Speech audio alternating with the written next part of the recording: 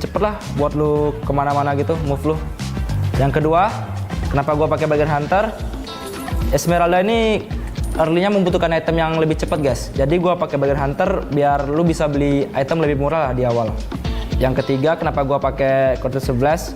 Ini ketika lu basic attack ada kayak efek ledakan gitu yang mengandung magic damage. Jadi ketika lu clear wave jauh lebih cepat dibanding yang lain guys. Contohnya kayak gini. Nih. Tuh. Lebih cepat guys jadinya. Dengan ada stats baru ini gue makin suka sih main Esmeralda. Nah, dari 3 kombinasi itu, kalau yang paling cocok ke gameplay gue sih Esmeralda ya, dengan talent agility, bargain hunter, dan Cortex 11. Nah, menurut gue sih update enemy ini sangat membantu kita para fighter ya, karena kita bisa lebih fleksibel dalam pemilihan hero nantinya. Gimana nih para SP-laner? Udah siap main meta terbaru belum?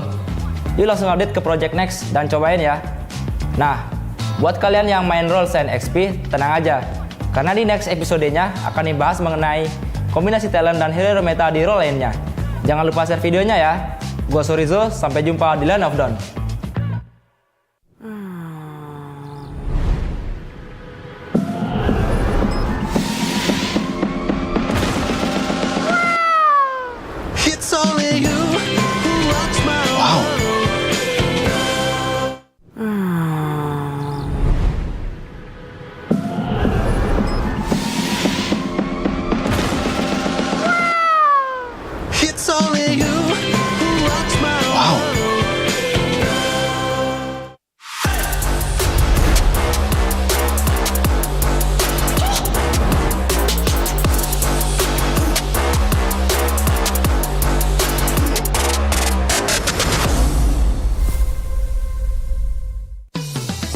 Belanja di Indomaret makin banyak untungnya. Kumpulkan cashback poin jadi untung terus. Makin sering belanja, makin banyak poin yang kamu dapatkan. Dapat diskon, jadi untung terus. Bayar belanjaanmu dengan poin yang kamu punya. Belanja jadi gratis, jadi untung terus. Dan untung terus dapat banyak promo. Jadi member Indomaret Poinku sekarang. Untungnya non-stop.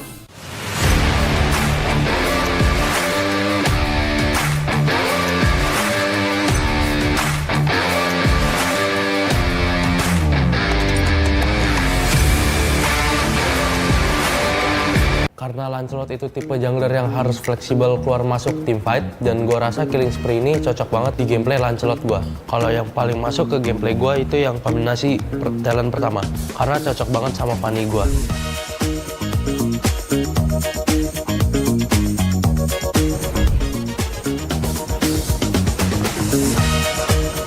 Hai, gue Super Ken. Selamat datang di Project Next. Kali ini gue mau ngasih beberapa rekomendasi kombinasi talent setelah update patch emblem nih. Dan gue yakin kalian bisa tiru ini biar rank kalian naik terus.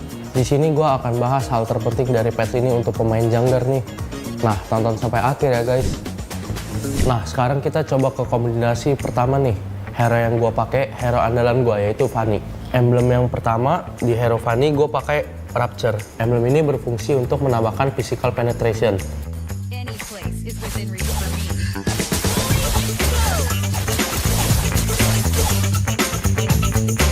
Emblem yang kedua, gue pakai Master Assassin. Emblem ini berfungsi untuk menambahkan damage di sekitar hero-nya untuk mendapatkan snowballing di early game.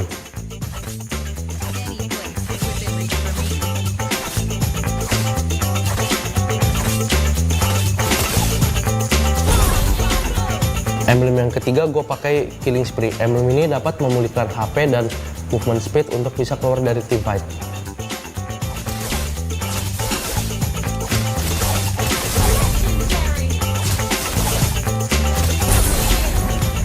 Nah gitu guys, kita coba ke kombinasi talent yang berikutnya ya. Kali ini gue mau pakai Lancelot. Kembali menggunakan Rapture sebagai talent pertama. Hal ini dimaksudkan untuk jungler typical damage dealer agar bisa dapat 5% damage penetration. Terus yang kedua gue pakai Season Hunter karena dengan talent ini bisa nambah 15% damage ke Lord atau Turtle. Dan untuk kill monster jungle juga lebih cepat. Dia dapat tambahan kira-kira 7%-an damage. Jadi untuk kejar objektif dalam game cocok banget. Karena Lancelot itu tipe jungler yang harus fleksibel keluar masuk team fight, dan gua rasa killing spree ini cocok banget di gameplay Lancelot gua.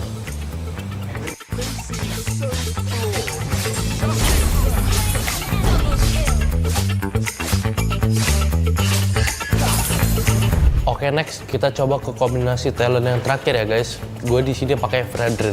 Untuk talent pertama bisa diisi oleh talent agility yang memberikan extra movement speed 5% untuk bisa clearing minion jungle lebih cepat, dan mobilitas lebih cepat juga dalam setup objektif maupun ganking. Season Hunter akan memberikan benefit damage tambahan sebanyak 15% untuk objektif, baik itu turtle maupun lord. Untuk ke minion jungler, damage tambahan hanya berlaku setengahnya saja atau sekitar 7,5%.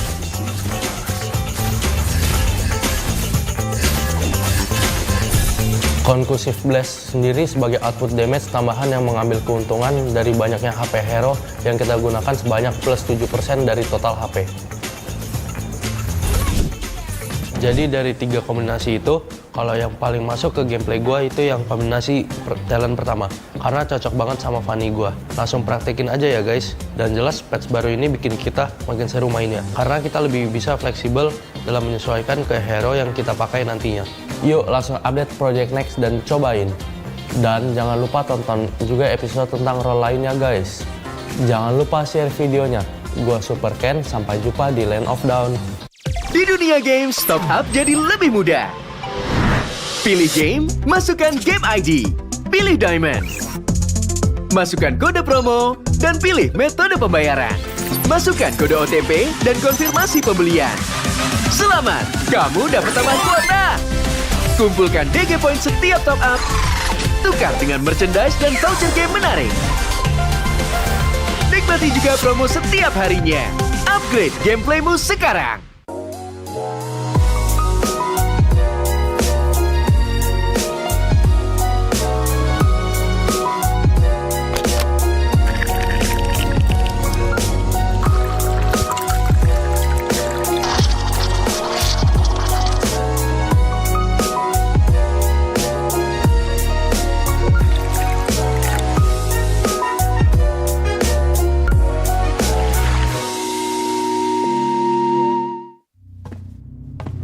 Look who finally showed up.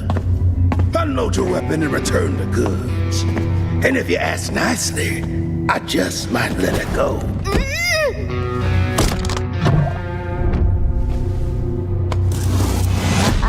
Who said I was returning it? You little... We had a deal! I just came here to test my new toys. They ain't even loaded. Staring down the barrel and you're still daydreaming about being an inventor? Huh?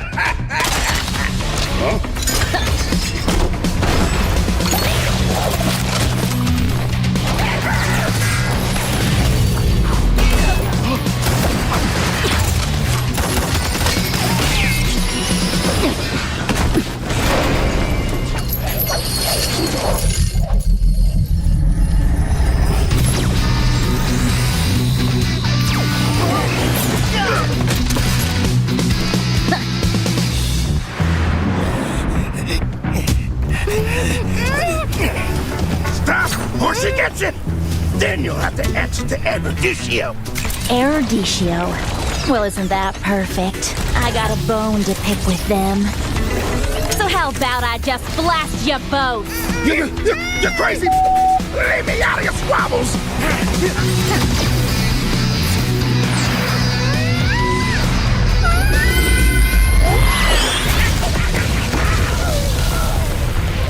That was dirty! Haven't you heard? I do things my way. I really don't like being used as bait, you know. Anyway, let's return that to Erudicio. Oh, I have something special in store for them down the road. So I'll take this as payment.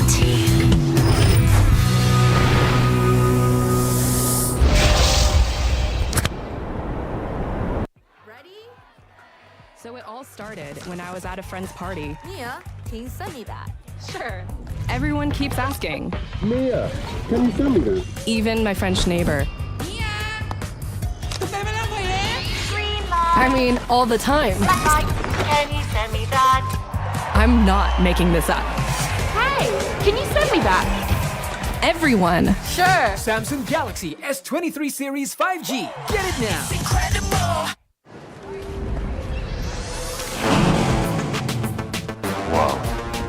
Attention passengers. Final call for flight. Wait, is that a phone?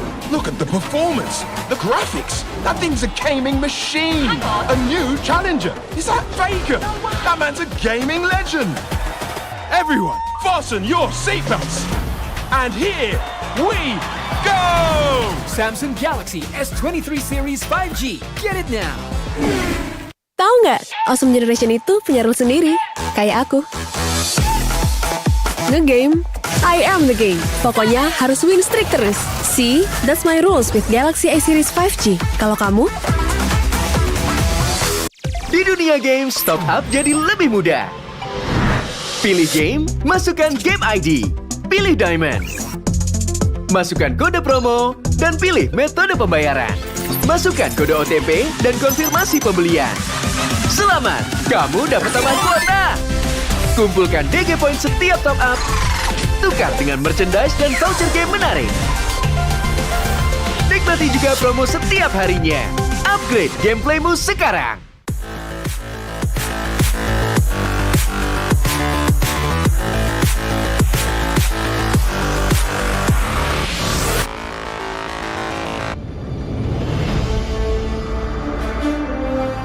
In the previous guide, we learned the basics of the new emblem system. This time, we'll take a closer look at the core talents from the Mage, Assassin, Marksman, and Support emblems.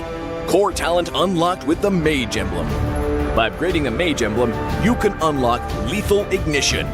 The new Lethal Ignition now deals adaptive damage, making it a great option for any hero with heavy-hitting combos. With the change to adaptive damage, heroes with high physical damage can now use this talent to enhance their damage, such as Saber and Natalia. Saber's first skill and ultimate combo can easily trigger the effect from Lethal Ignition, dealing much more damage to enemy heroes. Core talent unlocked with the Assassin emblem. By upgrading the Assassin emblem, you can unlock Killing Spree.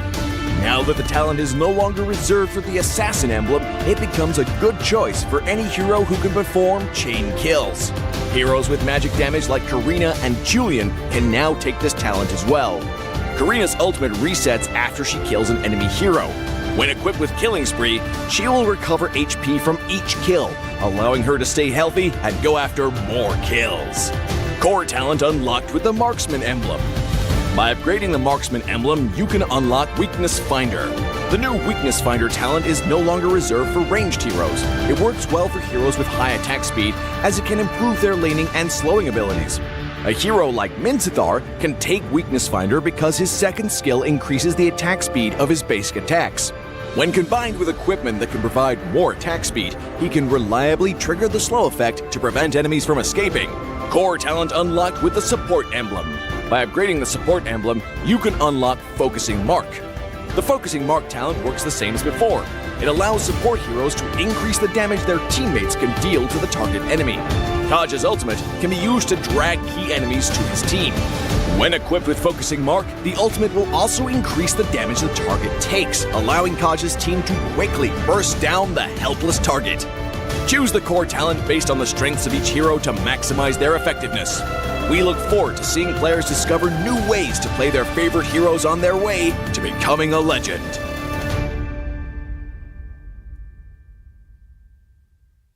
Tahu nggak, Awesome Generation itu punya rule sendiri, kayak aku. Dalam kondisi apapun, nggak ada lagi halangan. Malah ngebuktiin potensiku. See, that's my rules with Galaxy A Series 5G. Kalau kamu? Hanya perlu melihat ke dalam dirimu. Dan kamu akan mengerti betapa berharganya nilaimu. Percaya pada dirimu. Bukan dengan tergesa-gesa, namun dengan caramu yang beda. Tunjukkan kilau kisahmu sendiri. Dan ciptakan emas dalam setiap karyamu. Trust in gold.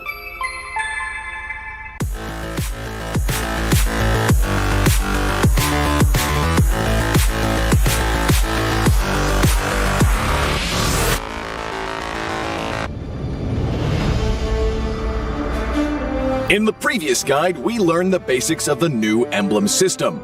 This time, we will take a closer look at the core talents unlocked with the basic common emblem, tank emblem, and fighter emblem. Core talents unlocked with the basic common emblem.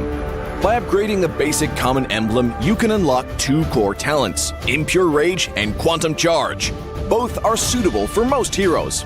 The new Impure Rage talent now deals adaptive damage, making it a good damage-enhancing talent for a variety of heroes, such as Eve, Nathan, and Diggy. Eve is a hero with great poke and control abilities. She can use the extra damage and mana regen from Impure Rage to constantly wear down enemies. The new Quantum Charge talent now restores HP based on the hero's level and not their physical attack bonus, making it viable on more heroes that want HP recovery and mobility, such as Edith, Leslie, Layla, etc. When equipped with Quantum Charge, Edith in both forms can use the movement speed bonus triggered by her basic attacks to keep a safe distance from the enemy and the extra HP regen to stay in the fight. Core talent unlocked with the tank emblem. By upgrading the tank emblem, you can unlock Concussive Blast. Concussive Blast works the same as before, providing an extra source of AoE damage for high HP heroes, such as Johnson, Baja, and Hilda. Hilda is a high HP hero who can tank a lot of damage when equipped with a full set of defensive equipment. The Concussive Blast talent will not only enhance her survivability, but also boost her damage. Core talent unlocked with the Fighter Emblem. By upgrading the Fighter Emblem, you can unlock Brave Smite. Brave Smite is no longer triggered by inflicting CCs. It now takes effect upon dealing skill damage and is suitable for most fighters and tanks that need more HP regen. Ruby, Lapu Lapu, Tigreal, and similar heroes can choose this talent. Ruby can trigger Brave Smite repeatedly by casting skills, and with her own regen abilities, she'll have even greater durability in teamfights. Choose the core talent based on the strengths of each hero to maximize their effectiveness. We look forward to seeing players discover new ways to play their favorite heroes on their way to becoming a legend. Dari 2 emblem yang selain Weapon Master sangat berguna lah di early game. Di laning phase malah jadi rajanya lah istilahnya.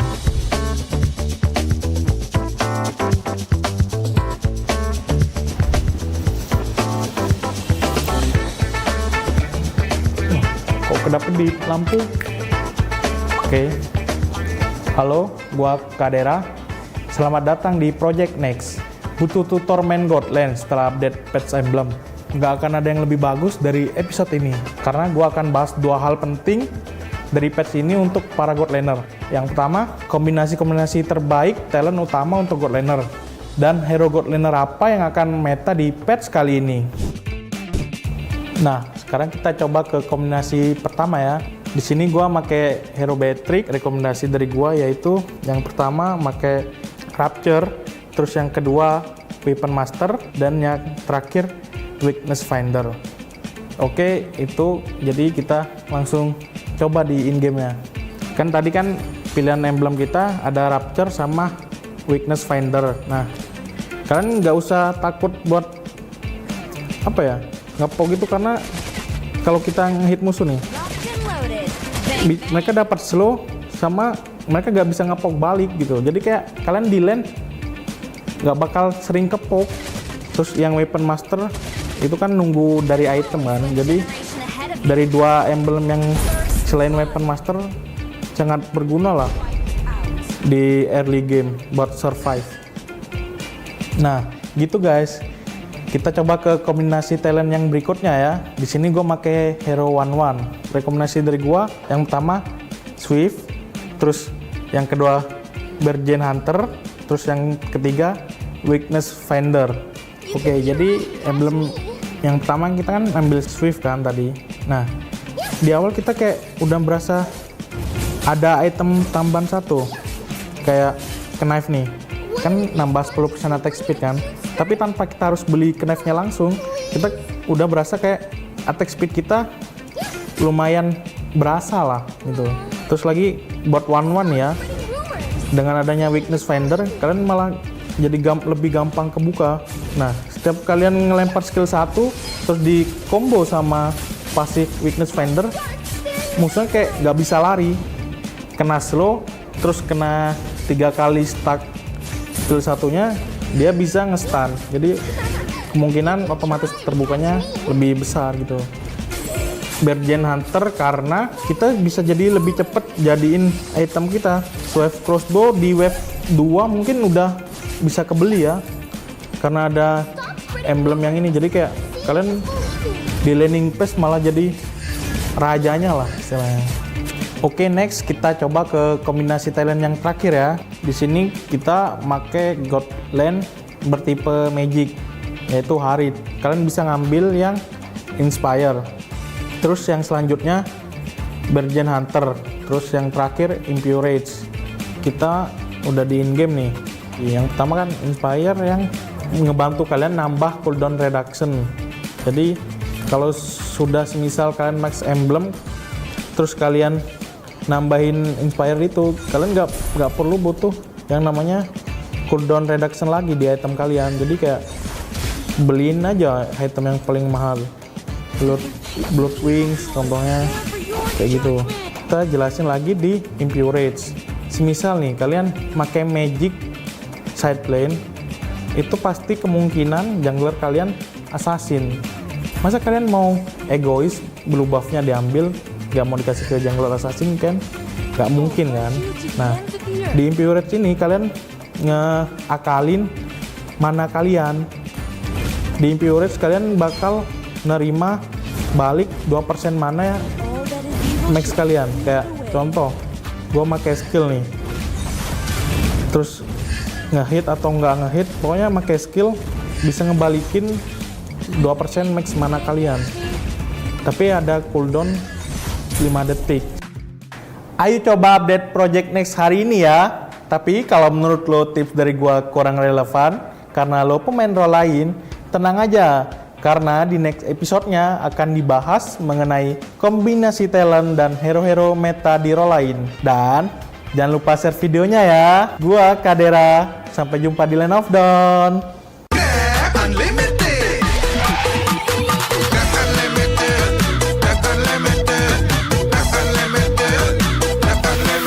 Modal gratis, untung berkali-kali.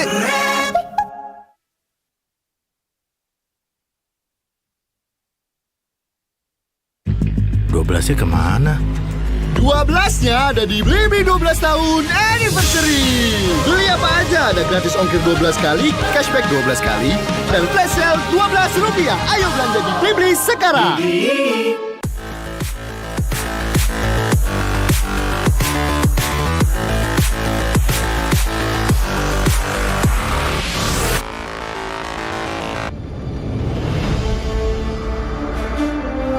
When upgrading your emblems, you will unlock talents at specific levels. Different emblems will unlock different talents. You can choose an emblem by role and use the talents it unlocks directly as your default setup, or you can freely mix and match different emblems and talents to create a custom emblem setup. We're going to show you how to create your emblem setup for your heroes. Emblems. First, let's take a look at the revamped emblem system. There are now 7 emblems in the game, 1 basic common emblem, and 6 role emblems. Different emblems can provide different attribute bonuses. It is recommended to use the emblem that matches a hero's role. Standard talents, Tier 1. After selecting an emblem, you can then choose from 8 standard talents at Tier 1. These talents provide mostly straightforward bonuses to heroes. Of the 8 talents, Thrill and Swift are good on almost any hero, while other talents are more catered to certain roles. Standard talents, Tier 2. At Tier 2, you will also have 8 standard talents to choose from. The Tier 2 talents trigger or work under different circumstances. We still recommend choosing one that matches the role of your hero. But if you're an advanced player, you are free to choose any of the talents to fit your playstyle. For example, if you're playing the core hero on your team and want to focus on gearing up fast, you can choose the Bargain Hunter talent regardless of how your hero deals damage. And heroes who rely on their skills for sustained damage, whether it be a mage or fighter, can use the Festival of Blood talent for more spell vamp. Core talents, Tier 3. Finally, let's talk about the most important talents, the core talents. There are 8 core talents available in the game, and each provides a unique and powerful effect. We recommend choosing the core talent to match your hero's role and only use core talents from other emblems for advanced or unconventional tactics. The revamped Weakness Finder talent is no longer reserved for ranged heroes. This talent is now a viable option for any hero that relies on basic attacks and wants better laning and the ability to slow enemies. The Lethal Ignition talent now deals adaptive damage, making it a prime choice for any hero that has heavy hitting combos. While the revamped emblem system still uses the existing talents, we have removed the restrictions between emblems and talents, opening up new possibilities for many heroes. We look forward to seeing players discover new ways to play their favorite heroes on their way to becoming a legend.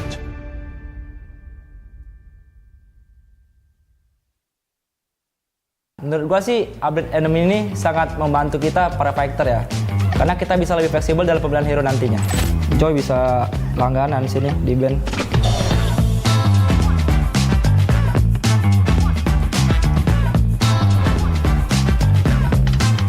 Hai, gua Sorizo. Selamat datang di Project Next. Explorer setelah ada patch bukan lagi cuma sekedar jago adu otot, karena kita juga harus memutar otak buat combination talent dengan emblem terbaiknya. Yuk tonton video ini agar lo bisa jadi explainer yang lebih hebat. Nah, sekarang kita coba kombinasi pertama nih. Dari yang gue pakai adalah Yuzong. Buat talent pertama, yang gue pakai adalah Agility. Yang kedua, yang gue pakai adalah Festival Blood. Yang ketiga, gue pakai Killing Spree. Jadi yang pertama kenapa gue pilih Agility adalah buat movement speed. Menurut gue Yuzong ini sangat butuh movement speed guys, karena ketika lo mengejar musuh, kayak speed lu lebih kenceng gitu lah dibanding mereka. Yang kedua kenapa gua pilih Festival Blood, karena buat lifesteal. Lihat ini gua belum ada item lifesteal, tapi gua tetap bisa dapat lifesteal guys. Yang ketiga kenapa gua pilih Killing Spree. Killing Spree ini tujuannya ketika lu bunuh musuh lu dapat lifesteal serta movement speed. Ketika lo bunuh musuh,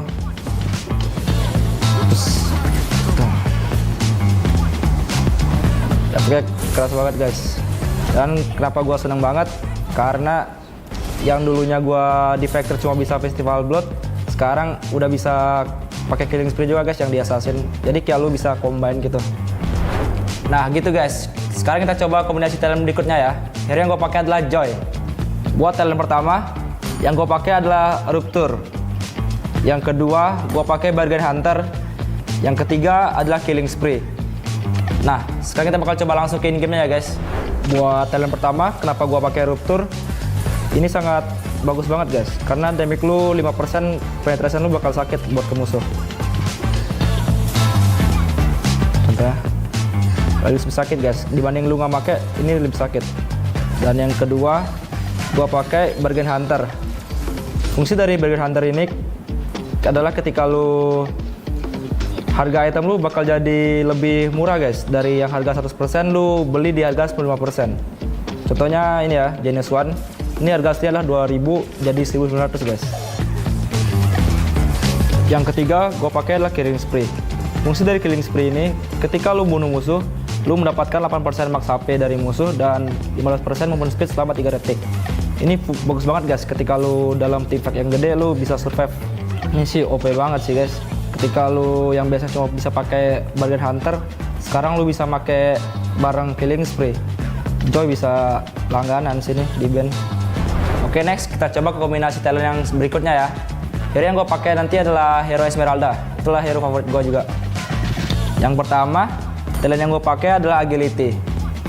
Yang kedua, Bargain Hunter. Yang ketiga adalah Constructive Blast. Oke, kita langsung coba ke in-game ya guys. Yang pertama, talent Agility. Kenapa gue pakai Agility? Fungsinya tuh menambahkan 5% movement speed guys. Jadi ketika lu ngezoning atau nge-cover temen lu, itu sangat bagus guys. Lebih kenceng lah jalan lu. Dan dikomboin dengan skill 1 Esmeralda, lu lebih cepet lah buat lu kemana-mana gitu, move lu. Yang kedua, kenapa gue pakai Bargain Hunter? Esmeralda ini early-nya membutuhkan item yang lebih cepat guys. Jadi gua pakai Bargain Hunter biar lu bisa beli item lebih murah lah di awal. Yang ketiga, kenapa gua pakai Core 11? Ini ketika lu basic attack ada kayak efek ledakan gitu yang mengandung magic damage. Jadi ketika lu clear wave jauh lebih cepat dibanding yang lain guys. Contohnya kayak gini. Nih. Tuh. Lebih cepat guys jadinya. Dengan ada stats baru ini gue makin suka sih main Esmeralda. Nah, dari 3 kombinasi itu, kalau yang paling cocok ke gameplay gue sih Esmeralda ya, dengan talent Agility, Bargain Hunter, dan Core 11. Nah, menurut gue sih update enemy ini sangat membantu kita para fighter ya, karena kita bisa lebih fleksibel dalam pemilihan hero nantinya. Gimana nih para SPLaner? Udah siap main meta terbaru belum? Yuk langsung update ke Project Next dan cobain ya. Nah, buat kalian yang main role selain XP, tenang aja. Karena di next episodenya akan dibahas mengenai kombinasi talent dan hero meta di role lainnya. Jangan lupa share videonya ya. Gua Sorizo, sampai jumpa di Land of Dawn.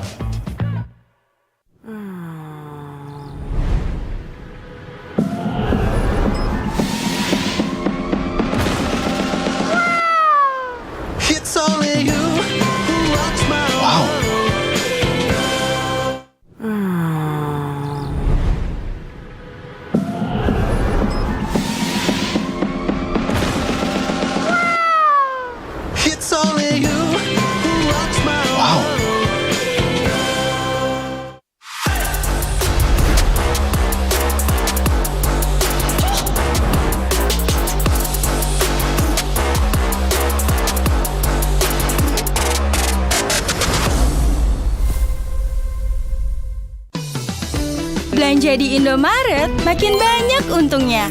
Kumpulkan cashback poin jadi untung terus. Makin sering belanja, makin banyak poin yang kamu dapatkan. Dapat diskon, jadi untung terus. Bayar belanjaanmu dengan poin yang kamu punya. Belanja jadi gratis, jadi untung terus. Dan untung terus dapat banyak promo.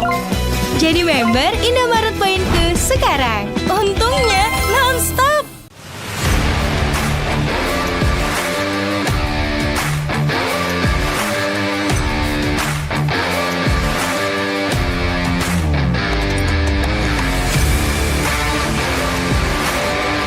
Karena Lancelot itu tipe jungler yang harus fleksibel keluar masuk team fight, dan gua rasa killing spree ini cocok banget di gameplay Lancelot gua. Kalau yang paling masuk ke gameplay gua itu yang kombinasi talent pertama, karena cocok banget sama Fanny gua.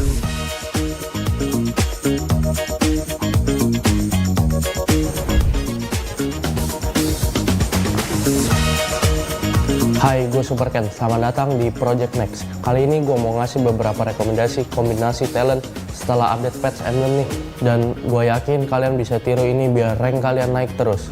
Di sini gue akan bahas hal terpenting dari patch ini untuk pemain jungler nih. Nah, tonton sampai akhir ya guys. Nah, sekarang kita coba ke kombinasi pertama nih. Hero yang gue pakai, hero andalan gue yaitu Fanny. Emblem yang pertama di hero Fanny gue pakai Rapture. Emblem ini berfungsi untuk menambahkan physical penetration.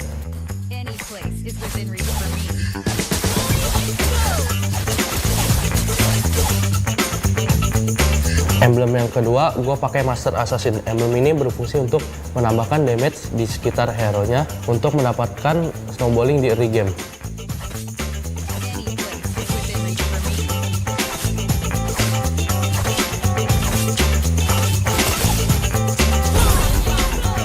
Emblem yang ketiga gue pakai Killing Spree. Emblem ini dapat memulihkan HP dan movement speed untuk bisa keluar dari team fight.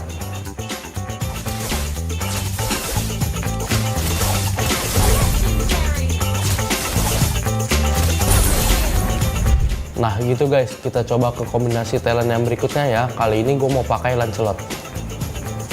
Kembali menggunakan Rapture sebagai talent pertama. Hal ini dimaksudkan untuk jungler typical damage dealer agar bisa dapat 5% damage penetration. Terus yang kedua gue pakai Season Hunter karena dengan talent ini bisa nambah 15% damage ke Lord atau Turtle. Dan untuk kill monster jungle juga lebih cepat. Dia dapat tambahan kira-kira 7%an damage. Jadi untuk kejar objektif dalam game cocok banget. Karena Lancelot itu tipe jungler yang harus fleksibel keluar masuk team fight, dan gue rasa Killing Spree ini cocok banget di gameplay Lancelot gue.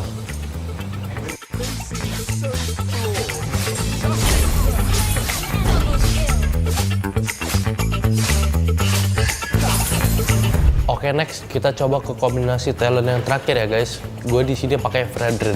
Untuk talent pertama bisa diisi oleh talent agility yang memberikan extra movement speed 5% untuk bisa clearing minion jungle lebih cepat dan mobilitas lebih cepat juga dalam setup objektif maupun ganking. Season Hunter akan memberikan benefit damage tambahan sebanyak 15% untuk objektif, baik itu turtle maupun lord. Untuk ke minion jungler, damage tambahan hanya berlaku setengahnya saja atau sekitar 7,5%.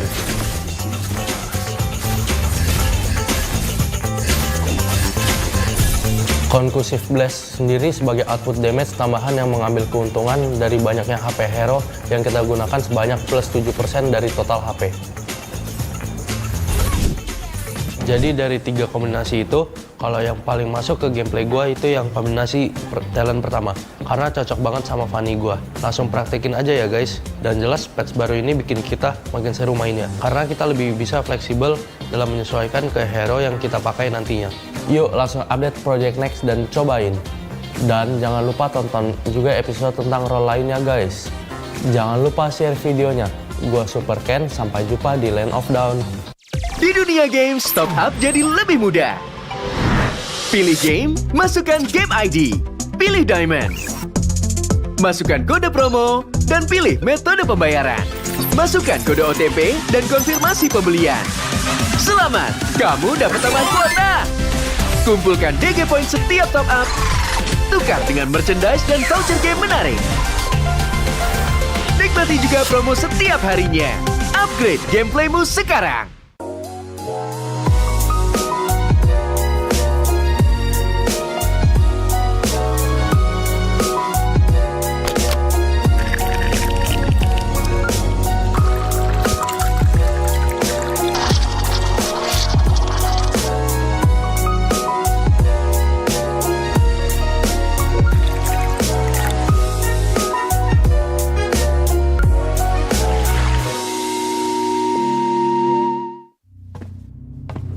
Look who finally showed up. Unload your weapon and return the goods. And if you ask nicely, I just might let it go.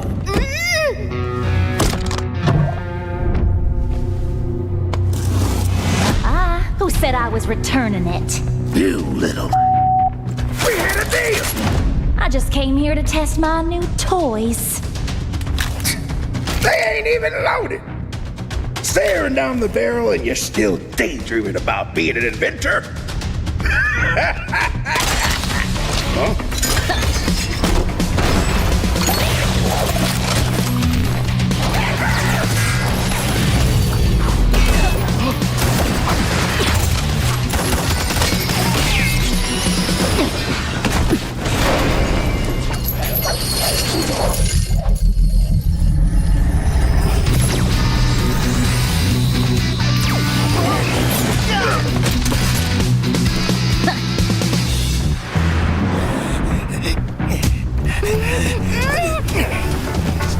Once he gets it, then you'll have to answer to Eruditio. Eruditio? Well, isn't that perfect? I got a bone to pick with them. So how about I just blast you both? You're crazy! Leave me out of your squabbles!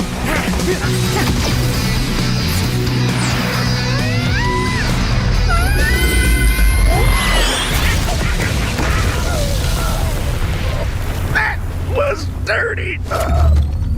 Haven't you heard? I do things my way. I really don't like being used as bait, you know. Anyway, let's return that to Eruditio. Oh, I have something special in store for them down the road. So I'll take this as payment.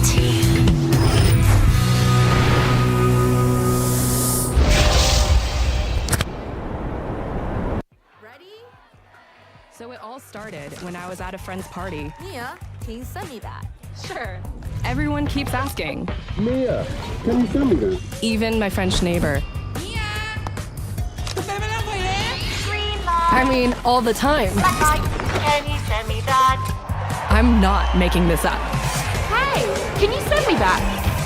Everyone. Sure. Samsung Galaxy S23 Series 5G. Get it now. It's incredible.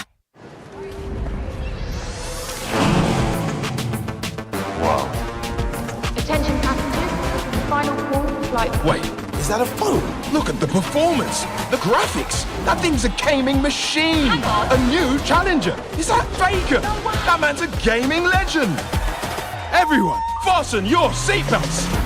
And here we go! Samsung Galaxy S23 Series 5G. Get it now. Tahu nggak, Awesome Generation itu punya rule sendiri, kayak aku. Nge-game, I am the game. Pokoknya harus win streak terus. See, that's my rules with Galaxy A Series 5G. Kalau kamu? Di dunia games, top up jadi lebih mudah. Pilih game, masukkan game ID. Pilih Diamond. Masukkan kode promo, dan pilih metode pembayaran. Masukkan kode OTP dan konfirmasi pembelian. Selamat, kamu dapat tambahan kuota. Kumpulkan DG Point setiap top up. Tukar dengan merchandise dan voucher game menarik. Nikmati juga promo setiap harinya. Upgrade gameplaymu sekarang.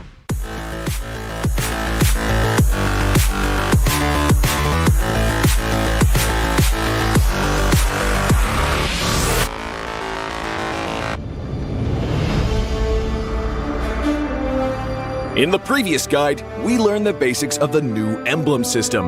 This time, we'll take a closer look at the core talents from the Mage, Assassin, Marksman, and Support emblems.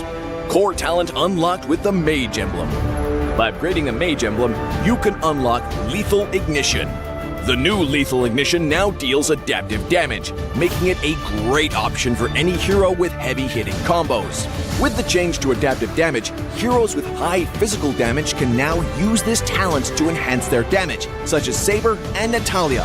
Saber's first skill and ultimate combo can easily trigger the effect from Lethal Ignition, dealing much more damage to enemy heroes. Core talent unlocked with the Assassin emblem. By upgrading the Assassin emblem, you can unlock Killing Spree. Now that the talent is no longer reserved for the Assassin emblem, it becomes a good choice for any hero who can perform chain kills. Heroes with magic damage like Karina and Julian can now take this talent as well. Karina's ultimate resets after she kills an enemy hero. When equipped with Killing Spree, she will recover HP from each kill, allowing her to stay healthy and go after more kills. Core talent unlocked with the Marksman emblem. By upgrading the Marksman emblem, you can unlock Weakness Finder. The new Weakness Finder talent is no longer reserved for ranged heroes. It works well for heroes with high attack speed, as it can improve their laning and slowing abilities. A hero like Minzathar can take Weakness Finder because his second skill increases the attack speed of his basic attacks. When combined with equipment that can provide more attack speed, he can reliably trigger the slow effect to prevent enemies from escaping. Core talent unlocked with the Support emblem. By upgrading the Support emblem, you can unlock Focusing Mark. The Focusing Mark talent works the same as before. It allows support heroes to increase the damage their teammates can deal to the target enemy. Taj's ultimate can be used to drag key enemies to his team. When equipped with Focusing Mark, the ultimate will also increase the damage the target takes, allowing Taj's team to quickly burst down the helpless target. Choose the core talent based on the strengths of each hero to maximize their effectiveness. We look forward to seeing players discover new ways to play their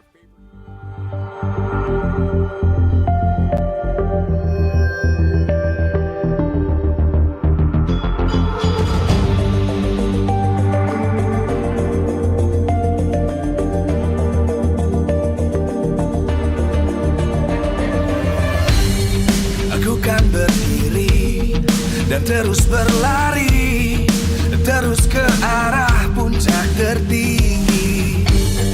Ku takkan berhenti, hanya sampai di sini.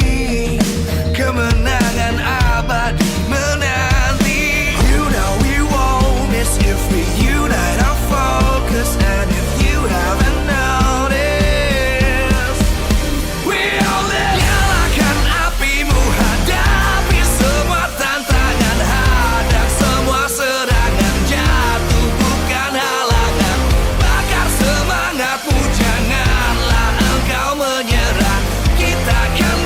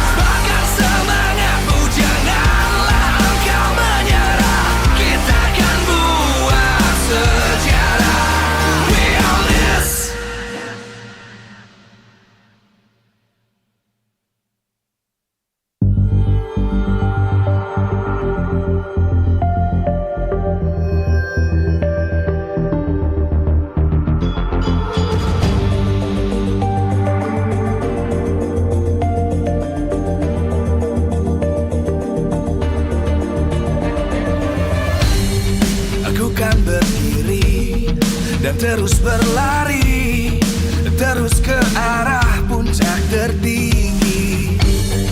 Ku takkan berhenti, hanya sampai di sini.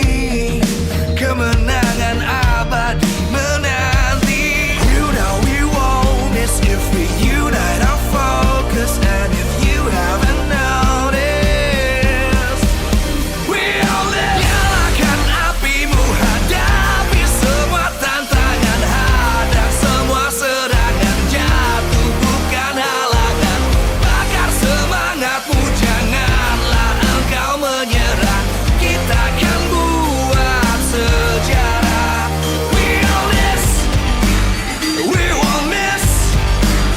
We all this, we won't miss. Saatnya beraksi, jalani ambisi. Aku kan menyawakan hari ini. You know we won't miss if we unite our focus. And if you haven't noticed, we all live. Nyalakan apimu, hadapi semua tantangan, hadang semua serangan, jatuh bukan halangan. Bakar semangatmu, janganlah engkau menyerah. Kita akan buat sejarah. We all this, we won't miss. We all this, we won't miss. We all this.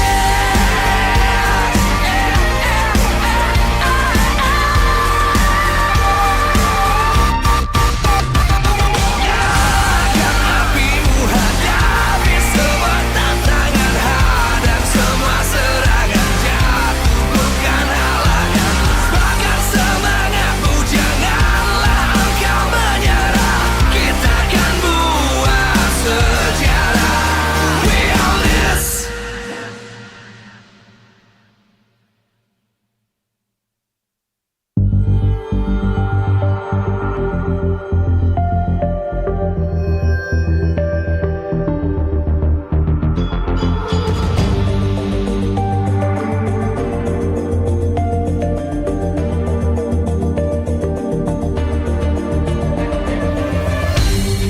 Aku kan berdiri dan terus berlari, terus ke arah puncak tertinggi.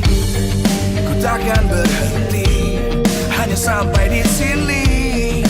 Kemenangan abadi menanti. You know we won't miss if we unite our focus. And if you haven't noticed, we all live. Nyalakan apimu, hadapi semua tantangan, hadang semua serangan, jatuh bukan halangan.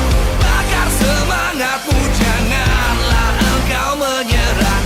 Kita akan buat sejarah. We all this, we won't miss. We all this, we won't miss. Saatnya beraksi, jalani ambisi. Aku kan menyawakan hari ini. You know we won't miss if we unite our focus. And if you haven't noticed, we all live. Nyalakan apimu, hadapi semua tantangan, hadang semua serangan, jatuh bukan halangan. Bakar semangatmu, janganlah engkau menyerah. Kita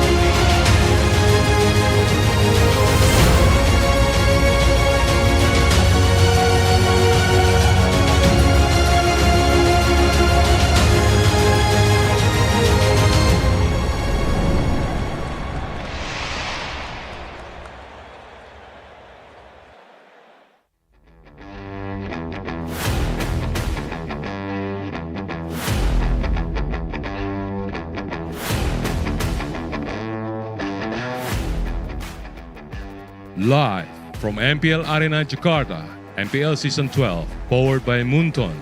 Presented by Samsung Galaxy Official Gaming Phone. Official sponsor, Head and Shoulders. Official mobile internet partner, Telkomsel. Official gold partner, UBS Gold.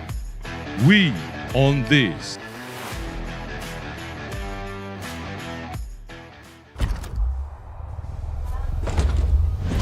Welcome back, ladies and gentlemen, to MPL ID Season 12, here on the last day of week number 2, as we are going to have 2 matches ahead of us, starting with Alter Ego as well as EVO's Legends. Here on the caster desk, it's me, Eterna, alongside with Goni as well as Mirko, and we gotta say that this next upcoming match is gonna be the last and final chance here for Alter Ego to grab or break their egg, as they are still standing at a lose streak. Not looking good here if we're talking about Alter Ego, especially the first 2 weeks. But then again, MPL ID Season 12 would not be here if not for our sponsor. Definitely. MPL ID Season 12 is powered by Moonton, presented to you by the Samsung official Galaxy Gaming Phone. Our official sponsor is Head and Shoulders. Official mobile internet partner, Telkomsel. Our official gold partner is UBS Gold. We also have our partners in esports. We have Blibli, Dunia Game Grab, OFO, as well as YouTube. Our official broadcast is Maxstream, TVR Esports, and Video. Our suppliers, Innomart, Mineski, as well as Samsung. And of course, MPL ID Season 12 is supported by PBSI. Now, coming back to that point, right? Can you imagine Alter Ego? This is a very different Alter Ego than what we've seen previously. Sure, maybe last season they suffered something similar. But to go for, is this the 4th lose streak that they're on? Match lose streak? 0-4 right now. It is very, very sad to see, especially if you guys are Alter Ego fans. The older champs right now are not really having a good time, but I honestly feel like they kind of are in an adaptation phase. They're still in a very experimental phase. We still have only seen one lineup play, despite having more than one lineup. They still have Rossi, who has yet to play, and they still have a few different styles, like playing through their side lanes, where it hasn't really been explored this season. Meanwhile, last season, that was really the reason that they were able to climb back the ranks all the way to top 3 in the playoffs of MPL Indonesia Season 11. But how long is too long, right? Now. Sure. Exactly. So are we going to see changes here coming in from Alter Ego with what you mentioned, their roster swapping out? Because we saw, even at SPS, that they had something going on for them when Rossi was with them. And it also bodes the same way for EVOS here. EVOS does also have another trump card in their roster. They do have a Delarski, Fluffy Delarski. What do you think? You know what, looking at his performance, Fluffy, I mean, this season, I'm quite surprised. I feel like Delarski, sure, he's a strong EXP, but chemistry-wise, Fluffy has already got it. So, you're not from side of EVOS Legends. I do not really expect any changes. Alter Ego, though, different story. You agree? Yeah, I think so. Unfortunately for Delar, I love the guy. I think I would love to see him play again. Last appearance in MSC 2023. Would love to see him go at it again with the best XP laners in the world here in MPL Indonesia, but I really doubt that he will play today. It really feels like it's just maybe him not synchronizing properly with the team. Meanwhile, on the other side, keys to victory here presented to you by the Samsung Galaxy S23 Series 5G. I think before we get into the real keys to victory, I will give my own personal opinion on the keys to victory. Rossi in.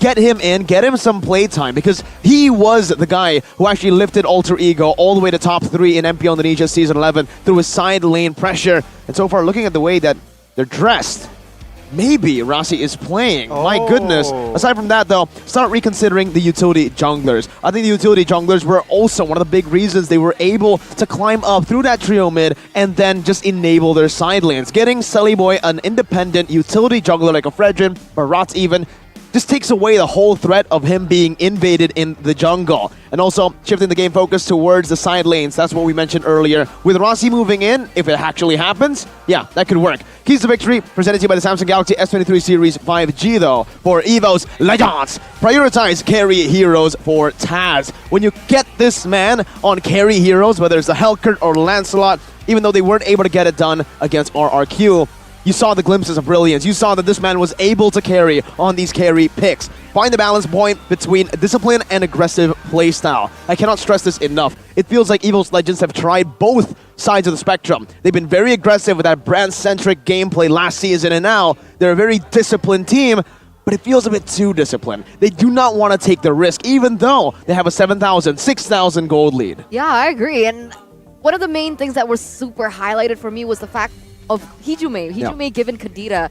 The way that he's positioning, the way that he plays the Kadira, it's so safe that he doesn't get the picks that the Kadira pick was supposed to go for. And I'm wondering why. Is it because his device isn't supporting him? Because he needs to get his hands on the Samsung Galaxy S23 Series 5G as soon as possible. Because I'm hearing that it deserves and it gives you auto wins when you guys are playing games. And it's epic specifications, right?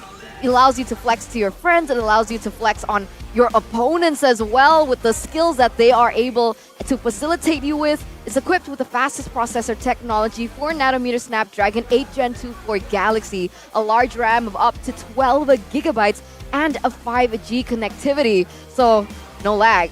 Guarantees a lag-free gaming experience. So again, I do agree. Hijume here, very uncharacteristic, I feel like, because last season, sure, he wasn't as flashy as if you compare to the other mid laners, but then again, he deals damage. But specifically yesterday, or just generally speaking, EVOS Legends mid lane, Hijume, he needs to step up in a sense in that mid lane. I think more so I have to talk about brands, because Hijume, I do feel like, yes, he was playing a bit too passive, but he was still finding his jam. He was still able to have a big impact in the team in a good way. Meanwhile, for brands, it almost feels like he's holding himself back from those intrusive thoughts the whole game, right? You see him in level 1 all the way to level 15, playing it safe, playing it really well, but then that one moment happens where Mr. Bombastic comes back in and takes control. It's like he's suffering from a multi-personality disorder, right? There's Mr. Brands, who carried EVOs and Indonesia to IESF, and then there's the bombastic version of this player who sometimes mispositions, and if he fixes that, he's gonna be one of the best, if not the best gold laner in Indonesia again. And it needs to start with how he showers, Oh. right? How he takes care of his hair. Yeah, it's all about the looks. Exactly, because with the looks, you gain the confidence. And that's exactly what Head & Shoulders can give you guys as well. Because if you have wet and itchy dandruff, there's no confidence there. So wipe them out with Head & Shoulders as soon as possible. Get it now. The limited edition here in my hand. I actually have the Eudora one. Ooh. There's Tigreal, Eudora, and Gatot Kacha. Okay. I don't like the Eudora one, What? man. I love it. I like the Gato Kacha one better. I like a Tigreal. Oh, okay. So we all have our preferences, and you know that just tells everybody back at home that Smells fresh. you can do whatever you want. You can go for whichever you want. All three are good depending on your needs. Suits your playstyle. Yummy. Oh, wait, you're not supposed. Gani, no, don't eat it. No, don't eat it, Gani. It's shampoo for your hair. I thought it's edible. I thought it was edible. Is it because of Arashi yesterday? What happened? Because Arashi likes to spread false rumors sometimes. Lemon flavored. Yeah, he apparently he tastes shampoo. I think that's kind of weird. What's like, Arashi? guys, you know, for your information, it's not edible, so don't do that. Don't try that at home. Yeah, don't. Let's talk a little bit about Anyway, Alter Ego, though. yeah. No, I mean, we're looking at Alter Ego. Unfortunately, this is, I think, for a lot of Alter Ego fans, for a lot of Rekt fans in the world, they wanted Rekt to really perform. They wanted Rekt to come in here in a very flashy way as a statement, but it just feels like his hero pool, the way he plays, is a bit outdated. It's still that Season 7, Season 8 style where when his play style can really... Whoa. He's not playing! Whoa! Wow. It is gonna be Rossi. So let's welcome the three masks seeking their first dub in MPL Season 12. Let's welcome Alter Ego Esports. Alter Ego Esports now with Rossi back into the Wow. roster. No Rekt. It looks like they are taking it even more seriously. They're experimenting a little bit more, going back to their comfort here. Meanwhile, EVO's Legends. So with their main five in MPL Season 12, let's welcome the White Tigers, EVO's Legends.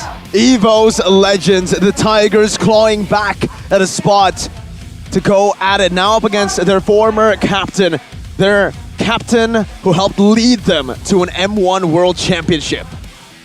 Woo! It's amazing. It's amazing. And let's see, after yesterday's loss, though, will this team be able to bounce back again? In the helms is the coaches. Definitely. It all starts with the coaches. And if we take a look at both of them here, we have Coach Casius as well as ours, Evil's Legends, Age, and Taxdom. It feels like, in terms of the draft for Evil's Legends, I don't see anything wrong with it. Yeah. Sometimes it's just maybe execution errors, or maybe the team isn't on the same game plan with one another, isn't as synchronized, but for the most part, they were able to hold on in that game where sometimes one or two mistakes actually caused their defeat. But for Alter Ego, that's a big question here. Forcing Sally Boy on a Fanny this season is so off to me. Not just the Fanny, I think even the Ling, just these assassins in general, that doesn't work with Alter Ego style, that Sully Boy style now that he has matured. He's no longer Sully Boy, he's Sully Man. So it's time for Alter Ego and their coaches to start treating Sully Boy like a proper adult, just like your parents. Team head-to-head by Head and Shoulders, Evil's Legends and Alter Ego. This shows a lot, especially in the average game duration. Now for Alter Ego, you see a lower average game duration, you think, wow, they're so good at ending the game early. No, it's the opposite. They don't win the early game, and when they don't win the early game, they get absolutely stomped in the mid game, and this is when usually they lose. 0-4. For Evil's Legends, this is just them. They are the comeback legends. That's what we're calling them now because of their comeback nature. They can be behind 1-0 in a series, they can be behind in the game, 10k gold lead, but somehow, someway, that championship mentality that Evil's Legends have been nurturing from the start of the organization's run in MPL Indonesia, it's always there to help them, even in tough situations. To add to that as well, Evil's Legends, a new pattern that we see them actually utilize in the game is the fact that they are very patient in that early game, right? If their composition doesn't suit the early game, then they wait. They don't go for a crazy pickoffs. They don't go for the objectives. They just allow that to be given to the opponent, and they wait for their power spike. Then that's when they turn things around. So the average game duration, in my opinion, also reflects that style. I mean, which is good as well, right? You matured as a unit as well. You wait for each, let's say, Brands waits for the power spike, then is probably more active around the map, which is very interesting. You're seeing the data as well as Dreams is still that impact player as a roam, but let's not forget about Taz, because his mechanics in game multiple games in Season 12 is still very, very strong. Can I say something real quick before we pass it over to our analyst here? Does this mean that if Dreams can perform well, they win?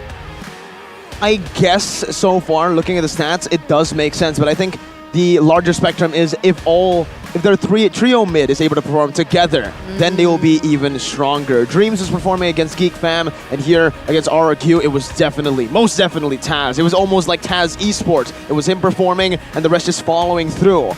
Before Alter Ego, now I'm talking about, well, we're looking at Evo's Legends here, which is still very classic, I would say, for Season 12. Whenever you see a team win or lose, the impact player is usually one of the trio mid players. But for Alter Ego, it's the complete opposite. It's none of the trio mid players, it's actually the side laners. It's Pai Pai and Nino, right? From the 3 matches that they played, well, technically with the 4th match, I think it was Nino as well, but it's just the side laners here. So it's already a completely different team. Alter Ego have been trying their best, have been forcing the trio mid to be back.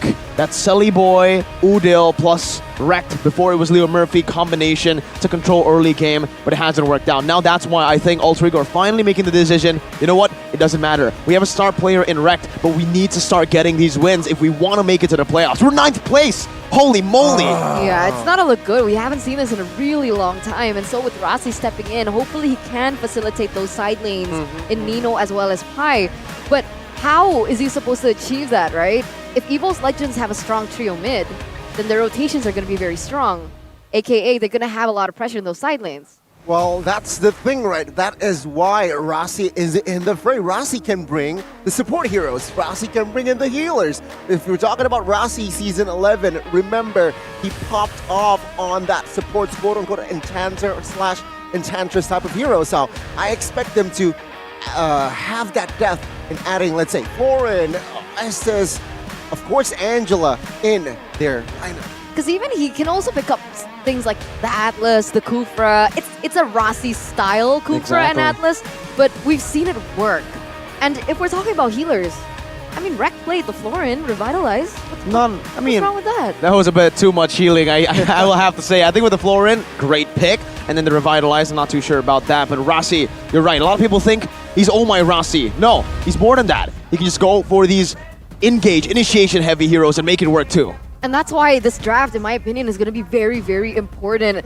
Giving Alter Ego their comfort heroes for Selly Boy, for Nino, as well as Pai, as well as for the other side. So we'll see here. Evo's going to be on the first pick. Alter Ego with the second. Valentina, Kadita going to be the choice of Ben. Meanwhile, Alter Ego will take away the Fanny, thank you, as well as the Joy. I like how that's a thank you to themselves, not to the enemy team. I mean, Silly Boy hasn't really been popping off on that Fanny this season, especially, but EVO's Legends here with their last man. They're banning out the Melissa, so perhaps they're looking for a, what you've picked. Potentially Paquito is also a very good hero to be picked up. I think the Paquito right now that is up for grabs will definitely be utilized by EVO's Legends if Alter Ego do not ban it out. But if you take a look at just yesterday's matches, EVO's Legends have completely ignored the Paquito. Both EVO's and RRQ have ignored the Paquito in these matches. It's quite interesting to see. We haven't seen a drop this hard of a pick rate for a long time, from week 1 to week 2, right? I mean, week 1, 84% win rate, #1 most picked hero, now completely ignored in week 2 for some weird reason. With the Fairness banned out, you would expect, again, just the Paquito to come out, but at this point, looking at EVO's Legends, they might just go for the Yve. Solid pick in that mid lane. If it's not the Yve, I think it might be a Claude. Getting Brands, a hero that he's comfortable with, and it's also a good deny pick over from Nino. I agree, but I think the Yve is a little bit more valuable for EVOs if they want Hijumi to perform. We mentioned about how important it is for that trio mid to perform for EVO's Legends, and if Hijumi isn't given a hero that he's comfortable with,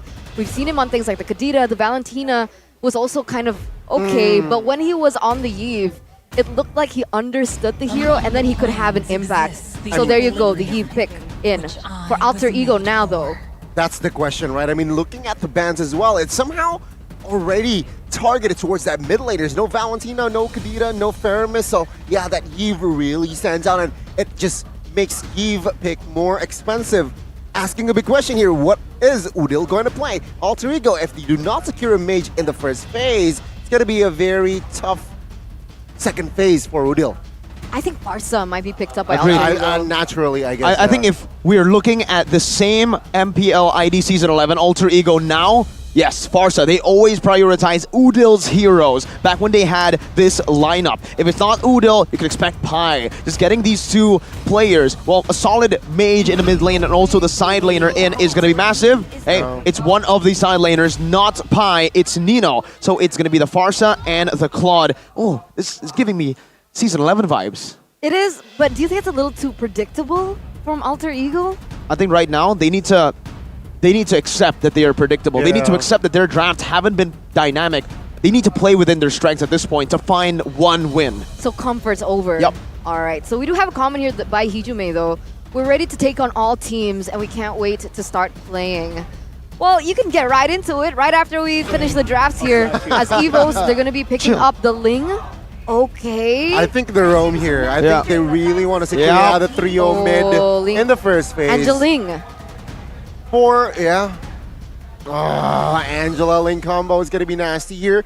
But then again, seeing the composition from Alter Ego. Such a good pick for Esme. Esme. I like it. Not a big fan of the Esmeralda here because it does leave that Esme to be countered, but I can see what you're getting at, right? I mean, if they do go for the Esmeralda here, they can just ban out something like a Dairoth later on, and then the Esmeralda can run rampant around. They might also need to ban the carry, though, but hey, they're taking exactly what the keys to victory were mentioning. Secure an independent hero for Selly Boy. We saw him on the Artist, we saw him on the Baksha. He has matured, and now Alter Ego finally treating him like an adult. He's independent. That's a Baksha in the jungle. That is a Baksha in the jungle, and again, what this Baksha gives you, it adds that passive, right? Going up against an Angel, you want that extra passive from that Baksha to somehow negate the potential from Angela. But let's see here, second phase, very important. They need to eliminate the EXP here. I feel like a Yuzong ban just makes sense. Just making sure that Farsa is not a juicy target. I agree with that. And to your point before about the Baxia, I think it also has the ability to match the quick rotations Mobility. of the Ling. So I feel like the Baxia was a wise choice, other than, you know, Mardis and so on and so forth. But Alter Ego here, they're actually going to start respecting brands. They take out the Brody. Beatrix is still an option for him to pick up, despite what happened yesterday. Yeah, I think the Beatrix is a solid choice to ban out later on for Alter Ego, maybe like right now, but I think knowing the Beatrix Claude matchup, knowing that Nino is a really good laner, he should be able to completely bully the Beatrix on the Claude, so I don't think they're going to be too scared of facing up against the Claude. However, I think the carry would be a good bet. They have a Baksha, that means they want a solid front line. They're probably gonna double down on that with a Uranus pick later on as well if they really want to play for this front to back. So getting the carry out of the way definitely will help the team. We do have a comment here from Super Vin. The difference when there's wrecked in the team, they're more organized. They used to be aggressive, but now their aggression is controlled by someone managing their gameplay. I think this was right. This was a comment before MPL Indonesia Season 12 begun. But after, we've seen the effects. It's still a Beatrix, so they let go of the carry. They want brands to go carry. Oh, that's a ballsy approach. I mean, considering you have a Baksha, you have a strong unit, tanky unit in your comp, going up against a carry, that's very, very sus in a sense. But, well, let's see, right? I mean, with the Uranus, man, pretty straightforward. They lack burst, right? With the Ling and as well as Yves, it's not really bursty. Sure, you have the Ling, but going up against tanky units apart from that Baksha, it's gonna be a very nuisance comp. Maybe they want to end the game as soon as possible, right? Because carry in the early game is pretty bad against the Claude. And the fact is, if the carry doesn't get her items, Alter Ego can then just try and rush it. But that's a very small window. They only have a couple minutes. I think maybe 15 minutes less for them to end the game as soon as possible. It's a risky play, but it might just work if they do want to control those side lanes. And Alter Ego, wow, we haven't seen a Lapu Lapu being picked up at all here at MPL ID Season 12.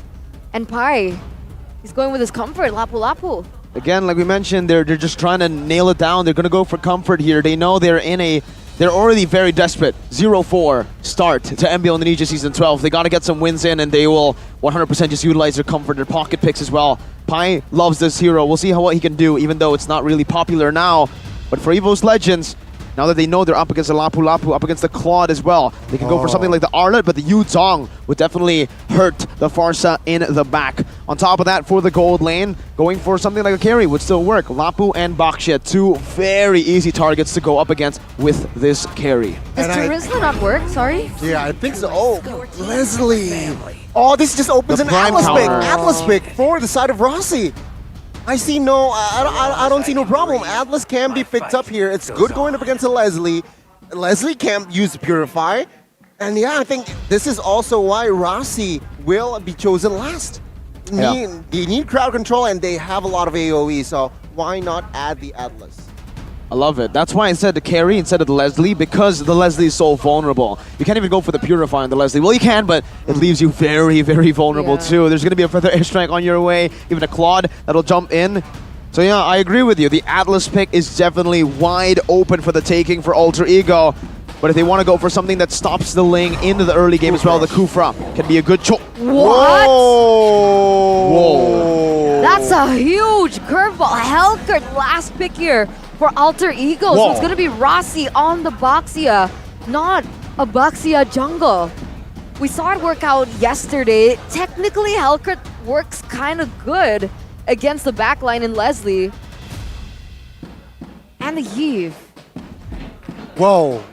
Sorry, I'm thinking about this. Should this work?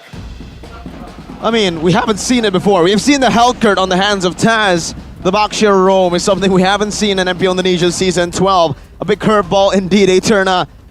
I'm gonna say, I like it. I like that it's been very predictable, the entire draft for Alter Ego, and they ended off with a massive curveball. And now, it makes EVOS Legends think. the Baxia will definitely have enough pressure, enough mobility to help the side laners. And with that, Alter Ego, they've basically gone all in their keys to victory. Play for the side lane, Rossi's got the job done.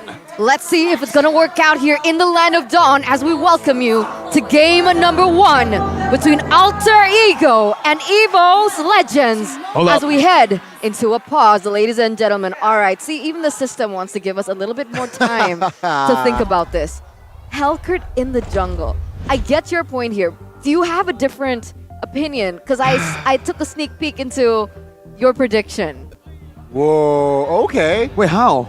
How? I'm You read my like mind? that. Well, I think I think she read your mind right. She read Do you my know who mind I right. predicted? Do you know? I think I do. I have a feeling. Oh, that's scary. That's scary. That's scary, okay? But, I mean, looking at the composition, right? Why they committed towards the Hellcurt, I think it does make sense. They need someone that can dive with the Claude and as well as the Labu towards the backside. So they're really putting their eggs in one basket. Seeing the crowd control from the side of EVOS is little to none. I think it might work, right? Because only Paquito, in a sense, that can deal that crowd control, that can stun you up, that can cancel your mobility. And let's not forget, Hellcurt has that passive, that silence passive, where you can't do anything. You can't even basic attack. And I think the Boxy is going to be able to give Tellyboy a little bit more cover as well in that jungle. I think it works well. I kind of like it when I think about it. I agree. I think I really like it. Why? Because for a lot of people, they look at the curveball, they think, oh, it's just the Baxia in the jungle. It was Baxia in the jungle, now it's the Roam, and it's a Hellcurt. But what that curveball enables is for the whole team to shift its dynamic. It was a front-to-back composition at the start. Now it's a full dive composition. Yeah. Hellcurt, Baxia, and the Lapu Lapu. Even the Claude. Even the Claude. And even the Farsa coming down. Farsa here will be the classic Udil Farsa. He's just going to use that feather airstrike to poke, and he will not care if he dies. As long as he gets every damage out of his skill department out and into the right members of EVO's Legends, and it's already worth it. He can die and he will act as utility. He'll be a utility poke, he'll be the burst poke, and then he'll take the death. This feels more like Alter Ego. Exactly. It's more Alter Ego style. It's their identity here that we're seeing. And hopefully it works out for them as we enter back into the Land of Dawn here for game number 1. Already quick rotations here coming in from Rossi, trying to take that lethal away. And it is actually going to go into the hands of Sellyboy here in the first few moments of the game. Oh, looking at the emblems here for both of the teams, the Brave Smite is going to be the choice for the Claude. Something we can take note of. If you're in a losing lane on the Claude, the Brave Smite gives you much more value than the Quantum Charge. And that's what Alter Ego are trying to utilize now with Nino in the losing lane. Oh, let's see. Dark Knight falls. Oh, Rossi taking a lot of heat there. Forced to use the flicker, but it is EVOS fail to find their first blood. This is a very different Hellcurt than what we saw from EVOs, from Taz themselves, right? They utilized it yesterday. Earlier on, Taz was a lot more passive. He was just farming, but on Sellyboy, he's a lot more active, trying to get that pick. He doesn't naturally get it, but it does kind of hint at the slower rotations here coming in from EVOs in the first few minutes of the game. And there's another big difference from the Sellyboy Hellcurt and the Taz Hellcurt. Taz went for a Quantum Charge, giving him more mobility and more ways to enter in a team fight, the way he angles himself in a flank. But now with Lethal Ignition, Sellyboy is really just banking on the fact that Alter Ego can nail someone down for him to get the burst out.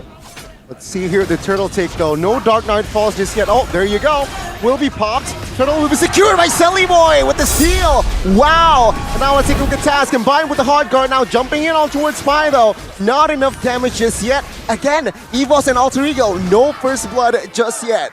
Oh, but Sellyboy getting that turtle finally. Was he not on one of the lowest numbers or levels of most secure turtles and just objectives in general? The fact that he was able to get that away, was he a level ahead? No, they were both level 4? 4. All right, so he got level 5 after he got the turtle. Yes. They were both level 4, but you got to remember, right? This is what the dive comp actually does so well.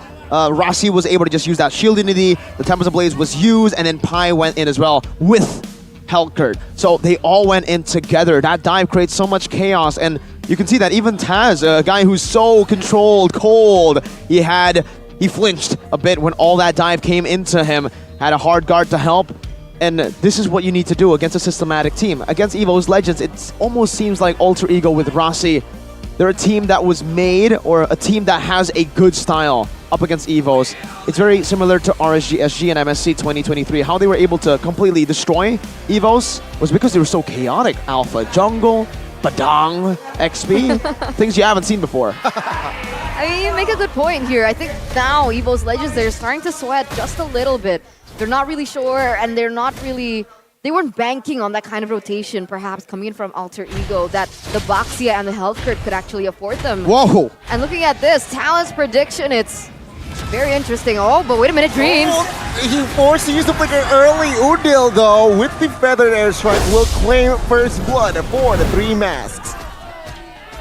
Why'd you go for EVOs alone? Did you read that? Was that the prediction read, Eterna? Yeah. Okay, let's ask him now. I didn't know. You know what? Looking sure. Despite all that, I feel like Taz and as well as Angela is a lot to, it's a lot to cover from the side of Alter Ego. Can they really counter the split push potential coming from the side of EVO's Legends later on? And let's not forget, late game, Leslie, true damage. Can you hold that damage off? We'll see. I feel like that's Selly Boy's job later on with the flanks, but here we are, already some punishment. Silence comes in, Brans gets taken out. Take a look at Taz now. He enters the backline on towards Taz. Is it enough? Let's see. Tempest of Blade pops as well. Hijume there to give cover and real world collision. Oh my god, no casualties for the side of Alter Ego. That's a dub for them, their side. 4 blades, and Alter Ego were just able to maneuver out of that. EVO's Legends now trying to look for that punish, but that Brave Smite giving Nino enough sustain. Let's see, Blazing Duet just to clear the minions. And that's it. Did you see him just instantly heal back? Brave Smite. Brave Smite. Oh, okay. So there you go. And it was crazy, right? Because EVO's Legends, Taz on the Ling is always something, it's always a sight to behold. He's usually able to at least get 1 or 2 kills, and the fact that Alter Ego were able to mobilize around his skills was insane. It was a huge dub here for Alter Ego in the first few minutes of the game. Teleboy goes in, Dream still able to get out with that flicker. So that is going to be a resource wasted right before Alter Ego collapsed on the neutral objective, which is that turtle. Interesting choice by Alter Ego not to completely just rush the turtle, and it's going to work for them because Fluffy and Taz are now back up. Orange buff being taken up top, and one thing I do want to say is Pai on this Lapu is a menace. Forcing Taz to use that Tempest of Blade. Rossi crashes with the shield unity though. Take a look at the damage now given towards Rossi. Low HP now with the help of the hard guard. Rossi can't escape. He gets taken out as, take a look at the turtle, untouched. So it's a big dub for the White Tigers. Yeah, it's going just back and forth here with Rossi taken out, and they weren't able to even secure the turtle, sorry. And it looks like now Taz is going to be able to be guaranteed the space to go for it, but I think it's too risky. Sally Boy Udil, they're actually going for it here.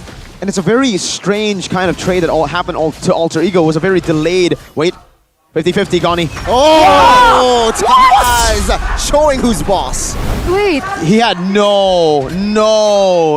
there's no logic to that. Taz just outskilled Telly Boy. Hellcurt would have a big advantage. He had a stinger. Skill. Exactly. Wow. Feather Airstrike on the mid side, a Dream gets taken out. Let's see, Silence comes through. Hijume forced to use the flicker as a defensive maneuver. Tempest of Blade, the mid side popped as well, but nothing more. So that's a kill for Alter Ego. Yeah, soak it in, Eterna. I'm quite speechless myself. He literally just stood on the wall, retreat, and was able to get it. No skill, no nothing, not even attempts of blades or anything. Oh man, that must hurt being Selly Boy, but at least they were able to trade it back with a kill over. And in addition to that, Nino going to be able to chunk most of that HP, even get that turret away. As Bronze, he needs to be careful here. With Nino already at level 4. Yeah, I have to say here in this matchup, with the Brave Smite, it actually gives Claude more power. You would expect Leslie to completely bully Claude, but in the matchups that I have played, every Leslie who I've faced, and I'm not a good Claude, right? I've stomped. Literally, the Claude is so good up against this matchup now. With a Quantum Charge, you still need to, you need to really maneuver around that Quantum Charge with the mobility, but with the Brave Smite, you just take the damage, soak it back in, clear the wave, and Leslie fails, falls to heroes who can clear the way fast. Nino took that turret, I think it's proof. And in the XP lane matchup, getting Pai this Lapu Lapu is actually pretty genius, right? Level 1 to 3, it's still Paquito favored. But once you get level 4, I think that you can say this for any Lapu Lapu matchup. Lapu dominates after Bravest Fighter. Yeah, I mean, he dominates for sure.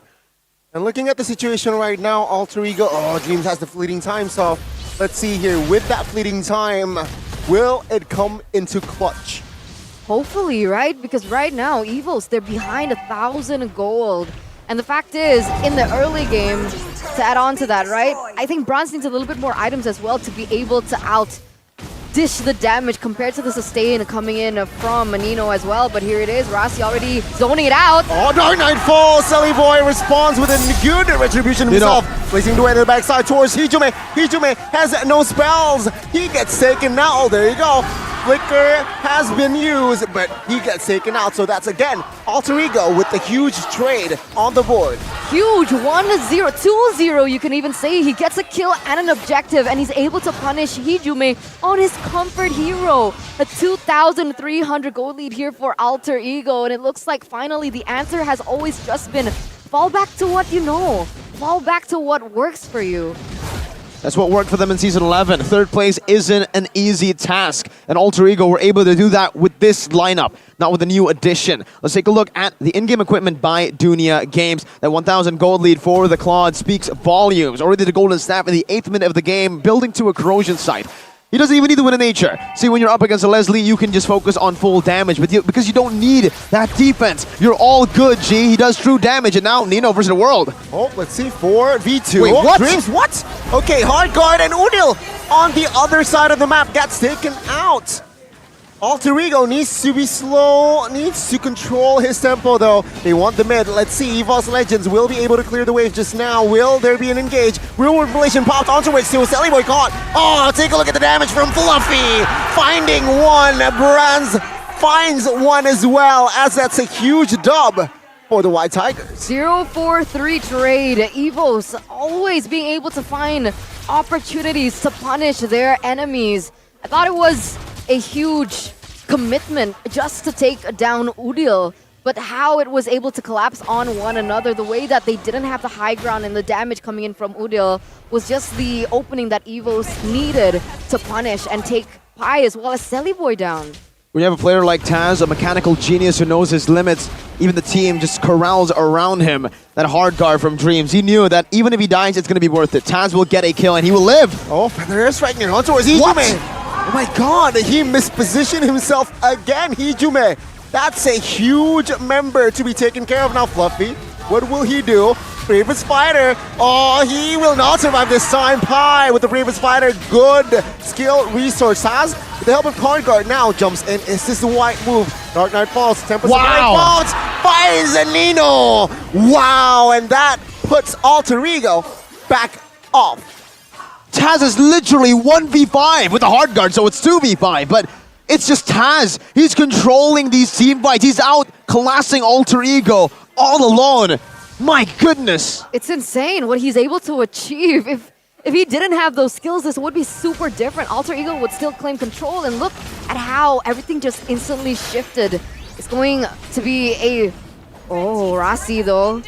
It looks like he's opening up vision. I don't think they want to let this go. Helkert, Nino, Sally Boy, they're all here. Yeah, no Dark Knight falls though. Now Sally Boy in the backside received a lot of damage, but he will survive. Taz! Low HP gets taken now by Pai. Now Alter Ego with the collapse, finding 3 members of the White Tigers. Brands in trouble, but no, he survives. It's a 5v2. No way EVOS Legends will contest this Lord. I don't know, it looks like they're kind of close here. Sally Boy is really low as well. Fluffy already opening up the map and he sees that fact. Is he gonna go for a miracle play? Well, he wants to go for it, but I don't think it'll work out here. Sullyboy just picks it up, and what have you seen this? I'm a very firm believer of there's no way one guy can just carry a team, but so far for EVOS Legends in this game, it's all just been Taz. Literally, if Taz falls, if Taz doesn't perform, if Taz gets soloed, it's done. EVOS Legends have nothing in their arsenal to fight back. Maybe because it's still the 11th minute of the game and Brands has not hit that item power spike. He's still waiting, and he's taking it He's taking his time. Berserker's Fury and Endless Battle built up onto a BOD. His first one. That will be his first major power spike in the game, but it might be too late with the onslaught of dive coming in from Alter Ego. Let's give everyone... Oh, what? Nino?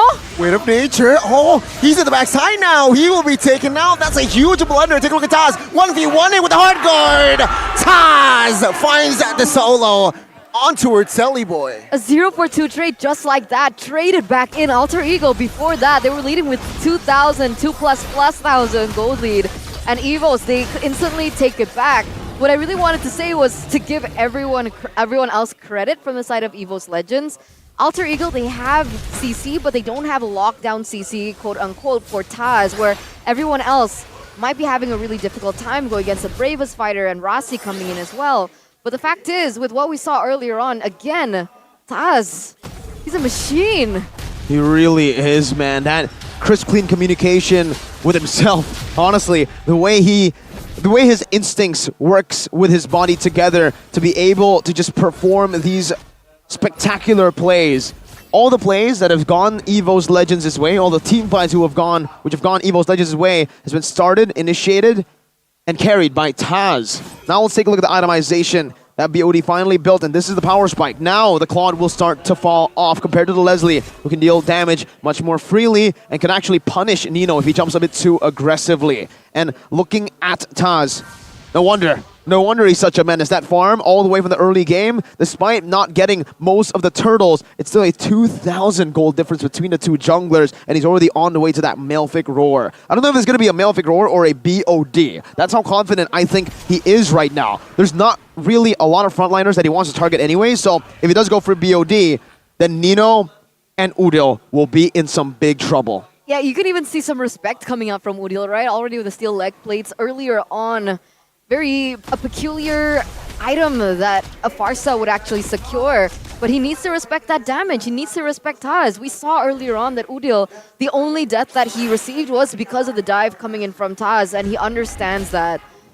Let's see how this works out. Because 16 seconds are left on the clock. It looks like Evos, because if they have the lane, like you mentioned earlier on, Agani, they are going to be able to split the map a little bit quicker. And I don't think Rossi, because he's building a lot of defense, he can actually be the one to clear those side lanes. Yeah, no. And this is the thing, right? Minute 14, Leslie will also collect his items towards the full items. And again, that true damage, I don't think Rossi even can withstand the damage from Leslie. No, I don't think he can. It's getting to a point of the game where, like you mentioned, Gani, Evo's Legends have found their power spike. Now it turns around completely. That early game into mid-game. That's where Alter Ego can look for the end. Now with Wind of Nature built as well for Brands, Nino's power has been completely reduced now to just a shallow form of his previous mid-game self. Now it's in the late game, and man, I don't know. I'm looking at the ways Nino can actually engage. Oh, it's a Malefic Roar, so no BOD. He still respects the physical defense coming in from the rest of the Alter Ego members. Let's see here. Again, looking at the damage that Alter Ego can bring. Will they get into a fight here? Taz already. Oh, jumping in with the pinch boys. Towards Selly Boy. That's a mistake. Farsa is there to burst you down. And Taz now, without their jungler, Alter Ego will pull the trigger. Rossi, though, quite low. Placing Duet towards the front side. He's low as well. Let's see here. Evos, they might look and force Alter Ego to back away. They did. They did. They can't go for it, right? Bronze is still alive despite them not holding that retribution. Alter Ego, they were so low. It only takes one shot coming in from Brands, especially now we're entering the 60 minute, to take them down. They can't go for it. It's going to be another reset on the Lord. And now you're seeing the Twilight Armor is being built up. Alter Ego, like you mentioned, they are able to win out in the trade, but they lose out so many of their resources. Nino was low, Selly Boy was low, and they were forced to just back away. It was only Pai and Rossi who had full HP. Taz, though, that was a big mistake. Luckily for him, it's in the late game, where even if he dies, there's still Brands, who has finally hit that power spike. But now with the Twilight Armors coming together for Alter Ego, they'll have an answer to that burst from Brands. Now it gets really dangerous for Brands, because look at Rossi and look at Pai. They can just soak that in and engage and open it up, something they weren't able to do until just right now. see. Let's see. Alter Ego here still sticking with their 5 members in the Lord area. Nothing much going on though. Fluffy is the sole vision opener from the side of EVOS Legends. Top side, very neutral. I might say no waves are pushing towards any side. Let's see again the dance, the weight. They gotta respect the damage from Udil though, because before Taz was taken down, Udil just secured that Divine Glaive. So maybe they weren't aware of how much damage he was able to place, but they should know where he is now. Does Taz not want to go for a pick first before they go in straight 5v5 on the Lord? Yeah, that's a good question. It's a good point that you're bringing up here, because you would expect usually Taz to be in the side lane, pushing, split pushing, giving Alter Ego a bit more questions to be answered here. Nino, doing a lot of damage. Whoa! What? What the heck was that damage? 1 shot, 1 kill.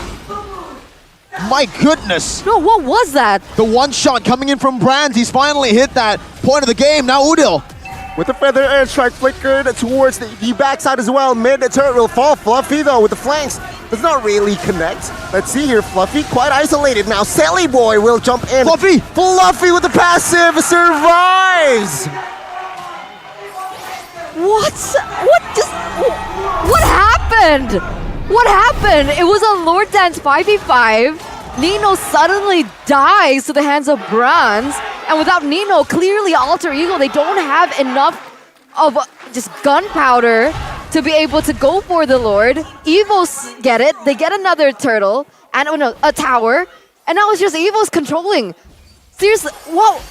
Was that a one-shot? Like a pure... No, I need to see a replay. Not a complete one-shot. There was help from the EVOS Legends members, but for just for Leslie alone, the way you can utilize that combo is you use that passive and then you click your first skill and then you use 2 empowered true damage shots, and that's what got Nino. He doesn't have the Twilight armor. Instead, he built up the Wind of Nature and a Sea Halberd. See, that Sea Halberd, he already has a Twilight armor, so despite it all, yeah. No wonder. Okay. No way. He has a Twilight armor. Did he just sell that earlier? If we're talking about Twilight, it just capped on towards the first damage, right? Oh, take a look at the real-world information now. Forcing Udil to use the winner, even though Alter Ego still 2-member taken out. Now let's see the 5v3 defense and as well as offense as at the base turret mid-side. Double kill from Bronze, and now this is looking like EVOS Legends striking first as one by one the members of Alter Ego will be taken out. The White Tigers finds their first game. Yeah, the White Tigers, EVOS Legends. What an amazing gameplay. Taz just really popped off there. He made things a little bit more equal and balanced for EVOS to strike back. But that's such a shame for Alter Ego. I really like their draft. It should have worked. Taz is a menace. What should be happening will not happen if you have a player like Taz and then Brands taking over in the later stage of the game. My goodness. The whole concern for EVOS Legends is how will they activate Brands? How will they be able to weather out the storm of that early to mid?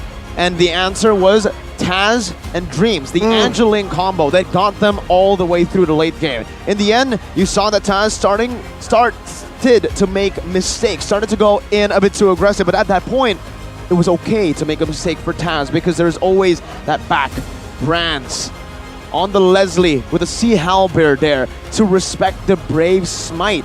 The healing coming in was already halved by the anti-regen, and that one shot just became even more prevalent towards the later stage. I would also have to say, though, that Nino definitely did not respect or expect that damage from Brands. He was just walking up multiple times here and suffering from it. Oh, that was the game from side of EVOS Legends. Again, they did their way. They were patient again. Right? I mean, waiting for Brands to really activate. Look at his face. That smug face? That's I don't like it. You don't like it? I don't like it. It was the only one who predicted EVOS Legends to win in that game. Wasn't it straightforward, though? I don't think so. I think Alter Ego had the better draft. Me too. You know what? Omawa said it earlier on before we started casting Don't choose drafts. Don't choose drafts. Choose teams. Because, I mean, even yesterday, I would say, personally, EVOS Legends were had the better draft all 3 games. That's why I went for them. 1 shot, 1 kill though. Brands ends the game 1 with Bombastic. In a bombastic fashion, I think is the way to word it here. And Mr. Bombastic is finally bombastic, but in a good way. Yeah. A lot of people say, yo, what are you calling Mr. Bombastic? That's mean. No, it's not mean.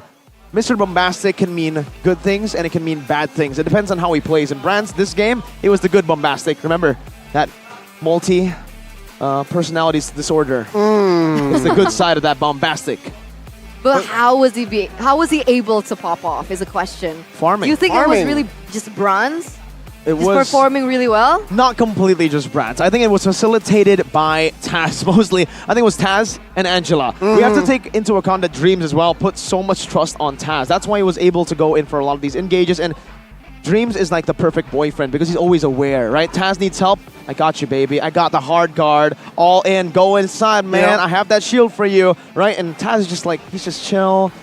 Boom. It's just having like a good relationship. It boosts you. And that formed enough space for Brands in the side lanes, the third wheel, to just be farming. Always farming alone until finally he joins in and it becomes a fun party. I mean, Bronze was taken down only once in that game earlier on as well. In that early game where 4 members of Alter Ego were diving on towards the top side. And after that, Bronze was able to grab the space, was able to, I don't want to say farm efficiently, but he was able to farm because they were behind, but slowly but surely those items were finally fed towards the side of Leslie. After that, he was able to dish out the damage. He was probably surprised as well. Whoa! Take a look at the damage. I was just... Brands was surprised? No. Yeah, Brands was surprised. Okay. Boom, what? Whoa! That was my damage? Surprised. He's Yeah. like, you sure that was me? No, I don't think he was surprised. Guys? I think he was expecting it because, again, that Sea Halberd build towards the end, I looked at it after Wood of Nature, usually would expect another BOD or another defensive item, right? So he went for Sea Halberd instead of the BOD, and I think that was just a brilliant choice. 2 Brave Smites on the opposing team, a Lapu Lapu with Twilight Armor and with a Bloodlust Axe, who can just consistently, I would say, go full HP, sustain back up. So that Sea Halberd really gave him a lot of more power to utilize, and Alter Ego, I think they didn't expect that. They didn't notice it up until the very end, and they were like, damn, that's a Sea Halberd, that's anti-regen. Other than that, with the Hellcurt being picked up, what did you think about Sally Boy's version of Hellcurt? Because we see a difference, right? Very big difference. Taz Hellcurt, Sally Boy Hellcurt. And even how they dance around the objectives. Yeah. I think this is in a good way. Taz is a much more selfish Hellcurt, but you need to be selfish on the Hellcurt, on these assassins. You cannot care about your team. I know it sounds weird, but this is how you should play the assassins. But for Selly Boy, he was always together with the team. He was always with the team, front to back. He was never looking for these flanks that Taz was able to do yesterday against RRQ. Play of the game presented to you by the Samsung Galaxy S23 Series 5G is the Samsung Ling. Taz on the Ling. Look at him. He's looking at himself. Again, with he's happy. He's very happy, right? 69% KP as well. That's a good impact. That's a good number to show and get in that first game. And let's see here what will happen. Again, the Ling is the MVP. Yeah. Oh, yeah, he sold the Melvic to a BOD in the later stage, so I wasn't wrong. Okay, so yeah. I mean, good itemization as well, right? I mean, you see a Baksha, you see a Lapu, he does not panic and build DHS straight away. No. He knows, you know what, my target is the thinner hero, so why do I need DHS? And he's selfish. Why do I need DHS? I'm not going to be going in first. I'll be going in last. I'll be taking the kills. I'm the janitor here. Cleaning service on duty. Line 4. Aisle 4, sorry. Well, yeah, there you go. That's, again, a good showing of the coordination from side of EVOS Legends this season, right? Let's not forget here the highlight. Let's see what happened. I think what happened was Taz basically abusing the Angeling combo for the early game. And again, look at how Taz plays in a lot of these team fights. Obviously, except for nature objective battles, because he needs to be in the front. But even here, with the hard guard, he doesn't try to save Hijime. He instead just rotates all the way into the mid lane, clearing it out, getting himself a lot of good farm. And we don't pay attention to that KDA, but again, here, this was actually initiated by Taz, I believe. Yeah, the kill first onto Udil was Taz, and then he got the hard guard. And look at these team fights again. He comes in, last second, he lets Brands all alone, and then he just does the deed. These were a lot of the few times that he miscalculated, though. There were a few times that did happen, and it almost costed EVOS Legends the game, but somehow, some way, Brands was still able to just farm up, get to that position, and then Taz, once again, it's just a Taz show for the first 10 minutes of the game, I would say. Can we also talk about the fact that he was able to steal the Lord? Yeah. Just by standing there? We don't talk about this play. We'll talk about the Lord instead. This was sad.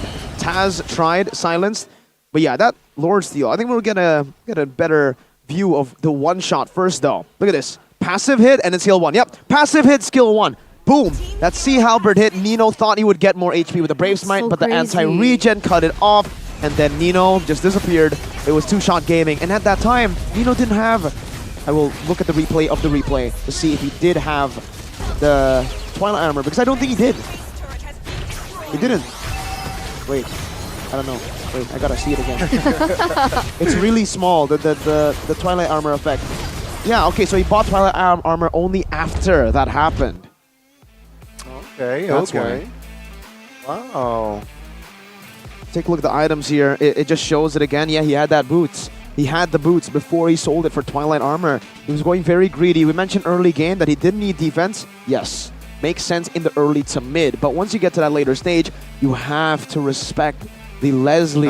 Especially on a Claude, you're very short range. It's so easy for you to get completely one-shotted, and it showed earlier. Before Selly Boy, again here, this mix of damage items and also a Thunderbelt, you can really see that he was really struggling with what he wants to go for utility-wise.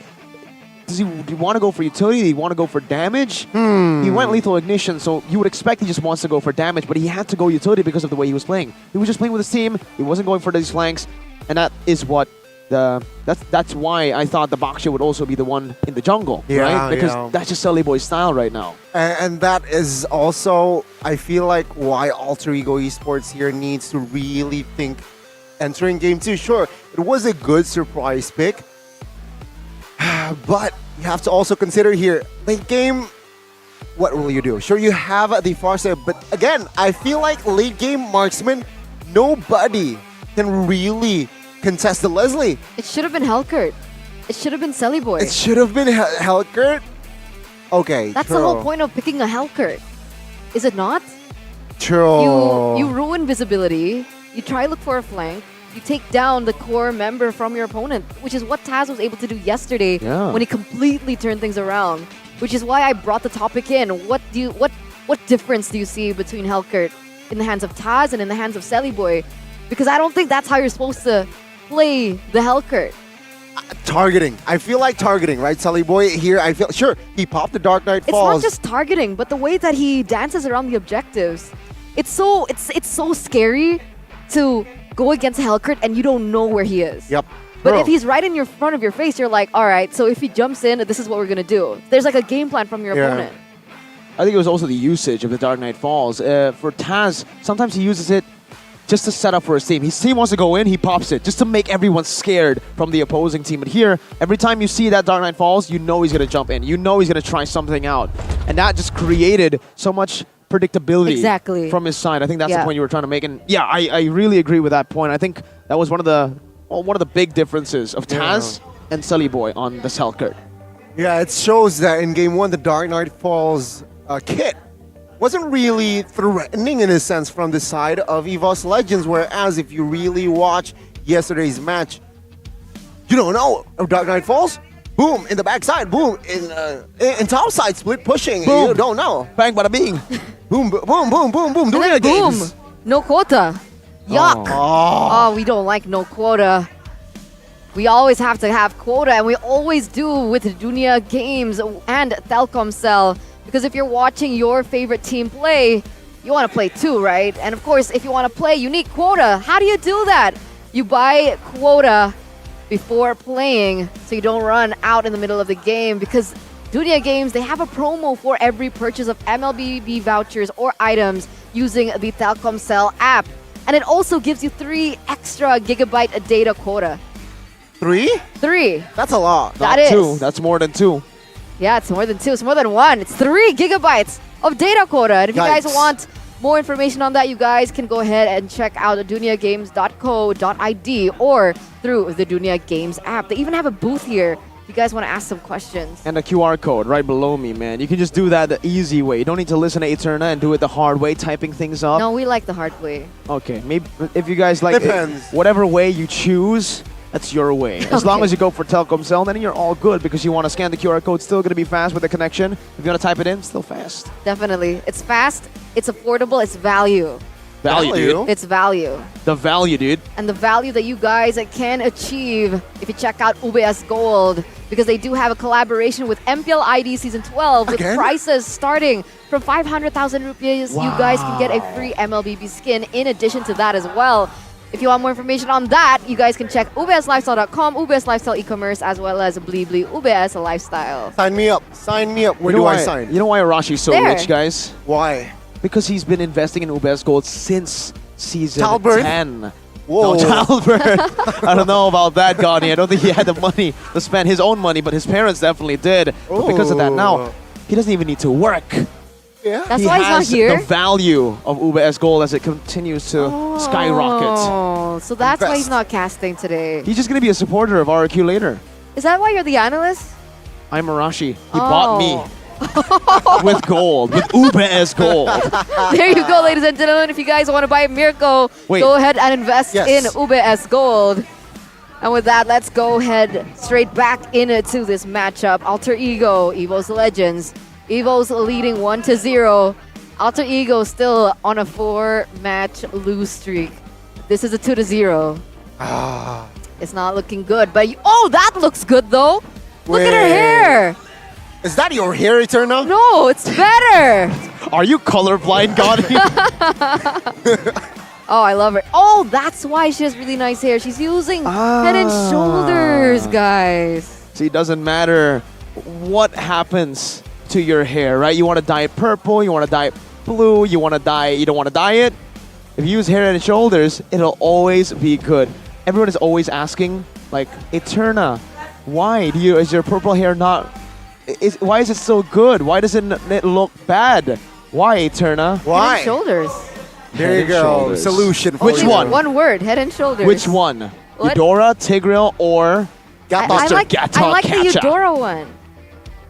No, actually, smell it. What does it Oh smell man, like? that nearly worked. It smells like fresh lemon. Ooh. It actually smells good. It cleans oil, and it is fresh and good. Yum, yum. I actually don't know what lemon smells like, but okay. The player or the Yeah. lemon fruit? But anyways, ladies and gentlemen, let's head into the drafting phase here Let's for go. game number 2. Potentially the last game of the series if Alter Ego don't fix anything. Honestly, Alter Ego, Evos, they've opted to swap sides this time around with once again Alter Ego taking out the Fanny. I'll hit you with a hard fact, Eterna. This is a hard fact that will hurt a lot of, maybe you as well if you're an Alter Ego fan. They have changed. They have tried to improve. They have adapted. It just hasn't worked out. They're trying their best. They're going back to Season 11. Yeah. What made them work in Season 11? They're not going to the keys to victory. Still no utility jungler for Selly Boy. Okay, that part, See yeah. Let's see if that works. First. If they picks it up now and they still lose, then, Yeah, then then- there's a big problem. Okay, gotcha. Let's see. Let's see. Right again, the adjustments from not just Alter Ego. I expect adjustments as well from Sunday of MPL Legends here. Perhaps perfecting their craft in the second game to really put the nail in the coffin towards Alter Ego's side. Since they switched sides, seems like though they will still ban the mages here. Perhaps Kadira next. I think they might still go for the same round here. The Joy as well. They need to take away Taz's heroes, but they go for the Quad. Whoa! First, interesting choice here. Knowing that Nino can also play that Leslie, maybe as good as Brands in game number 1, but no, yeah, they still want to do the same thing here. No, a different thing. They're taking it away. But I think I want to point this out. Game number 1, Evo's Legends banned out the Melissa in the first phase. We never usually see this. No.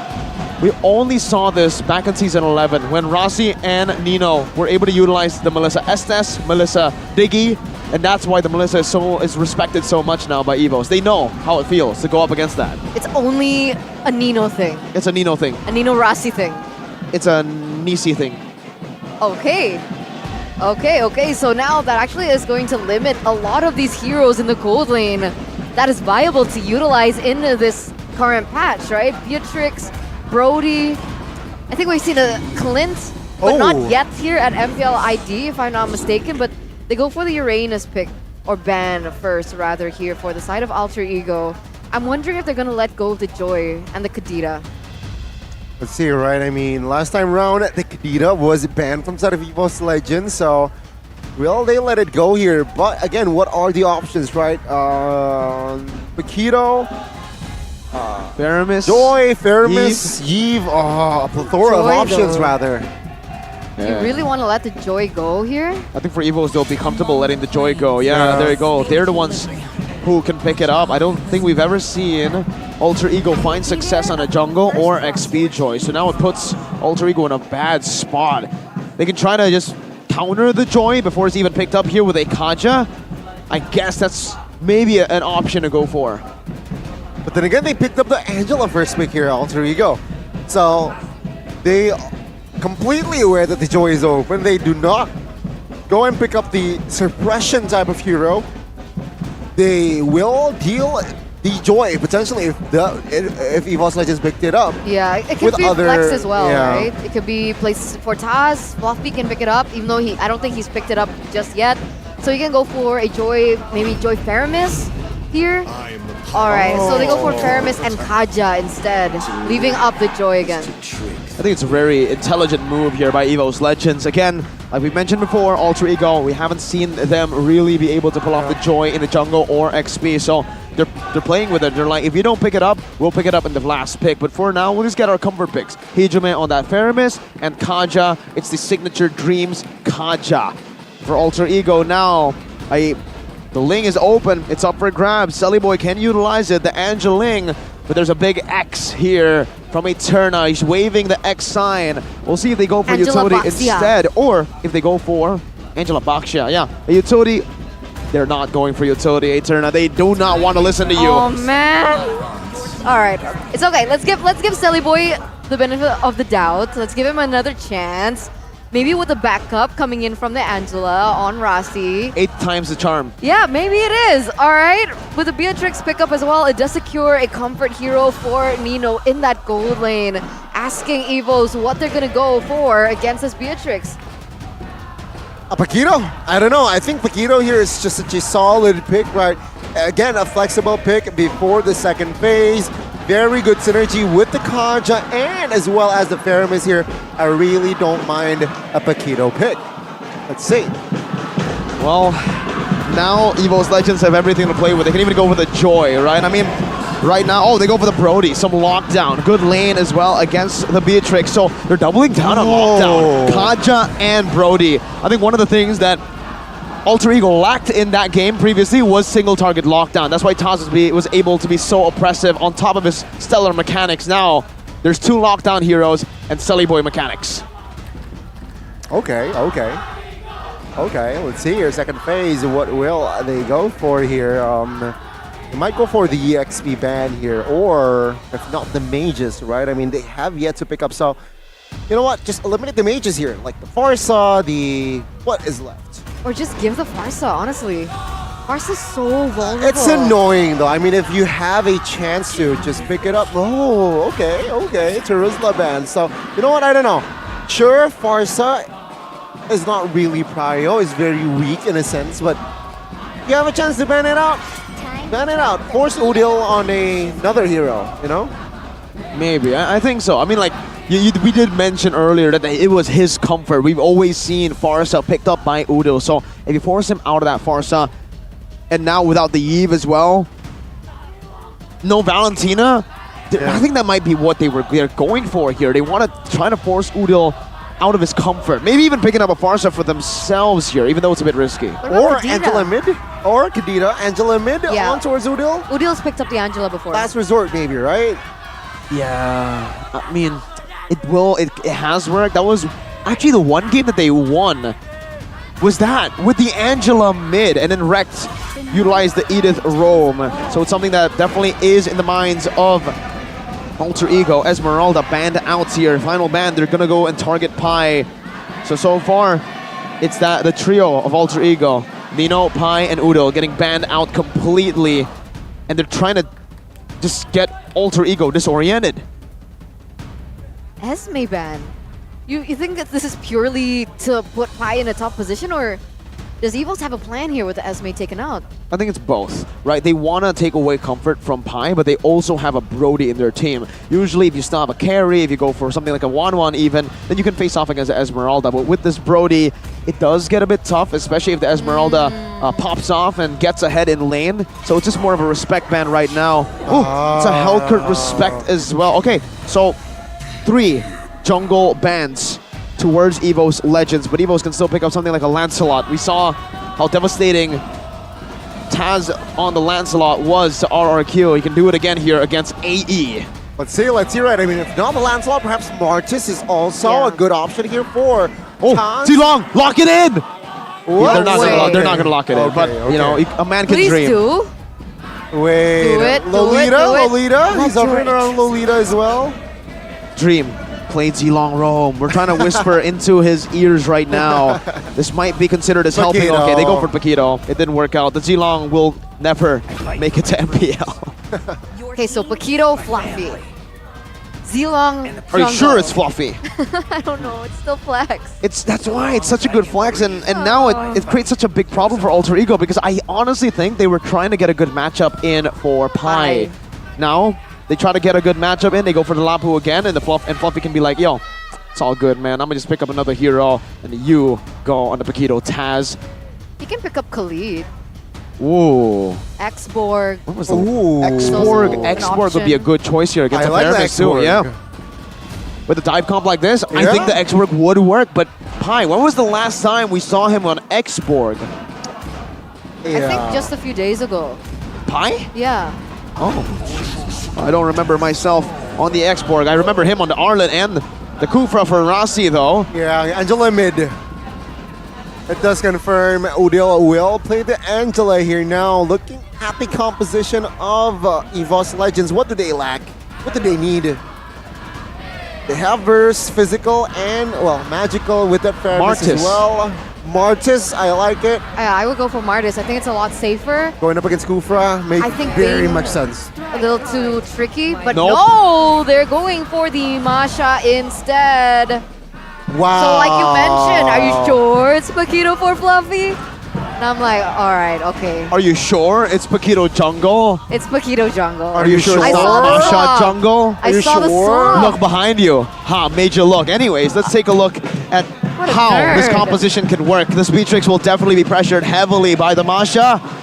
And that might just be it, right? There's so much pick-off, so much single target, and so much lane dominance inside of EVO's Legends that honestly, I have to say that if Alter Ego don't get the early game, the third and fourth purple buffs might just be EVO's Legends to take. That's what I was afraid of, right? With the Masha as well.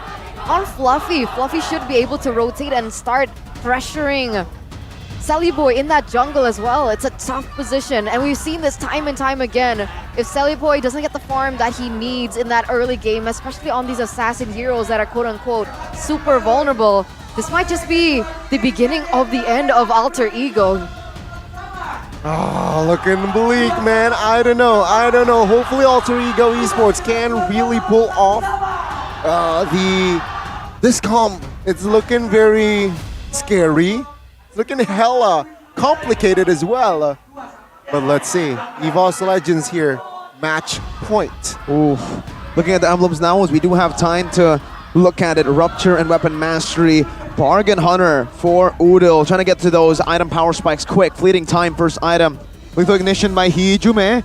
Brand's also with a Quantum Charge on this Brody, so he wants to prioritize his mobility instead of that Lethal Ignition that gets him more damage. Fluffy, very intriguing, very interesting talent he went for. Master Assassin and Quantum Charge. He wants to stay in that lane. He wants to split push. He doesn't want to participate in a lot of the team fights early game. And for Taz, it's the thrill and the season hunter going full damage. He wants to be the assassin Paquito that we all know and love. I love, personally. I hate Tankito. Rawr. That's Evo's Legends, yes. That's what Tigers do. They roar, Gani. And right now, they might be roaring into their first ever 2-0 clean sweep. Oh, it's tough. And against Alter Ego of all teams who severely need the win. True. Can you Looking tough. imagine being an Alter fan right now? Alter champs? Alter champ? Yeah.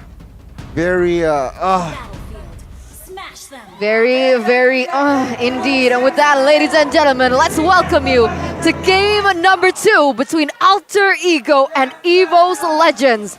Will Evo's declare their dominance in the jungle once again against the invading Alter Ego?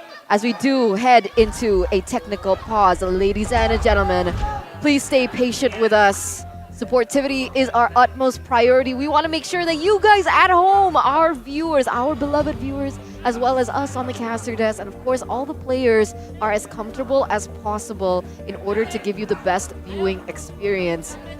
And man, it would be even more comfortable if you guys head in to the arena right now. And join the supporters in the venue because they are here and they are supporting. Look at that, look at that. Please, please, one.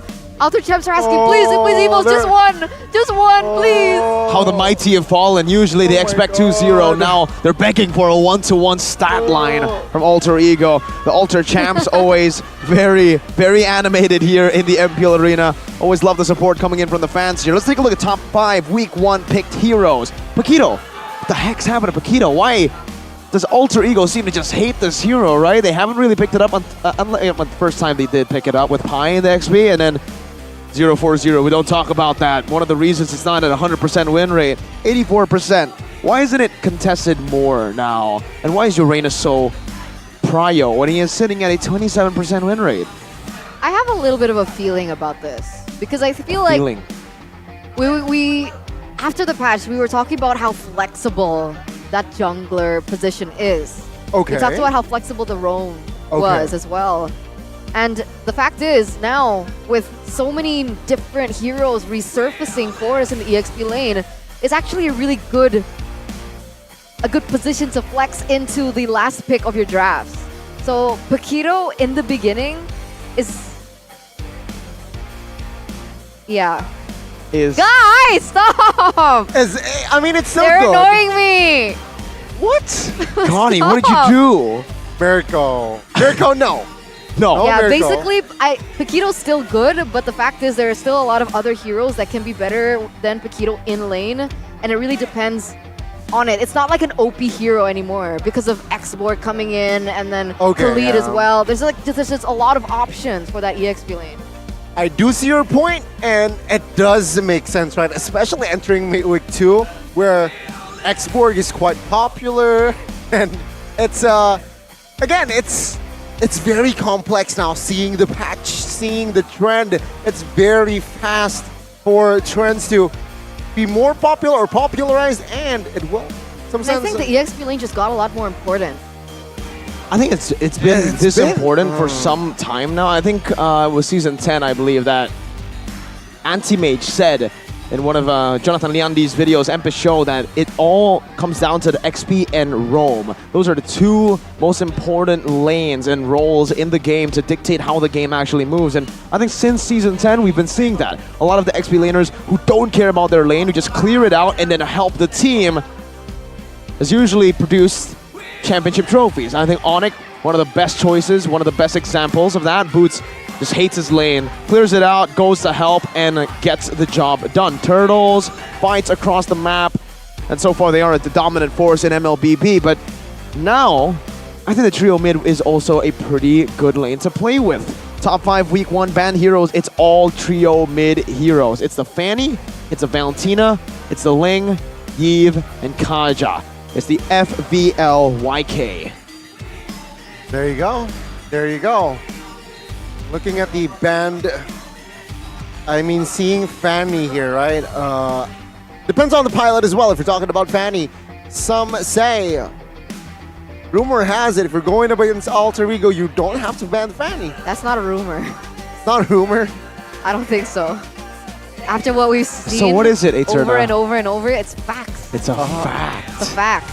Yeah, just give Sully Boy the fanny. We saw what he was able to do yesterday. True. Absolutely nothing. Is it time to maybe give Variety a chance Ooh. to shine? We once called this man Variety, comparing him to Carl and his Lancelot.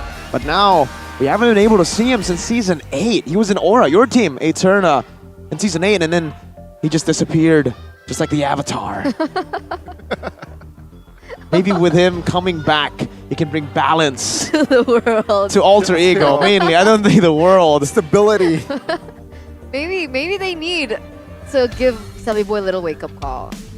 How do you give Sally Boy a wake-up call? Variety, exactly what we were talking about. Okay.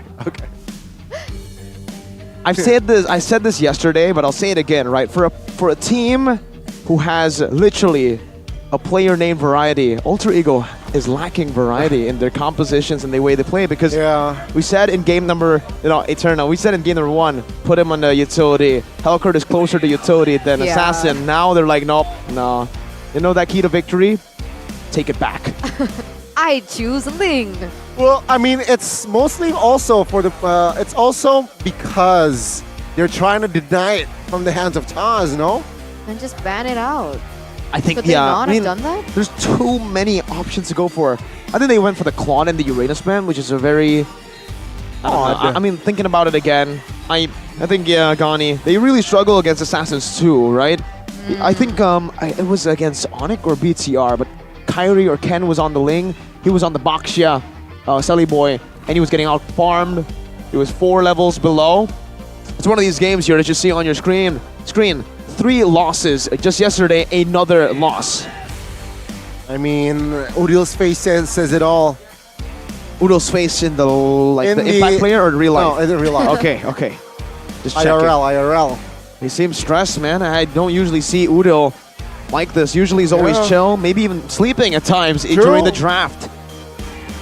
But Pi was completely different. I love Pi, man. You see the stress faces of players, and then you just look at Pi. He's such a good.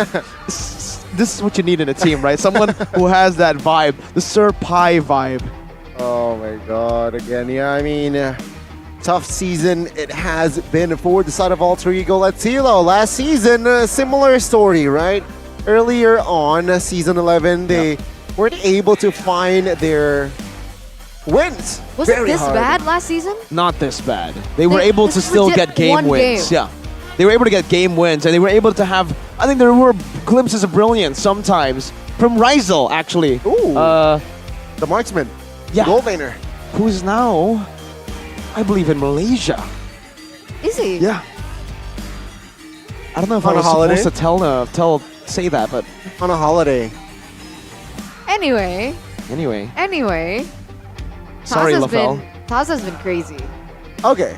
I mean, the guy on your screen, sure. Yeah, he's been performing absolutely insane. Day in and day out, right? Wait, is it public information what? that the roster for Evos?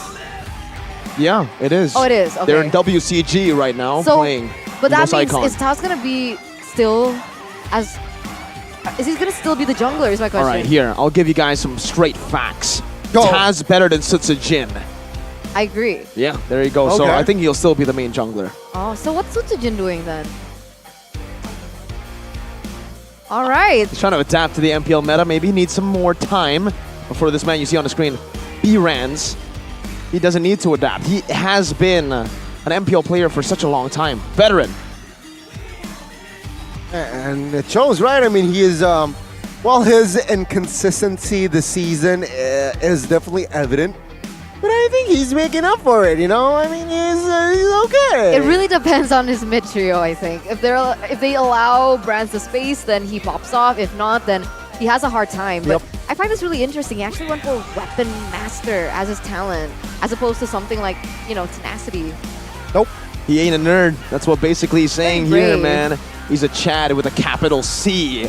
He wants to go in these games with weapon mastery. Well, not on all heroes. I think he's a very calculative player, right? Aside from the jokes here, weapon mastery on Leslie, it just makes more sense because you're already a glass cannon to begin with. Getting the tenacity will give you a little bit more survivability, but you're still so squishy. You're still gonna get destroyed in the team fight, so might as well go all in, one-shot Nino, and win the game instead of three-shotting Nino and then maybe take it a bit, maybe win the game, right? One is better than three in some aspects. And in damage, yes. I will utilize that in my ranked games. Weapon mastery? I will if you try. go I defense, always go with tenacity on Leslie. I'm too scared. I'm not brave enough. I don't have the courage. You know who is brave enough? Moonton. Mobile Legends. Love it. Bang, bang. Mobius Yeah. Awards. Look at this. Look at Age. He's impressed. I think we all are. Mobile Esports Tournament of the Year was M4 and Competitive Game of the Year. Mobile Legends Bang Bang. And ladies and gentlemen, this is just the beginning of the domination of MLBB. No, that was a little too I mean, epic. we own this, I love right? it. I love You it. like it? Alright, cool. MPL Indonesia, we own this. Exactly. I mean, looking at the way it's going right now, the M4 World Championship was absolutely amazing in Jakarta. Philippines versus Philippines Grand Finals, but the Indonesian crowd showed up. Shows you that, you know, MLBB is growing. The fans are not just there for their teams. They're there to support whatever mobile legends they can get. If the best is PH, so be it. If the best is Indonesia, which is basically right now, so be it. It's like me. I still attend the playoffs, even though I support Aura Fire. Okay. Oh, yeah. We gotta. That's a show good up. example. We gotta That's a good support. example. That's a good Exactly. example. Yeah, Sheffin was still in the playoffs. Shout out Sheffin. Did you know, Chef, which teams? Yeah, Chef he's is- with Geek. I saw him Any with comment? Koloiski. Any comment? Any no, comment? it's good. It's good. It's good. There's finally like representation for Geek. Oh, whoa, whoa, whoa. I think we might be Are ready. we going in? There you go, ladies and gentlemen. Boom! Here we go. Back into the land of dawn. Back into the game. Let's see what we've missed. So far, 40 seconds have elapsed in the game. Both these teams are still just rotating here. Udil, very interesting on the Angela. Is it really a style? I hope it works out for him, though. I think with the only game win that they have against Rebellion was on this Angela. Let's see, though, now. The Battle of Letho here will be taken care of by the side of the White Tigers. Both teams, again, they're just trading punches, trading blows, but no real threat in the first minute. Hijube is going to be able to get that one, actually. And if we take a look at the EXP lane, it looks like it's a very intense matchup there between Fluffy and Pi. This looks like they're going to be able to take Fluffy down anytime soon. Telly Boy, Rasi. Okay, with the revenge, here is able to find one. But again, just no threat just yet here. I mean, both teams here rely on fours here, it seems like, especially the mid and the roam. Yeah, and it's also the XP lane, or technically just for the Arlet though. Before the Masha, don't sugarcoat it, Eterna. This lane is a dead lane. This XP Yeah, I lane want is it to just... be nice. Well, Pi and Fluffy are nice. They're just beating each other up. Go! Boom! And they still are at full HP. Well, technically, Fluffy has lost one full HP bar, but that's how the matchup's going to go. I think what's going to be interesting is the way the gold laners play, because it can be very safe, but it can also be very bombastic. Depends on how they want to take it. Brands has the option to go all in, but he also has the option to just farm up and wait for the item power spike, where he has a clear advantage, and he can just go and roam to help the team get these neutral objectives. Yep, let's see here again. Pi opening a vision, Rossi charging. No commitments just yet. Turtle will be resetted though, so EVOS Legends, they're saying, I want to potentially get my purple buff first. Yeah, not committing to it just yet. It looks like here Udil trying to clear that lane as soon as possible. But the fact is, with Angela the only one clearing, it looks like Hijumi and Dreams are going to be able to open up the map a lot quicker, set it up. But no, Taz is still farming at this point. Both of them are farming. I think for a lot of teams now, especially for EVOS Legends, they've just been ignoring a lot of their first turtles. They prioritize farm, and right now Alter Ego are doing the same thing. They're mirroring it. Instead of trying to take it, capitalizing on EVOS Legends' movement, they're trying to replicate it. They're trying to just act accordingly. to what the enemy team is doing. But now with Beatrix clearing out the bottom lane, it does seem like Ultra Ego will have a bit more pressure to play with. Yeah, let's see here. Divine Judgment has been popped, but Rage has been popped on towards Ikaja. And now Fluffy losing a health bar. Cult Ultra now pops as well. Let's see the fight. Fluffy though, real soaking a lot of damage. Sally Boy finding the important double. But he will back away as well as he's quite low. EVOS Legends lost 2 members. Rossi jumps in. Bronze has no mana here. Needs to be very careful. He joined with the pull as well, but no clear follow-up just yet. 0-for-2 trade, and in the hands of Sally Boy on the lane. I like being proven wrong. Sally Boy here stepping up in terms of that kill pressure onto EVOS. But the question is, what is he able to convert it on? Because kills, they need to be translated over to something as Taz is already on the neutral objective. Let's see if Sally Boy can seal it. Yep, let's see. Oh, Taz this time will not be able. Will find the turtle. Don't say anything, Eterna. Divine Judgment as well. Without the flicker, taking care of your Sally Boy. What happened? He trying to go for a 50-50 that technically was not a 50-50. EVOS Legends had the mid-prio. These members were walking down as well. I think he saw Dreams, but he still wanted to go for that 70-30. Very risky. They lost the turtle, and he lost his life. And the gold lead's gone as well. Now look at the... Oh, I thought with the 2 kills he would have the slight advantage. Now it's back to Taz. What has he been able to buy with it? Well, it's a Hunter Strike. It's a big boy item now. Already, just in the 3rd minute of the game, if you get this Hunter Strike for the Paquito this early, it's already going to be very dangerous. You can see it used up already by Taz. Look at the damage. Oh, very good sneaky play there. Punching Pi to half HP. Now, they can take care of top side. No? Oh, okay. Pi will be stubborn and not recall, but prediction here. Y'all, wait. What happened here? What happened? The draft happened. I like the draft, yeah. I know we're not supposed to stick to the draft. Oh, but wait a minute. Divine Judgment on towards Rossi. Oh, missed the flicker. Okay. Let's see the damage. It will collapse though. Tempest of Blade. The backside. Rossi gets taken down as well. Sally Boy with the help of Hard Guard will be able to escape. What happened there? Mechanic by Rossi. Oh no, you hate to see it now happening to Rossi. Sally Boy jumps in. Let's see, 3v2. Sally Boy still has the energy, but the mid side will definitely fall. Oh, good smooch. Goodbye, Udil. Browns with the kill. Fluffy a little bit late there to find the kill. But again, EVOS Legends now. 2,000 gold lead. 2,000 gold lead. 1-0-1 for Brands on the Brody in the early stage of the game. It's looking like a checklist here for EVOS. And they're working it out. It's succeeding, their game plan. It looks like they want to try and convert this on the next turtle. Will Rossi allow it? The classic Brody smooch.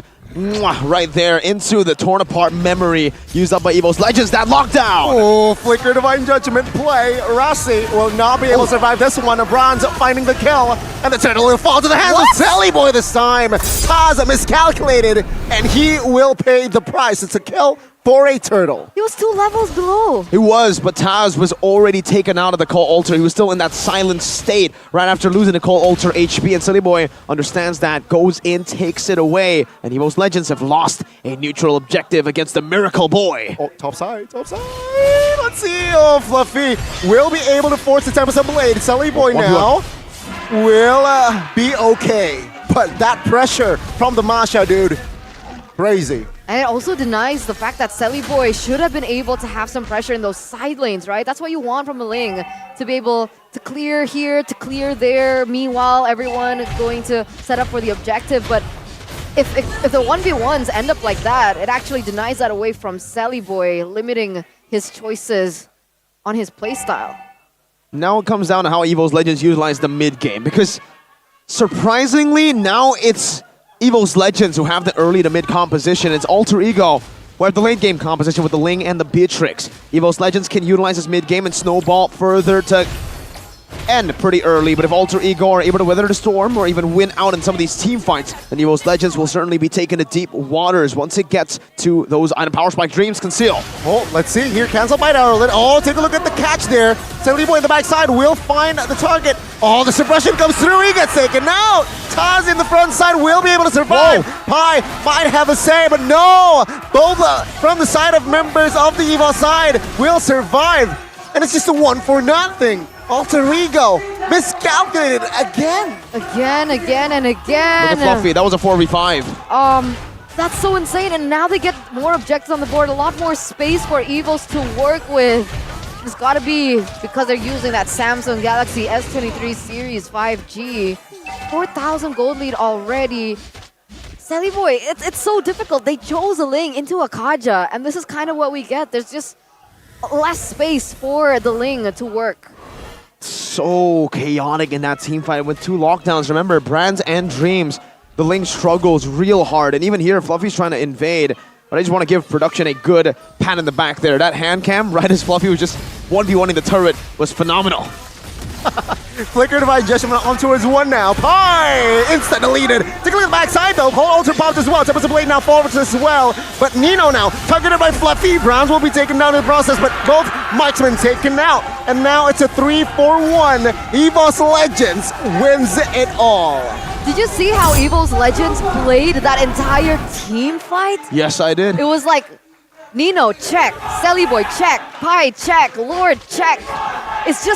It's so calculated here, the way that they go for these team fights. Meanwhile, Alter Ego, it looks like they're just looking for scraps, unable to get anything. Well, they're looking for another scrap. It's Hijome, but the scrap can run away. He has legs, and he gets out.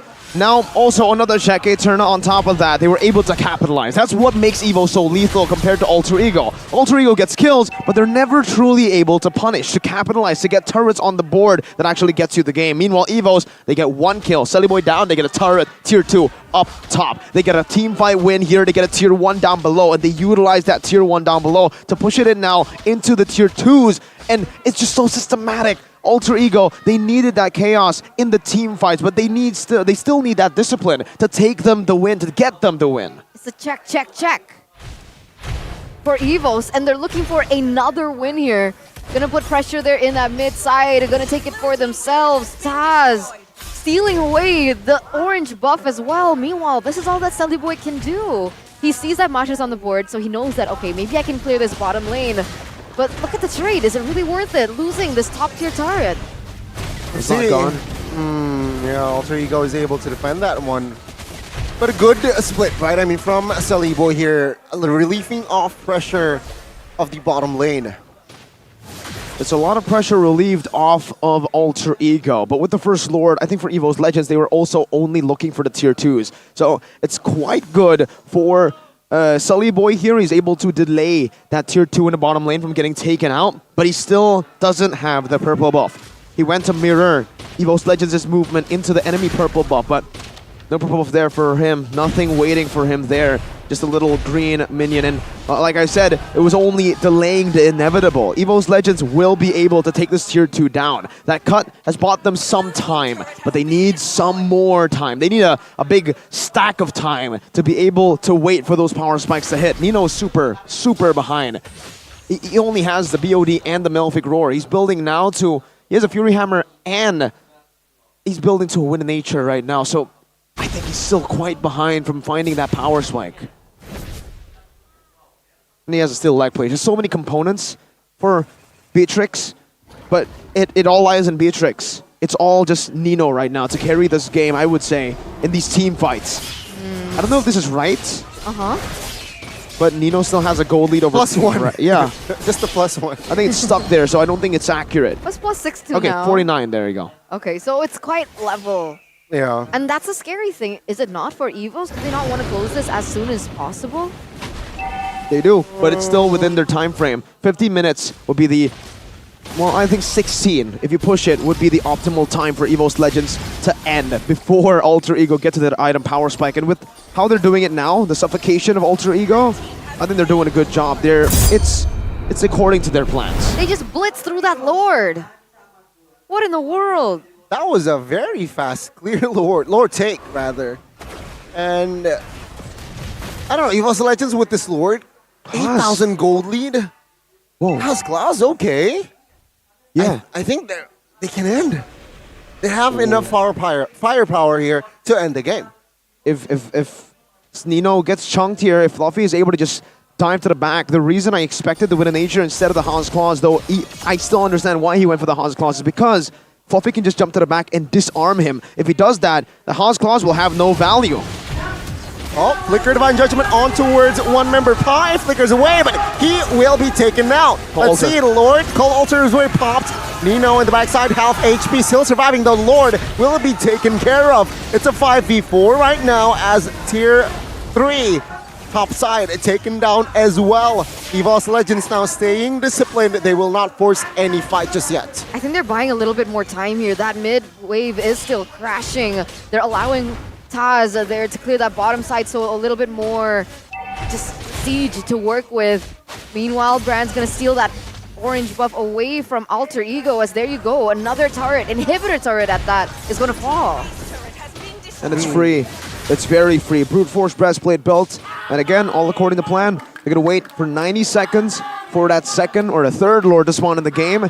And by the 16th minute, with all 3 base turrets down, that might just be the ultimate final push from EVOS Legends. Literally according to their calculations. Players Gold by UBS Gold shows you that again, Nino doing a great job. Despite being in the team that is behind, he's still staying on top. He's still quite equal with Brands. Not so much Taz. I don't know where Taz gets his gold, but at this point, he's stealing. So difficult for Alter Ego. What are they supposed to do here, right? Because even if they want to go for a pick-off onto Brands, it's not as easy with the corrosive strike that he has in his arsenal. Not to mention that instant follow-up always coming in from Fluffy, from Dreams as well with the Divine Judgment, and even just the lurking presence of Taz, as well as Higume. Just too much to handle for Alter Ego right now. And again, it's still within EVOS Legends' power spike. That's why it's so difficult. If they're able to weather the storm out, this mid-game out, and then force a 17-minute fight, an 18-minute fight, then maybe Alter Ego definitely have a chance back at the game. But if you take a look at the levels, most of EVOS Legends are already at level 15, and most of Alter Ego players are still at 13, 12, and 12. They also lack a lot of magic damage here. I mean, having this Angela being the only magic damage dealer has given EVOS Legends so much space in their inventory. You can see 2 Brute Force breastplates being built up by Taz and Dreams. Just warrior boots all across the board as well, except for Fluffy, who just is tanky enough, doesn't need the extra magic or physical defense. Why is he so low? Fluffy, I mean, this guy has been harassing the Ling. Take a look at this guy. Can soak a lot of damage, but yeah, I do see your point here. And if we're talking about the Angela, sure, it does deal damage. But what's worse, it doesn't even deal burst magic. So, you know, not even DPS. Not even. So again, EVOS Legends, they can neglect the magic resist item. Too one-dimensional in the drafts here for Alter Ego. Very clearly so. You can see Odil here trying to gain a little bit more utility with that Ice Queen wand to help out Selly Boy when he goes in for those picks. And naturally, oh no, Selly Boy, okay, Hijime knows where he is. He got away, right? All right, yeah, he got away. I guess one of the things that I would say that Alter Ego has is AoE, stun, and lockdown from Rasi. If he's able to get a moment, then there is still the chance here for Alter Ego to come back. Well, let's see. Oh! Divine Judgment on towards Rossi, flickering away. The backside, though, Fluffy will harass the back line. The Lord now will be the target, but Rossi gets taken out. Tempest of Blade pop now. What will it do? As the Gold Altar was popped as well. Nino will force a Wind of Nature as he takes down Hijime. But even that, the damage is just too much for him to handle. But take a look at this. Taz is just popping off, finding the Maniac. EVOS Legends with a clean sweep. Alter Ego failed to find their breakthrough. The Tigers roar today against the three-face mask as they continue on in this clean sweep series. Alter Ego. 5-0, Miracle. Another loss, another big one here for Alter Ego. For EVOS Legends, the complete opposite. They find a win and they will be placed above. But it is now harder than ever for Alter Ego to climb back. 0 and 4. Looking at the way they play, they've tried to change, but they're still caught in the same wave that gave them so much trouble in the first week. These assassin junglers have not worked out at all. It hasn't. Ling, Fanny, Helkert. What else has Selly Boy tried? Hayabusa? None of them has worked for him. Martis did the best. His Martis did the best. So unfortunate. What else? Alter Ego once again back to the drawing board. It wasn't enough to bring in Rossi. It really wasn't, man. I thought with Rossi they would actually go with utility junglers to help out the side laners, but still they're trying to force out these assassin junglers. And at this point, I think it's safe to say it will not work. 0 and 5. The numbers speak for itself. And the only game victory that they have gotten this season has been match 1 against Rebellion Zion. Who's That's still very shaky. It's the only game win that they have. They're right now, they're sitting at 0-5 and they're sitting at 1 and 10. Ah, yikes. It's not good. It's definitely not a good start here. Big yikes. Definitely. What do they need to do? Do they need to bring in variety maybe? Try and improve their gameplay there? Because again, like we saw, cool, Sunny Boy, they got 2 kills, but they weren't able to convert onto that. So let's take a look at the interview there with Evil's Legends. Legend! Mereka kembali bangkit untuk hari ini. King of Comeback hari ini kok mulus banget di atas? Nggak tahu, mungkin udah mulai ritual pijit brand lagi ya. Oh, pijitin Brans. Udah cukup ya pijit aja? Udah. Oke. Dan hari ini kita ngelihat kalau bisa dibilang semua yang kalian lakukan itu lancar jaya. Tas pakai jungle assassin juga menang, pakai jungle dari fighter juga menang. Ini Tas memang seversatile itu ya. Dan gimana sih sekarang jungler di season 12, Tas? Seru lah, akhirnya nggak main Akai Martis lah ya. Gak kayak Martin. Jadi kamu lebih seneng apa nih untuk jungler di season 12 buat Tas sendiri nyamannya yang apa sih? Sebenarnya Yisun Sin sih. Yisun Sin jungle. Tas mau pakai Yisun Sin nih? Mau, tinggal tunggu AG aja. Kayaknya sama AG kamu langsung dikunci di kamar mandi deh, Tas. Bisa jadi. Bisa jadi. Tapi seru juga di sini. Bahkan mereka membawakan satu hero yang Brans baru kali pertama kayaknya Bude lihat di season ini kamu pakai Leslie, Brans.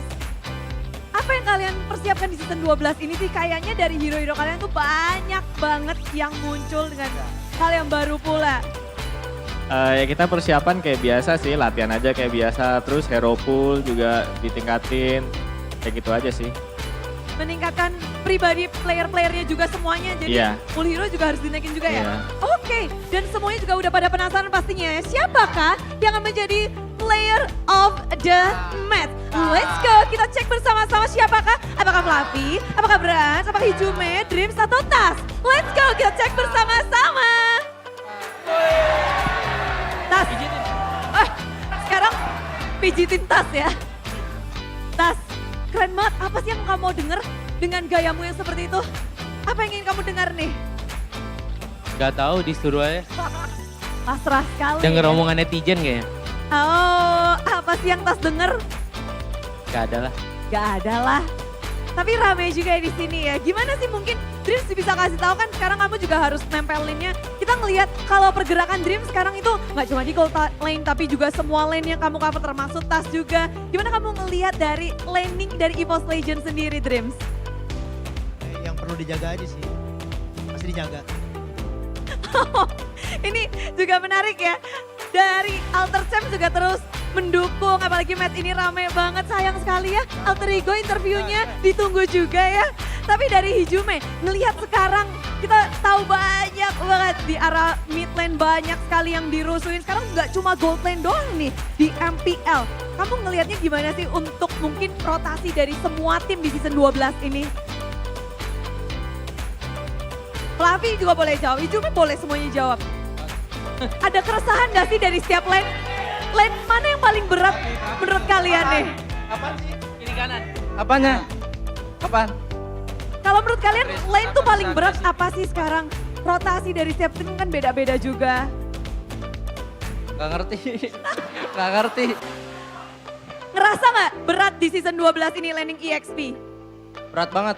Berat banget, paling berat atau enggak? Paling berat. Paling berat, kenapa tuh paling berat di EXP lane? Gak tahu sih.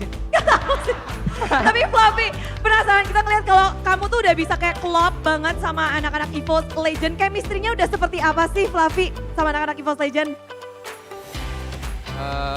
Chemistry-nya udah gede banget. Udah kekeluargaan. Gimana? Coba kasih tahu dong, gimana cara nge-build-nya? Angkringan tiap hari. Angkringan setiap hari? Ya. Makan bareng terus? Sama teh tarik. Oh, sama teh tarik. Makanan favorit ya? Jadi kuncinya untuk makan bareng, minum bareng, semuanya dilakukan bersama. Dan kalian kan sebenarnya juga punya banyak, ada berapa player dari EVOS Legend, ada juga dari sub sekalian. Dan apakah ini akan menjadi starting lineup yang terus kita lihat atau akan ada perubahan nih untuk EVOS Legend? Gak tahu, tanya Mas Aji aja. Oh enggak Bang Agi. Oke gitu, jadi kalau tergantung coach aja. Tapi dari player ada di set sesuatu nggak sih misalnya, oke kalau kalian perform di stream, kalian main. Kalau enggak gitu. Gak ada sih, ngelakuin yang terbaik aja biar bisa main terus. Ngelakuin yang terbaik untuk bisa main terus. Dan kita juga lihat yang bermain tuh gak cuma EVOS Legend hari ini, tapi EVOS Icon juga sedang bertanding di Busan di World Cyber Game 2023 di babak Grand Final melawan Eco Proud. Wow, international event dan mereka sedang berjuang pula jauh sekali di sana dari EVOS Legend. Adakah yang ingin disampaikan? Mereka lagi lihat nih, kayaknya lagi di sela-sela break mereka. Semangat aja buat nyari gelar dunia baru lagi. Wih, mencari gelar dunia baru lagi. Tips dong, tips biar dapat gelar juara. Gak tahu. Gak tahu. Tapi bisa dong Tas ajakin semuanya juga untuk mendukung EVOS Icon dan kalian pula. Ajakan buat EVOS fans ngedukung EVOS Icon yang lagi berjuang. Buat EVOS fans tetap dukung kita dan EVOS Icon di yang lagi bertanding. Mereka lagi berjuang buat negara kita yang tercinta Indonesia lah. Amin. Dan satu lagi, kita melihat lawan kalian, Alter Ego, sayang sekali mereka masih ada berada di pucuk bawah. Alter Ego, ada gak sih kalian mungkin masukan atau mungkin sebuah pesan-pesan yang bisa kalian berikan kepada Alter Ego untuk bisa beranjak dari papan 9? Nggak tahu sih, kita pernahnya dari atas ke bawah soalnya. Dari atas ke bawah. Kalau dari bawah ke atas ada yang mungkin bisa kasih tips atau masukan sesuatu? Mainin REKT. Mainin REKT. Dreams, tadi kamu nyangkanya bakal ketemu REKT atau bakal ketemu Rasi? Bakalan nemu RRKT sih. Dan kamu berharapnya ketemu REKT? Ya. Mungkin apa yang ingin kamu harapkan ketika REKT bermain nih? Nggak tahu. Leg 2 mau ketemu nggak? Leg 2 kah? Insya Allah kalau main. Mau ada salam-salam buat REKT? Salam-salam dong buat REKT. Gak ada. Gak ada? Tas salamin dong, wakilin Dream. Live membership Gus. Live membership, oke. Sekali lagi yuk kita kasih tepuk tangan untuk EVOS Legend. Menutup minggu yang kedua dengan 2-0. Jadi kita akan mencari tahu seperti apa peningkatan dari EVOS Legend di match kali ini kepada para caster. Monggo.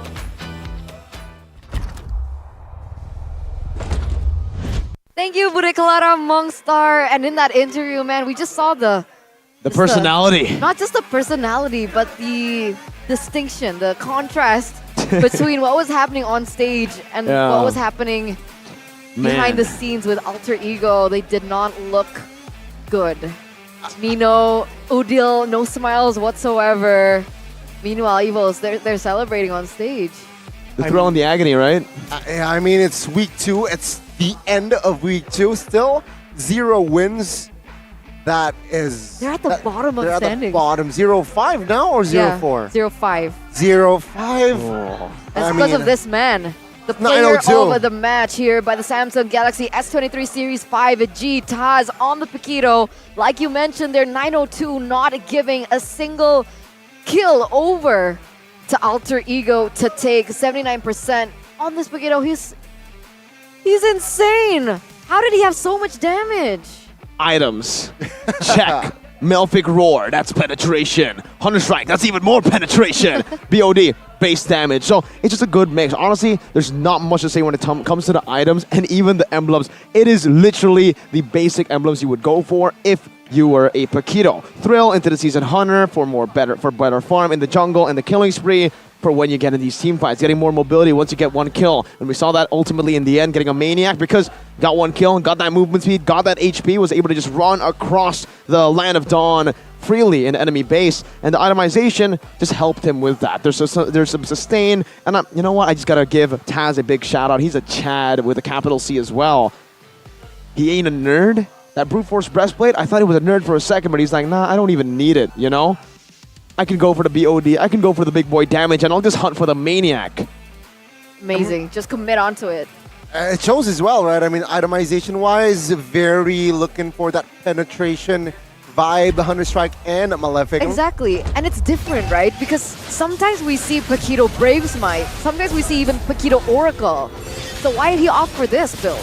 Well, because he is a selfish jungler in the best way possible, because that's what you need to be when you're an assassin. If you are an assassin, you need to be selfish. You need to put your needs above the team. And you can see here, always just looking for these last hits that ultimately give him so much more pressure and leaving when he's low. He doesn't care if his team dies. As long as he gets out, he can carry the game. And it's happened all throughout this team fight. This is that one moment where Sully Boy was able to steal it out because Taz was still in that silent state of after losing to Cole Alter. Here was one of the... This was really impressive for me. Taz, the way he took and tackled that team fight was not the Taz we know, not the selfish Taz. That was the selfless Taz. He went in first, he sustained with that first skill, and now, just look at Taz. He has his eyes on the board. He knows when to go in. He knows that even if Brands dies, it's fine. I got Taz. All Brands needs to do is give him a massage, just like he said in the interview. And Taz can carry the game. Even here, look, he's all the way in the back. He just waits for the right opening. He does not care because he knows how to carry, when to deal damage. And when he goes in, it's always calculated. So far away from everyone. And then he gets a Maniac. Beautifully done by Taz. The weaving, right? The in and outs of this Naisu Paquito. special, bob and weave. Bob and weave, that's the word. Bob and weave. Man, he mastered that at the final second. Okay, maybe throughout, but that final second was where it really just was highlighted, was really exposed, especially with that Maniac pickup as well. We've had a lot of Maniacs. Highs again. Highs got a Savage, that one. Technically, okay, so three Maniacs and one Savage. Savage, 3 Maniacs. If you count the Maniac right before the Savage, then 3. But if you count just the Maniac, then 2. No, no. Then we don't. So 2 and 1. So 2 and 1. Didn't Super Ken, no? Oh, it wasn't. That was SPS, I think. Oh, that was SPS. Super Ken. Super Ken. Can't believe he's playing after this. He's just Ken. Anywhere else, he'd be a 10. Okay. Let's see. I need to call a fella and just like double check. What point do I give that? 6, 8? 4.5. 4.5. Okay, let's go with Out 4.5. of 5, that's great. What are the keys to success here for Evos? Well, ensuring Sally Boy's assassin jungler isn't effective in 2 games. You know, there's one little keys to victory that I did not mention, and it ended up being true. Give Sully Boy the assassin junglers. That was literally in the last part of the keys of victory for EVOS Legends, and that worked out. Give him the assassin junglers. Let him play the assassin junglers. Hellkurt, Ling, it has happened twice now, and looking at the other one, Discipline in prolonging team fights until EVOS reaches their power spike. Here in game number 2, we didn't really see that, the passive EVOS Legends, that much because their power spike hit early. They had early game heroes, and they were able to catch that early on. And because of the skins, right? Collector Paquito. Exactly. I love the skins that they were able to use, and I bet it just boosted their confidence to a different level. And you guys can as well, especially if you purchase a game vouchers and top up with a Blee because you guys get a chance for a 10% cashback. It's more than just 9. more value, exactly. Value. Scan the QR code down below, Mirko. I can't see it. It's there. On the screen. It's on the screen. It's on the screen. It's not literally in front of you. I'm sorry. I'm a literal man. Okay, it's fine. But ladies and gentlemen, we are gonna head to a break before we go into the next match. It's gonna be Mirko's team going against Arashi's team, RRQ and Bigatron. Let's see who ends up number 1 in the standings after this short break. Me, Eterna, Goni, we'll see you after. And Mirko, we'll see you after. Stay tuned.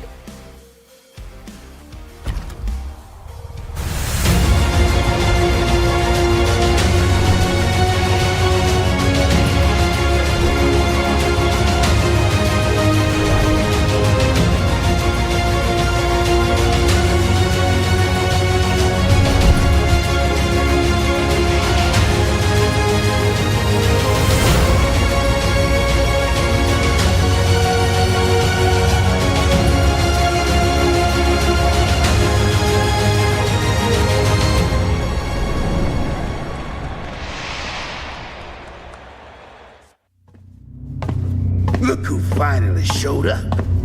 Unload your weapon and return the goods. And if you ask nicely, I just might let it go.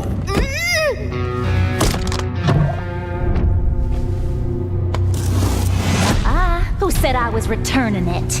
You little... We had a deal! I just came here to test my new toys. They ain't even loaded.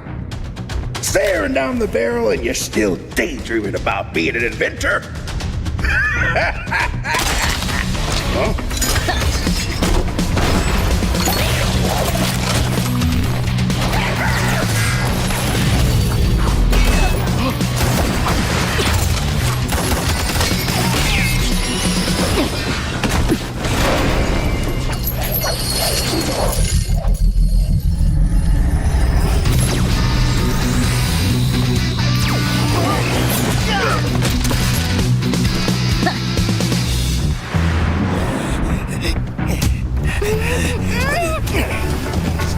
Or she gets it, then you'll have to answer to Eruditio.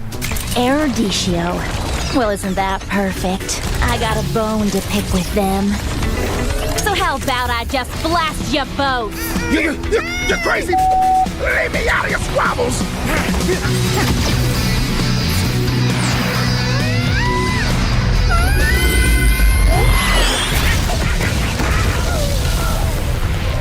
That was dirty!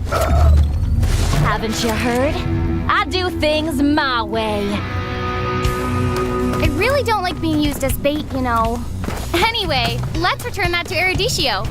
Oh, I have something special in store for them down the road. So I'll take this as payment.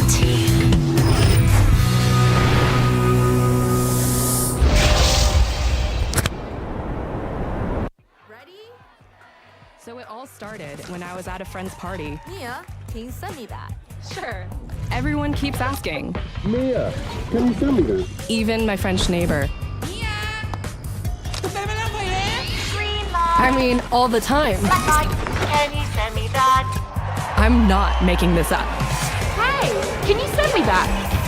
Everyone. Sure. Samsung Galaxy S23 Series 5G. Get it now.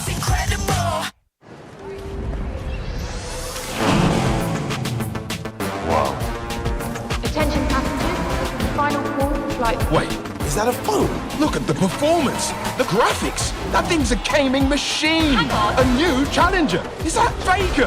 That man's a gaming legend. Everyone, fasten your seatbelts. And here we go! Samsung Galaxy S23 Series 5G. Get it now. Tahu nggak, Awesome Generation itu punya rule sendiri, kayak aku.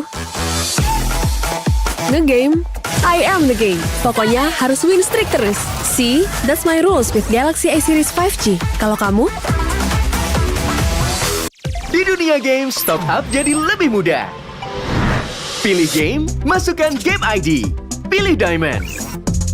Masukkan kode promo, dan pilih metode pembayaran. Masukkan kode OTP dan konfirmasi pembelian. Selamat, kamu dapat tambahan kuota. Kumpulkan DG Point setiap top up. Tukar dengan merchandise dan voucher game menarik. Nikmati juga promo setiap harinya.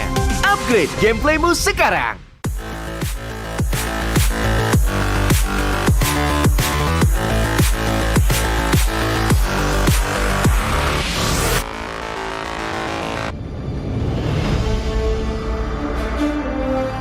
In the previous guide, we learned the basics of the new emblem system. This time, we'll take a closer look at the core talents from the Mage, Assassin, Marksman, and Support emblems. Core talent unlocked with the Mage emblem. By upgrading the Mage emblem, you can unlock Lethal Ignition. The new Lethal Ignition now deals adaptive damage, making it a great option for any hero with heavy-hitting combos. With the change to adaptive damage, heroes with high physical damage can now use this talent to enhance their damage, such as Saber and Natalia. Saber's first skill and ultimate combo can easily trigger the effect from Lethal Ignition, dealing much more damage to enemy heroes. Core talent unlocked with the Assassin emblem. By upgrading the Assassin emblem, you can unlock Killing Spree. Now that the talent is no longer reserved for the Assassin emblem, it becomes a good choice for any hero who can perform chain kills. Heroes with magic damage like Karina and Julian can now take this talent as well. Karina's ultimate resets after she kills an enemy hero. When equipped with Killing Spree, she will recover HP from each kill, allowing her to stay healthy and go after more kills. Core talent unlocked with the Marksman emblem. By upgrading the Marksman emblem, you can unlock Weakness Finder. The new Weakness Finder talent is no longer reserved for ranged heroes. It works well for heroes with high attack speed, as it can improve their laning and slowing abilities. A hero like Minzathar can take Weakness Finder because his second skill increases the attack speed of his basic attacks. When combined with equipment that can provide more attack speed, he can reliably trigger the slow effect to prevent enemies from escaping. Core talent unlocked with the Support emblem. By upgrading the Support emblem, you can unlock Focusing Mark. The Focusing Mark talent works the same as before. It allows support heroes to increase the damage their teammates can deal to the target enemy. Taj's ultimate can be used to drag key enemies to his team. When equipped with Focusing Mark, the ultimate will also increase the damage the target takes, allowing Taj's team to quickly burst down the helpless target. Choose the core talent based on the strengths of each hero to maximize their effectiveness. We look forward to seeing players discover new ways to play their favorite heroes on their way to becoming a legend.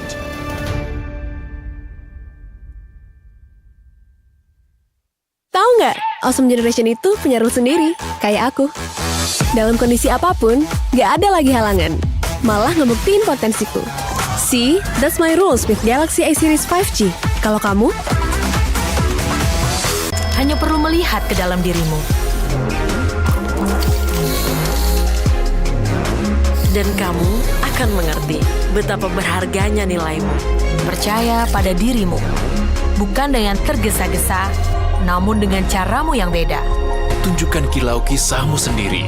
Dan ciptakan emas dalam setiap karyamu. Trust in gold.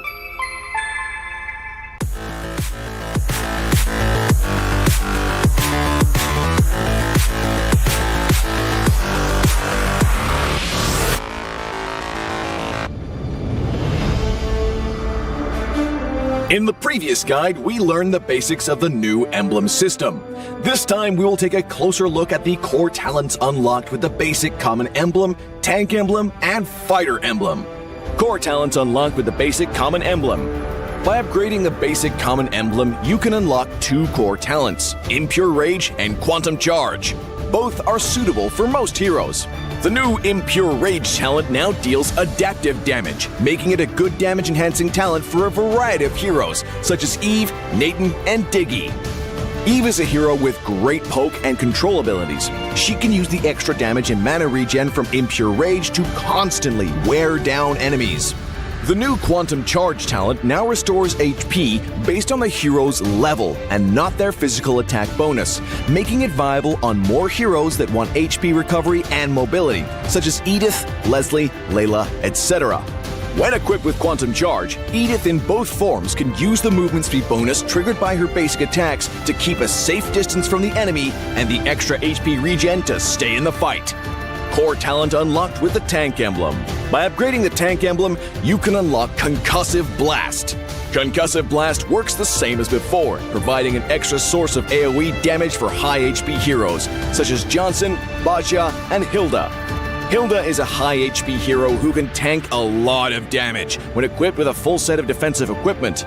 The Concussive Blast talent will not only enhance her survivability, but also boost her damage. Core talent unlocked with the Fighter emblem. By upgrading the Fighter emblem, you can unlock Brave Smite. Brave Smite is no longer triggered by inflicting CCs. It now takes effect upon dealing skill damage and is suitable for most fighters and tanks that need more HP regen. Ruby, Lapu Lapu, Tigreal, and similar heroes can choose this talent. Ruby can trigger Brave Smite repeatedly by casting skills, and with her own regen abilities, she'll have even greater durability in teamfights. Choose the core talent based on the strengths of each hero to maximize their effectiveness. We look forward to seeing players discover new ways to play their favorite heroes on their way to becoming a legend.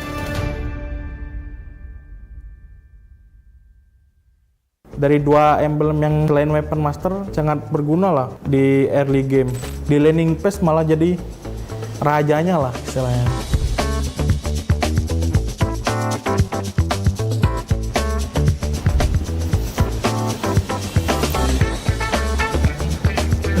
Kok kedap-kedip lampu? Oke. Halo, gua Kadera. Selamat datang di Project Next. Butuh tutor main God Lane setelah update patch emblem. Nggak akan ada yang lebih bagus dari episode ini, karena gue akan bahas dua hal penting dari patch ini untuk para God Laner. Yang pertama, kombinasi-kombinasi terbaik talent utama untuk God Laner. Dan hero God Laner apa yang akan meta di patch kali ini. Nah, sekarang kita coba ke kombinasi pertama ya. Di sini gue pakai hero Beatrix. Rekomendasi dari gue yaitu yang pertama pakai Rapture, terus yang kedua Weapon Master, dan yang terakhir Weakness Finder. Oke, itu jadi kita langsung coba di in-game nya. Kan tadi kan pilihan emblem kita ada Rapture sama Weakness Finder. Nah, kalian nggak usah takut buat apa ya, ngepok gitu, karena kalau kita ngehit musuh nih, mereka dapat slow sama mereka nggak bisa ngepok balik gitu. Jadi kayak kalian di lane nggak bakal sering kepok. Terus yang Weapon Master itu kan nunggu dari item kan. Jadi dari dua emblem yang selain Weapon Master sangat berguna lah di early game buat survive. Nah gitu guys, kita coba ke kombinasi talent yang berikutnya ya. Di sini gue pakai hero 1-1. Rekomendasi dari gue yang pertama Swift, terus yang kedua Bergen Hunter, terus yang ketiga Weakness Finder. Oke, jadi emblem yang pertama kita kan ambil Swift kan tadi. Nah, di awal kita kayak udah berasa ada item tambahan satu, kayak knife nih, kan nambah 10% attack speed kan. Tapi tanpa kita harus beli knife-nya langsung, kita udah berasa kayak attack speed kita lumayan berasa lah gitu. Terus lagi buat 1-1 ya, dengan adanya Weakness Finder, kalian malah jadi lebih gampang kebuka. Nah, setiap kalian ngelempar skill 1 terus di combo sama pasif Weakness Finder, musuhnya kayak nggak bisa lari, kena slow, terus kena 3 kali stuck skill satunya, dia bisa nge-stun. Jadi kemungkinan otomatis terbukanya lebih besar gitu. Bergen Hunter karena kita bisa jadi lebih cepet jadiin item kita. Swift Crossbow di wave 2 mungkin udah bisa kebeli ya, karena ada emblem yang ini. Jadi kayak kalian di laning phase malah jadi rajanya lah istilahnya. Oke, next kita coba ke kombinasi talent yang terakhir ya. Di sini kita pakai God Lane bertipe Magic, yaitu Harit. Kalian bisa ngambil yang Inspire. Terus yang selanjutnya Bergen Hunter. Terus yang terakhir Impure Rage. Kita udah di in-game nih. Yang pertama kan Inspire yang ngebantu kalian nambah cooldown reduction. Jadi kalau sudah semisal kalian max emblem, terus kalian nambahin Inspire itu, kalian nggak perlu butuh yang namanya cooldown reduction lagi di item kalian. Jadi kayak beliin aja item yang paling mahal, Blood Wings contohnya, kayak gitu. Kita jelasin lagi di Impure Rage. Semisal nih kalian pakai Magic side lane, itu pasti kemungkinan jungler kalian assassin. Masa kalian mau egois, blue buff-nya diambil, gak mau dikasih ke jungler assassin kan? Gak mungkin kan? Nah, di Impure Rage ini kalian ngeakalin mana kalian. Di Imperial kalian bakal nerima balik 2% mana ya max kalian. Kayak contoh, gue pakai skill nih, terus ngehit atau nggak ngehit, pokoknya pakai skill bisa ngebalikin 2% max mana kalian. Tapi ada cooldown 5 detik. Ayo coba update Project Next hari ini ya. Tapi kalau menurut lo tips dari gua kurang relevan karena lo pemain role lain, tenang aja. Karena di next episode-nya akan dibahas mengenai kombinasi talent dan hero-hero meta di role lain. Dan jangan lupa share videonya ya. Gua Kadera, sampai jumpa di Land of Dawn.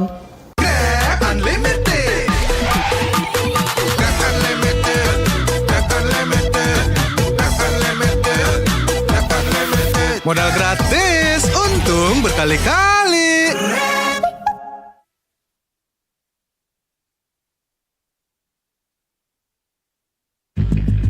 nya kemana? 12-nya ada di Blibli 12 tahun anniversary.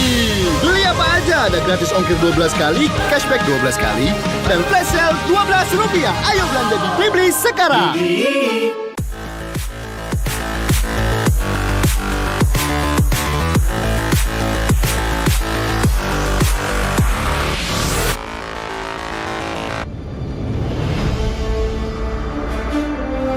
When upgrading your emblems, you will unlock talents at specific levels.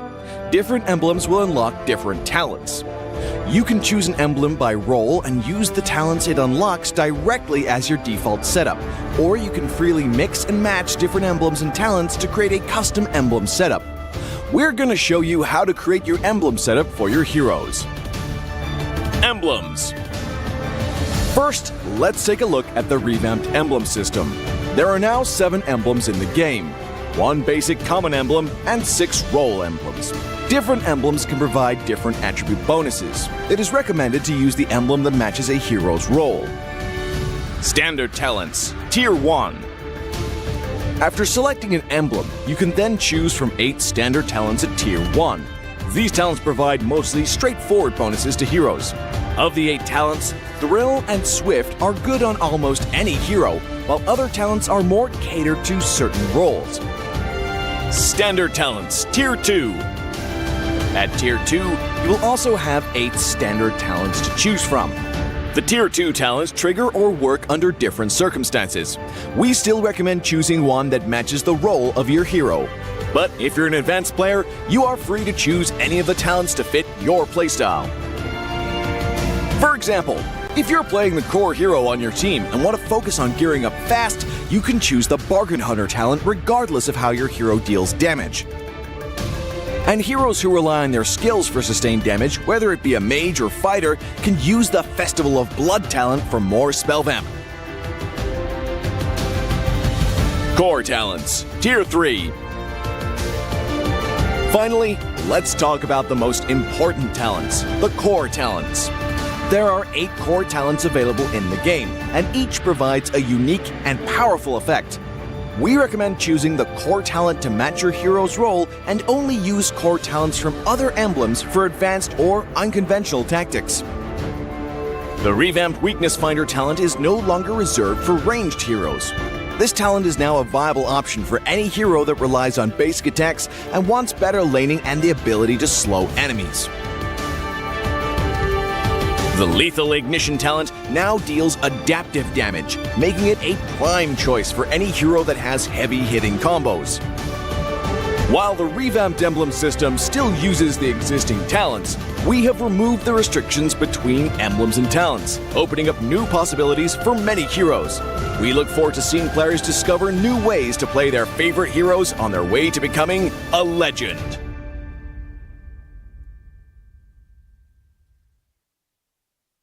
Menurut gua sih update enemy ini sangat membantu kita para fighter ya. Karena kita bisa lebih fleksibel dalam pemilihan hero nantinya. Coy bisa langganan sini di band.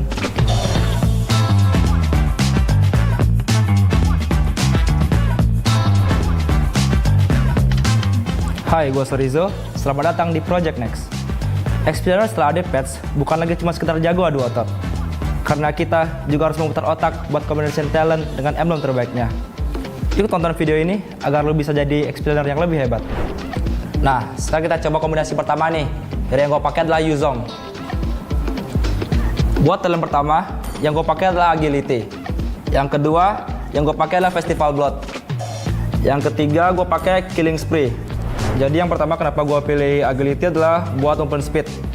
Menurut gue Yuzong ini sangat butuh movement speed guys, karena ketika lu mengejar musuh, kayak speed lu lebih kenceng gitu lah dibanding mereka.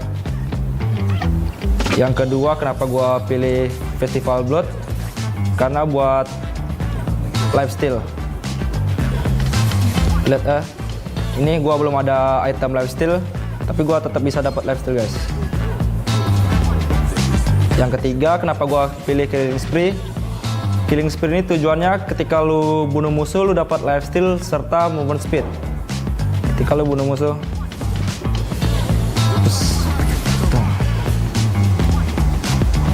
efeknya keras banget guys. Dan kenapa gua seneng banget, karena yang dulunya gua di Factor cuma bisa Festival Blood, sekarang udah bisa pakai Killing Spree juga guys yang di Assassin. Jadi kayak lu bisa combine gitu. Nah gitu guys. Sekarang kita coba kombinasi talent berikutnya ya. Hero yang gua pakai adalah Joy. Buat talent pertama, yang gua pakai adalah Rupture. Yang kedua, gue pakai Bargain Hunter. Yang ketiga adalah Killing Spree. Nah, sekarang kita bakal coba langsung ke in-game-nya ya guys. Buat talent pertama, kenapa gue pakai Rupture? Ini sangat bagus banget guys, karena damage lu 5%, penetration lu bakal sakit buat ke musuh. Contohnya, lebih sakit guys, dibanding lu nggak pakai, ini lebih sakit. Dan yang kedua, gue pakai Bargain Hunter. Fungsi dari Bargain Hunter ini adalah ketika lu harga item lu bakal jadi lebih murah guys, dari yang harga 100% lu beli di harga 95%. Contohnya ini ya, Genius One ini harga aslinya adalah 2000 jadi 1900 guys.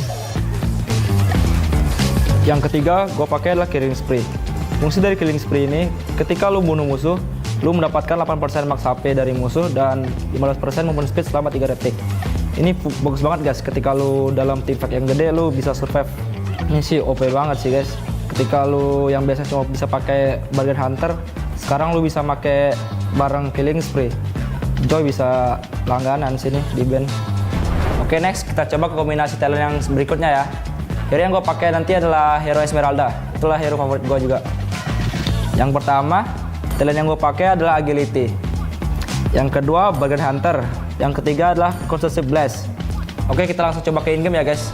Yang pertama, talent Agility. Kenapa gue pakai Agility? Fungsinya tuh menambahkan 5% movement speed guys. Jadi ketika lu ngezoning atau nge-cover teman lu itu sangat bagus guys. Lebih kenceng lah jalan lu. Dan dikomboin dengan skill 1 Esmeralda, lu lebih cepet lah buat lu kemana-mana gitu move lu. Yang kedua, kenapa gue pakai Bargain Hunter? Esmeralda ini early-nya membutuhkan item yang lebih cepat guys. Jadi gue pakai Bargain Hunter biar lu bisa beli item lebih murah lah di awal. Yang ketiga, kenapa gue pakai Consumptive Blast? Ini ketika lu basic attack ada kayak efek ledakan gitu yang mengandung magic damage. Jadi ketika lu clear wave jauh lebih cepat dibanding yang lain guys. Contohnya kayak gini. Nih, tuh. Lebih cepat guys jadinya. Dengan ada stats baru ini gue makin suka sih main Esmeralda. Nah, dari 3 kombinasi itu, kalau yang paling cocok ke gameplay gue sih Esmeralda ya, dengan talent Agility, Bargain Hunter, dan Consumptive Blast. Nah, menurut gue sih update enemy ini sangat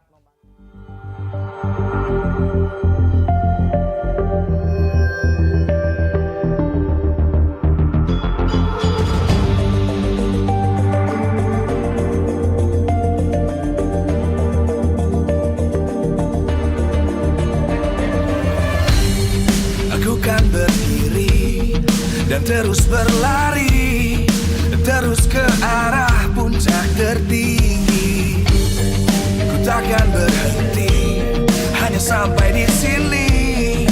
Kemenangan abadi menanti. You know we won't miss if we unite our focus. And if you haven't noticed, we all nyalakan apimu, hadapi semua tantangan, hadang semua serangan, jatuh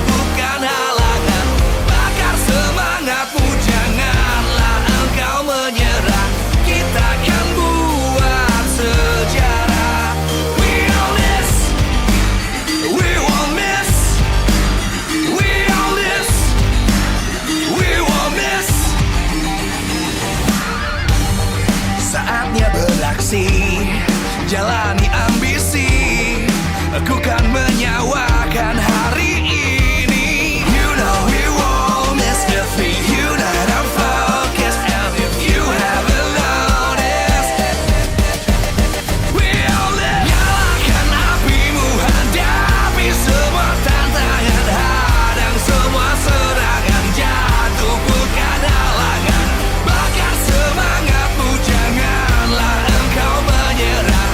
Kita akan buat sejarah. We all this, we won't miss. We all this, we won't miss. We all this.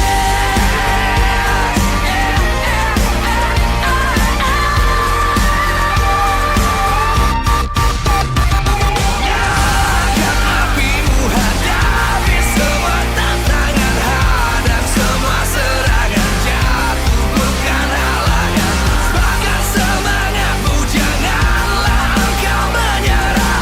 Kita akan buat sejarah. We all this.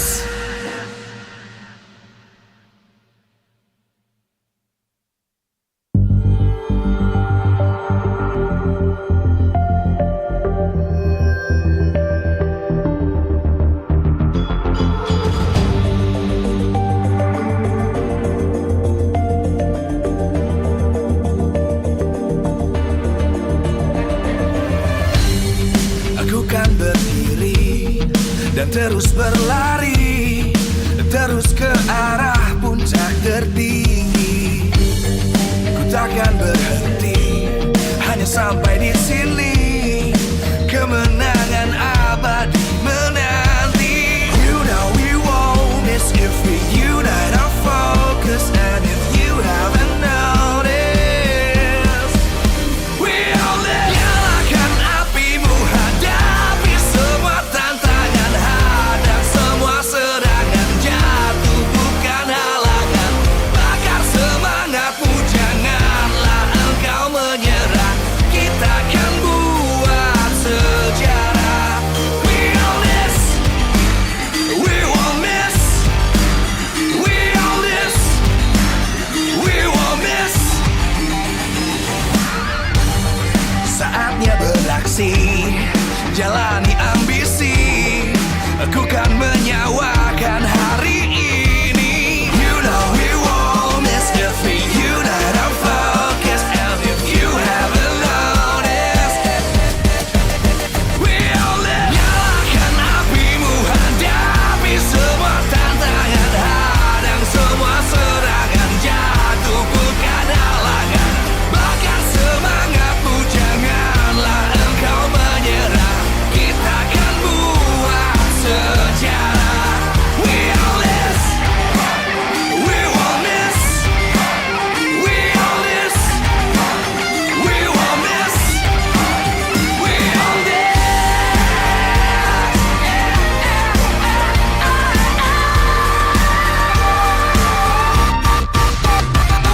Nyalakan apimu, hadapi semua tantangan, hadang semua serangan, jatuhkan halangan, bakar semangatmu, janganlah engkau menyerah. Kita akan buat sejarah. We all this.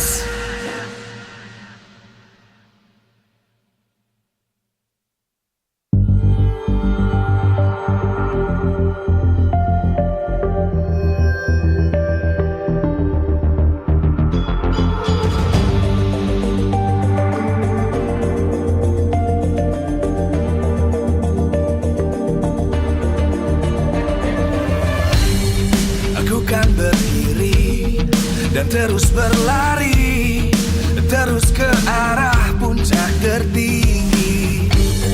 Ku takkan berhenti, hanya sampai di sini. Kemenangan abadi menanti. You know we won't miss if we unite our focus. And if you haven't noticed, we all live. Nyalakan apimu, hadapi semua tantangan, hadang semua serangan, jatuhkan halangan, bakar semangatmu, janganlah engkau menyerah.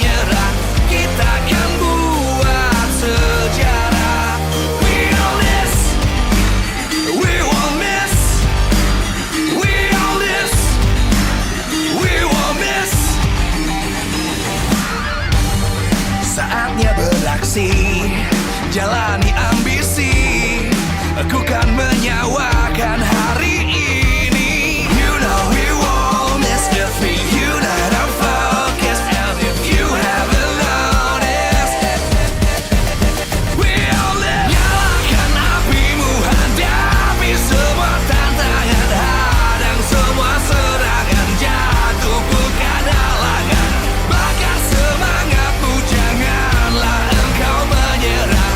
Kita akan buat sejarah.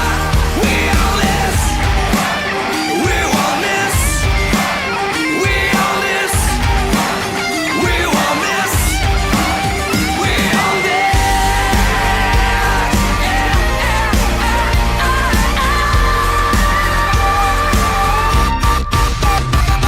Nyalakan apimu, hadapi semua tantangan, hadang semua serangan, jatuh bukan halangan. Bakar semangatmu, janganlah engkau menyerah. Kita akan buat sejarah. We all this.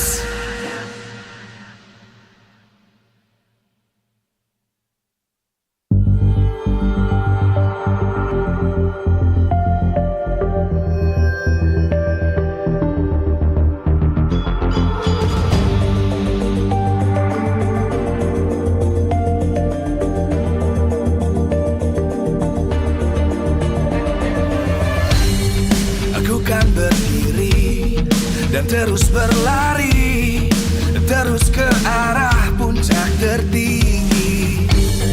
Ku takkan berhenti, hanya sampai di sini.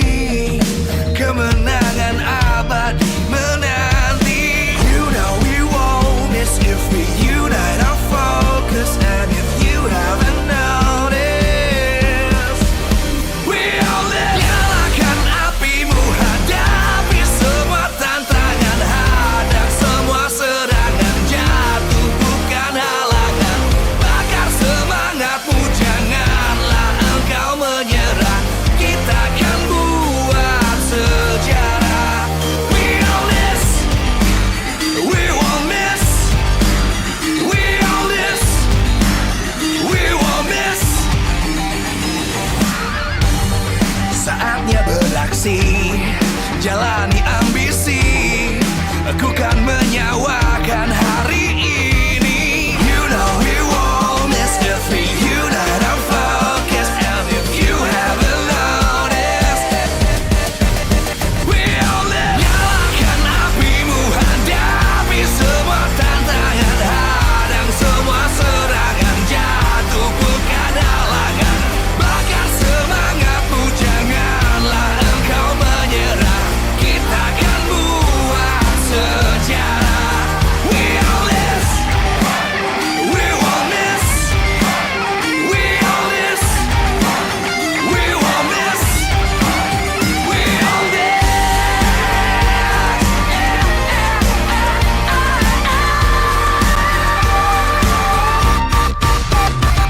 Nyalakan apimu, hadapi semua tantangan, hadang semua serangan, jatuh bukan halangan.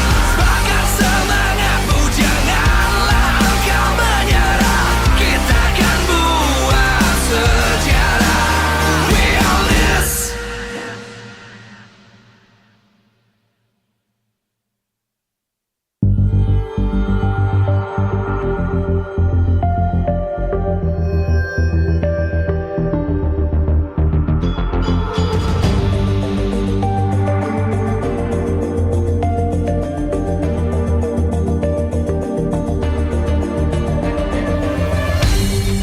Aku kan berdiri dan terus berlari, terus ke arah puncak tertinggi.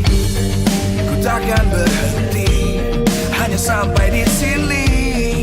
Kemenangan abadi menanti. You know we won't miss if we unite our focus. And if you haven't noticed, we all live. Nyalakan apimu, hadapi semua tantangan, hadang semua serangan, jatuh bukan halangan. Bakar semangatmu, jangan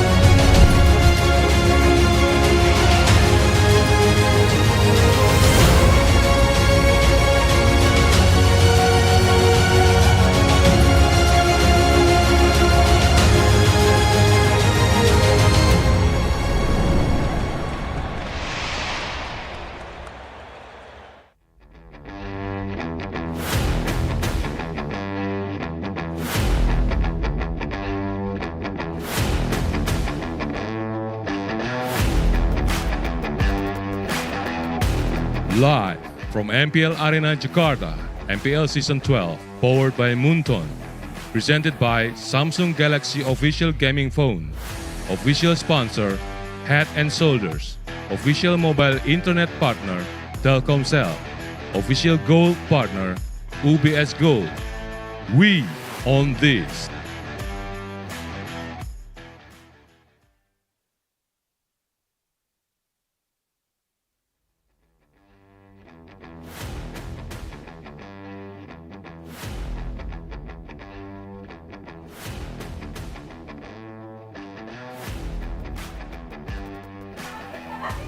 A lot of questions to be answered today, ladies and gentlemen. Will the red robots continue to be the laboratory rats of the kings of kings? And whose win streak will fall first? It's gonna be an interesting closing match here between RRQ as a Bigatron Alpha as both of the teams head into the venue. Man, it's gonna be another interesting match indeed. Remember, RRQ, they just got a dub in their classic derby yesterday. Will they be able to bring that momentum today? Going up against your team, Mirko, Big A-Tron. Well, looking at their performances so far, both Bigatron Alpha and RRQ have absolutely been tearing it apart here in MPL Indonesia. Bigatron Alpha's systematic playstyle with a lot of experimental picks, and RRQ's very formulaic yet stable playstyle that they will try to utilize to take down the Red Terminators. But looking at Bigatron Alpha, we'll have to see which lineup they decide to deploy first. Because for RRQ so far, we haven't seen any rotations in their lineup. It's still their best five with Naomi and Skylar. No Chipoy, no Zin. What if Zin plays today? What if Chipu plays today? What if Moreno plays today? Ooh. There's a lot of questions here for both of these teams as they do have certain lineups that they can definitely bring out here. But if they want to stay consistent, if they want to stay at number one on the standings, they definitely should bring out their best five. They should. They definitely should here. And man, it was an intense first match, but I can't wait for the second one. Me neither. Welcome, ladies and gentlemen, to MPL ID Season 12. And on the caster desk here, it's me, Eterna, alongside with Connie as well as Mirko, as we are going to be bringing you the last match here at week number 2. And of course, before we get into the details of the RRQ and the Bigatron Alpha match, we would like to thank our sponsors. MPL ID Season 12 is powered by Moonton, presented to you by the Samsung Galaxy Official Gaming Phone, our official sponsor, Head & Shoulders, our official mobile internet partner, Telkomsel, our official gold partner, UBS Gold.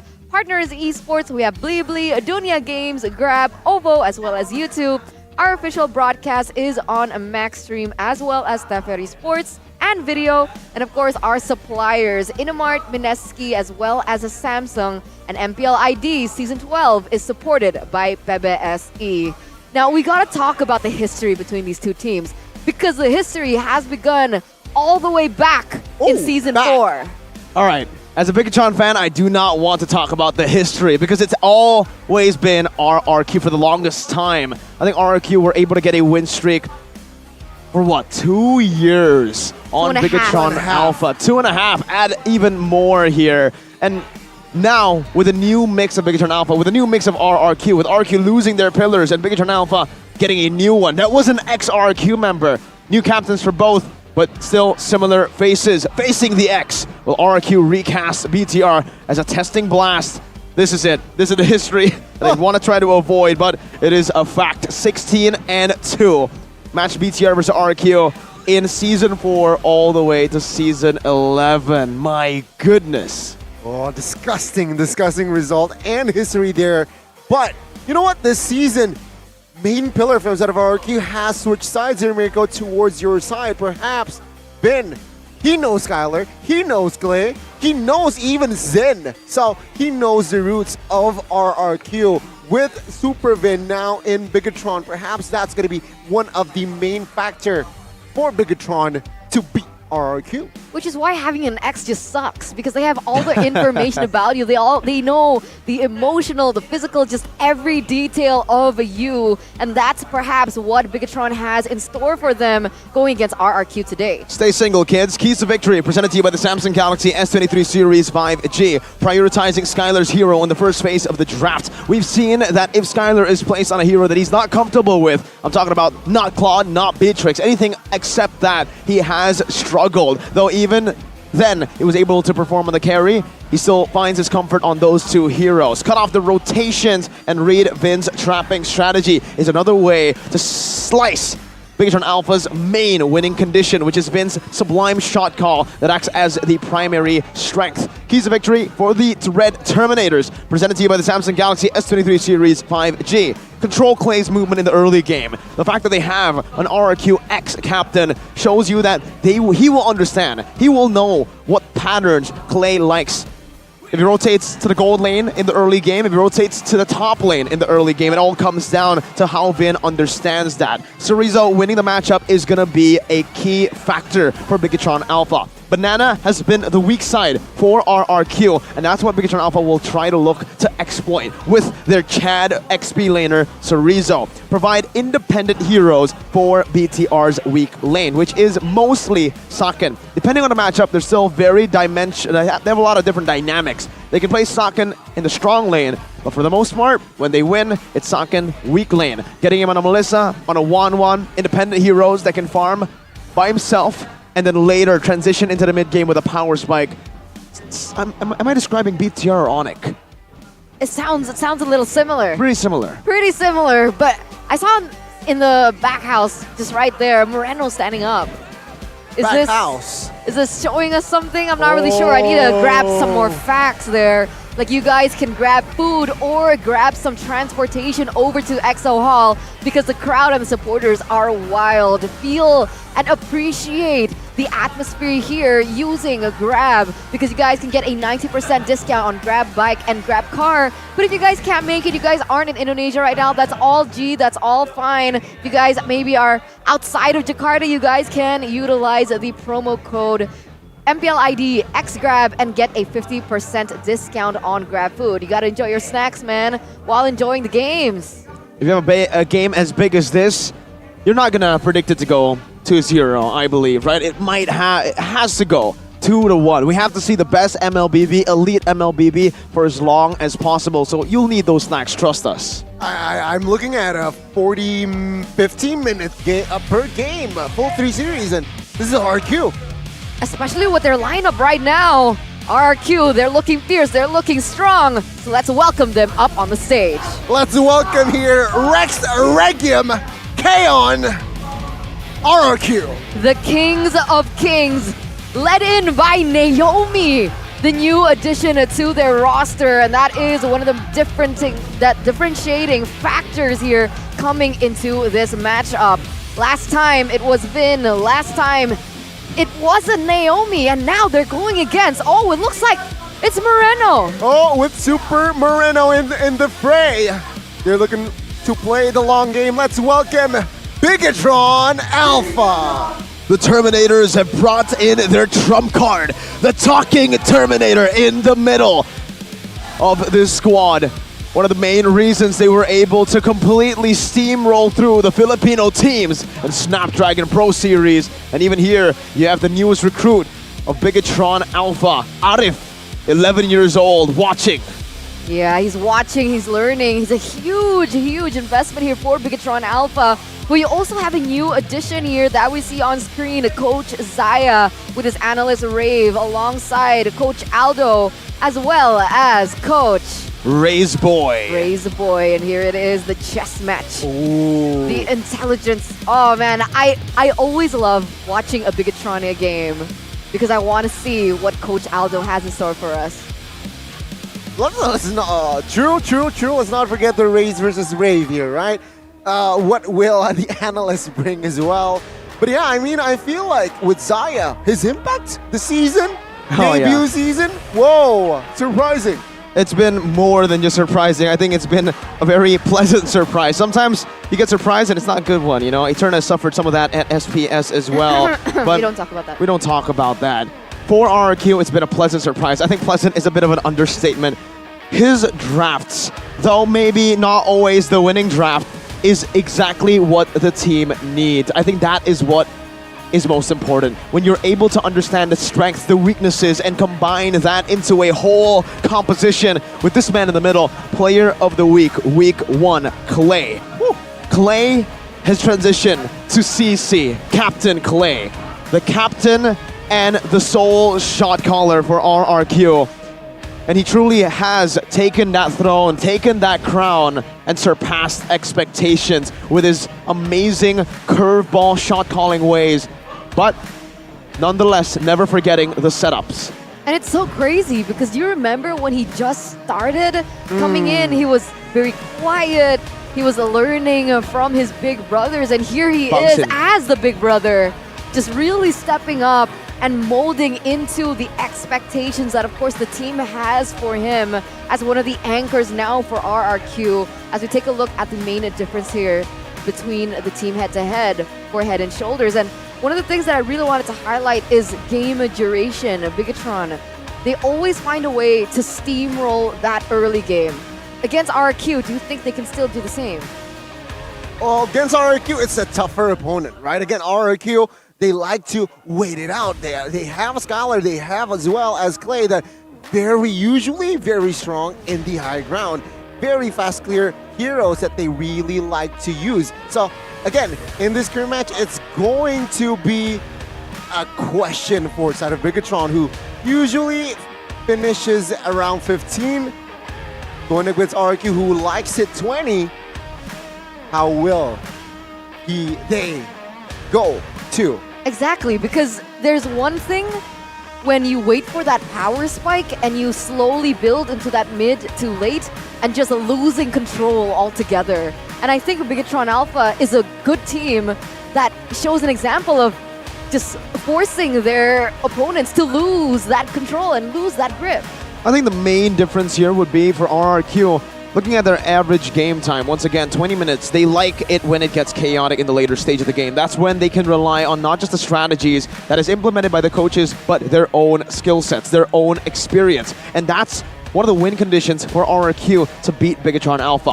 Bigatron Alpha, though they have veterans in their lineup like Vin, they have rookies all across, Super Ken, Saken, and Moreno. These three young players are not experienced. Going into the later stages of the game, they struggle. We've seen this against Onyx, and I think their early game is what covers that. They never truly get to the late game because of how well they play the early game. So for BTR, it's about forcing the early game. We saw that Evil's Legends were able to do that against RRQ, but were unable to finish. The Terminators, they're known for one thing, getting in quick and getting the job done fast. And with that, it requires a really good drafting phase here by Coach Aldo as we enter the drafting phase, ladies and gentlemen, for game number 1. Bigatron on the blue side, RQ on the red. Claude and Baxia going to be taken away from Fursic and Skylar respectively, and the Joy and the Fanny as well. So that flex potential, that respect over to Super Ken as well as Sorizo. Well, looking at the phases here, look at the bands here, the first phase, all respect, right? I mean, if we're talking about, you mentioned the Claude, Baxia again, yeah, it's just all respect. So Bigatron here, seeing the heroes that has been banned, what will they prio? Again, Valentina, though, for Moreno, is still open. It's the EVOS template. Claude, Baxia, Kadita. 3 games, 3 same bans from EVOS Legends yesterday in the Classic Derby up against RRQ. So they're trying to replicate what EVOS did, but maybe they think we can do it better. We're more disciplined. We can end the game before RRQ has a chance to take us to late game. So for RRQ, it's also exactly the same. Very similar to how they went up against EVOS Legends. It was Joy, Ling, and Fanny yesterday, but now it's Joy, Ling, Joy, Fanny, and Angela. So Ling will be up for grabs. And like you mentioned, I think Valentina is a bit too expensive to let go. Especially having a player like Moreno, you might want to take it first here. Yeah, he loves it. He loves it. And we've seen what he's able to do on it. That flexibility, that decision-making that he makes in different situations. But they actually go for the Paquito instead. Still flex. And the one thing that I noticed from the first phase bans is they're denying those heroes that give early game rotation and pressure, right? Baxia, Fanny's taken away, even the Kadita for that early game pickoff after level 4. So now with the Paquito who can steamroll, RRQ, how are they going to respond? Yves is still open, Valentina as well. Yeah, let's see here. Looking at the options from side of RRQ, a lot of options here. But Bigatron throwing a curveball. I love it. I love it. I think they really thought that they will pick up the Valentina. And there you go, RRQ. Again, saying no to the Valentina, picking up the Yves instead. And of course, they will secure and prioritize the hero for Skylar. Remember, the keys to victory for RRQ, prioritizing a hero for Skylar in the first pick. Not the first phase, first pick. You want to take it away, especially considering the Claude will always be banned out. But getting a prio pick for Cerezo is definitely value. Super Cerezo here with a comment. Our target is the M series, so we have to perform at our best. And that's why they've brought up the big guns, the Talking Terminator, on his signature pick, Valentina. For sure, for sure. Moreno gets his Valentina, and that's great. A really good start here for Bigatron. And usually when we see Bigatron's drafts, we always see that last pick flexed in for the EXP. So I don't expect that EXP lane pickup just yet.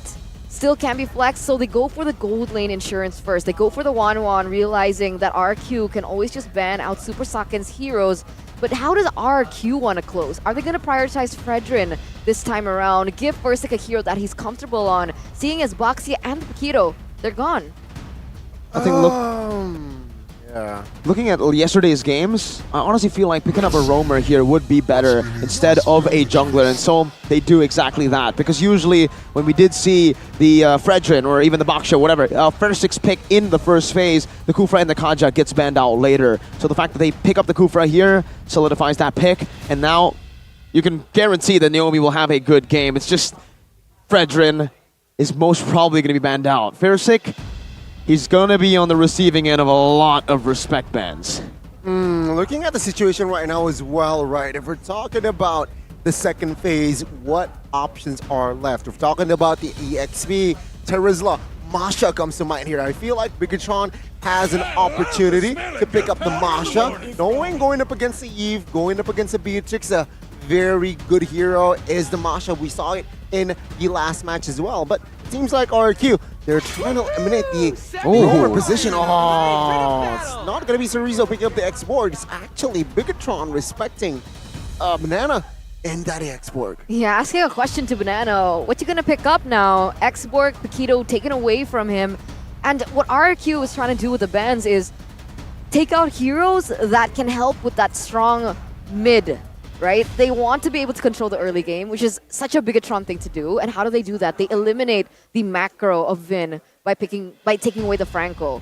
So what are they left with? Kaja. I think Kaja is definitely an option that Vin can utilize. Grok as well, no? I feel like Grok as well. And you know what I smell from side of Bigatron? Bigatron, they might pick up the Hellcurt pick here. It's tricky, it's very hard, but it's possible. Seeing that yeah, even Beatrix very weak in the back lines, but let's see. Faja will be banned out. So Grok is still up and available, and Uranus. What will happen here in second phase? I think all those trying to, like, this is scary. Looking at the way they're drafting right now, what are they planning into that jungle? With the Uranus and X-Borg ban, they basically said, you can pick whatever you want now, Fersik. You can pick the Fredrin. You can pick your comfort. Whatever it is, and it's most probably going to be that Fredrin. They need some more frontliners to provide support for the Beatrix and the Yves. Now for BTR, I'm more curious to see what they want to pick. Is it going to be the Alice and the Florin combination that we have seen before? Though risky here, they want to have to clump up, and in the real world manipulation, you can get punished hard. Remember that Alice does really well into this Beatrix, and as expected, Fredrin gets secured. Now it's all on BTR. Do they want to go for the risky Alice pick, or do they want to just go for, I don't know, see? I have a lot of heroes in my mind, but the Hellcurt stands out as well for me. Not in the good way, though, for BTR. In a bad way. Super Ken, notoriously 0% win rate on the, wow, Grok and Lolita. Is that what they're going for? Grok XP, Lolita Roam, jungle pack? It looks like it. Are they going to lock it in? Glue? Whoa. What are they going for? The glue would make sense. I think the glue was going to be good but with the glue and the grok, this is super flex up until the very end. You're not gonna know where it's gonna go until you actually see who swaps into it. Okay, but it seems like it's gonna be glue EXP, grok, Rome, right? Straightforward. Fredrin, here is the question. Is it EXP? Is it jungle? Last pick, looking at the situation right now.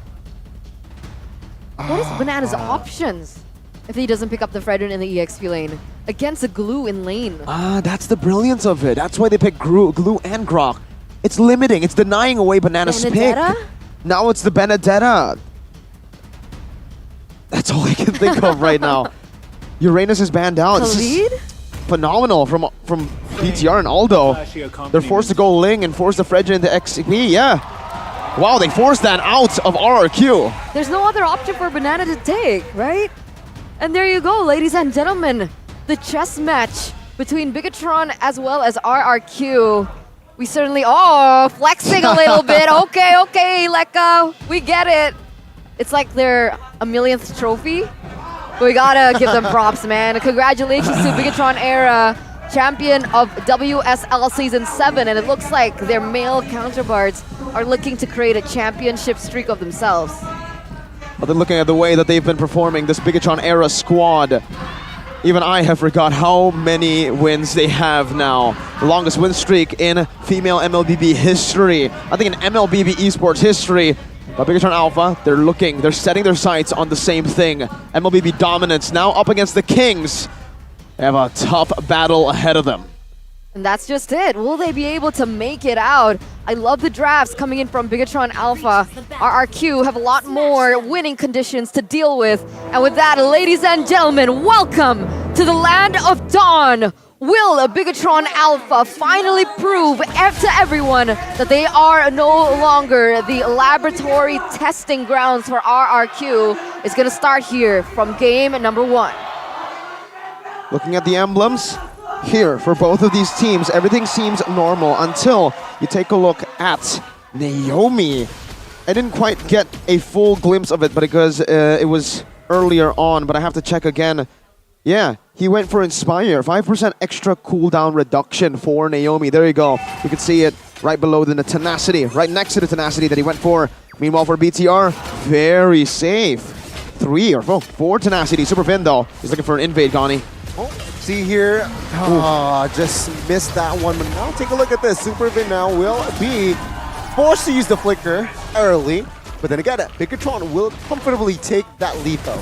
I think Bigatron understand Versik and Ling, right? The fact that the Ling can put pressure on each and every single lane, but not like that.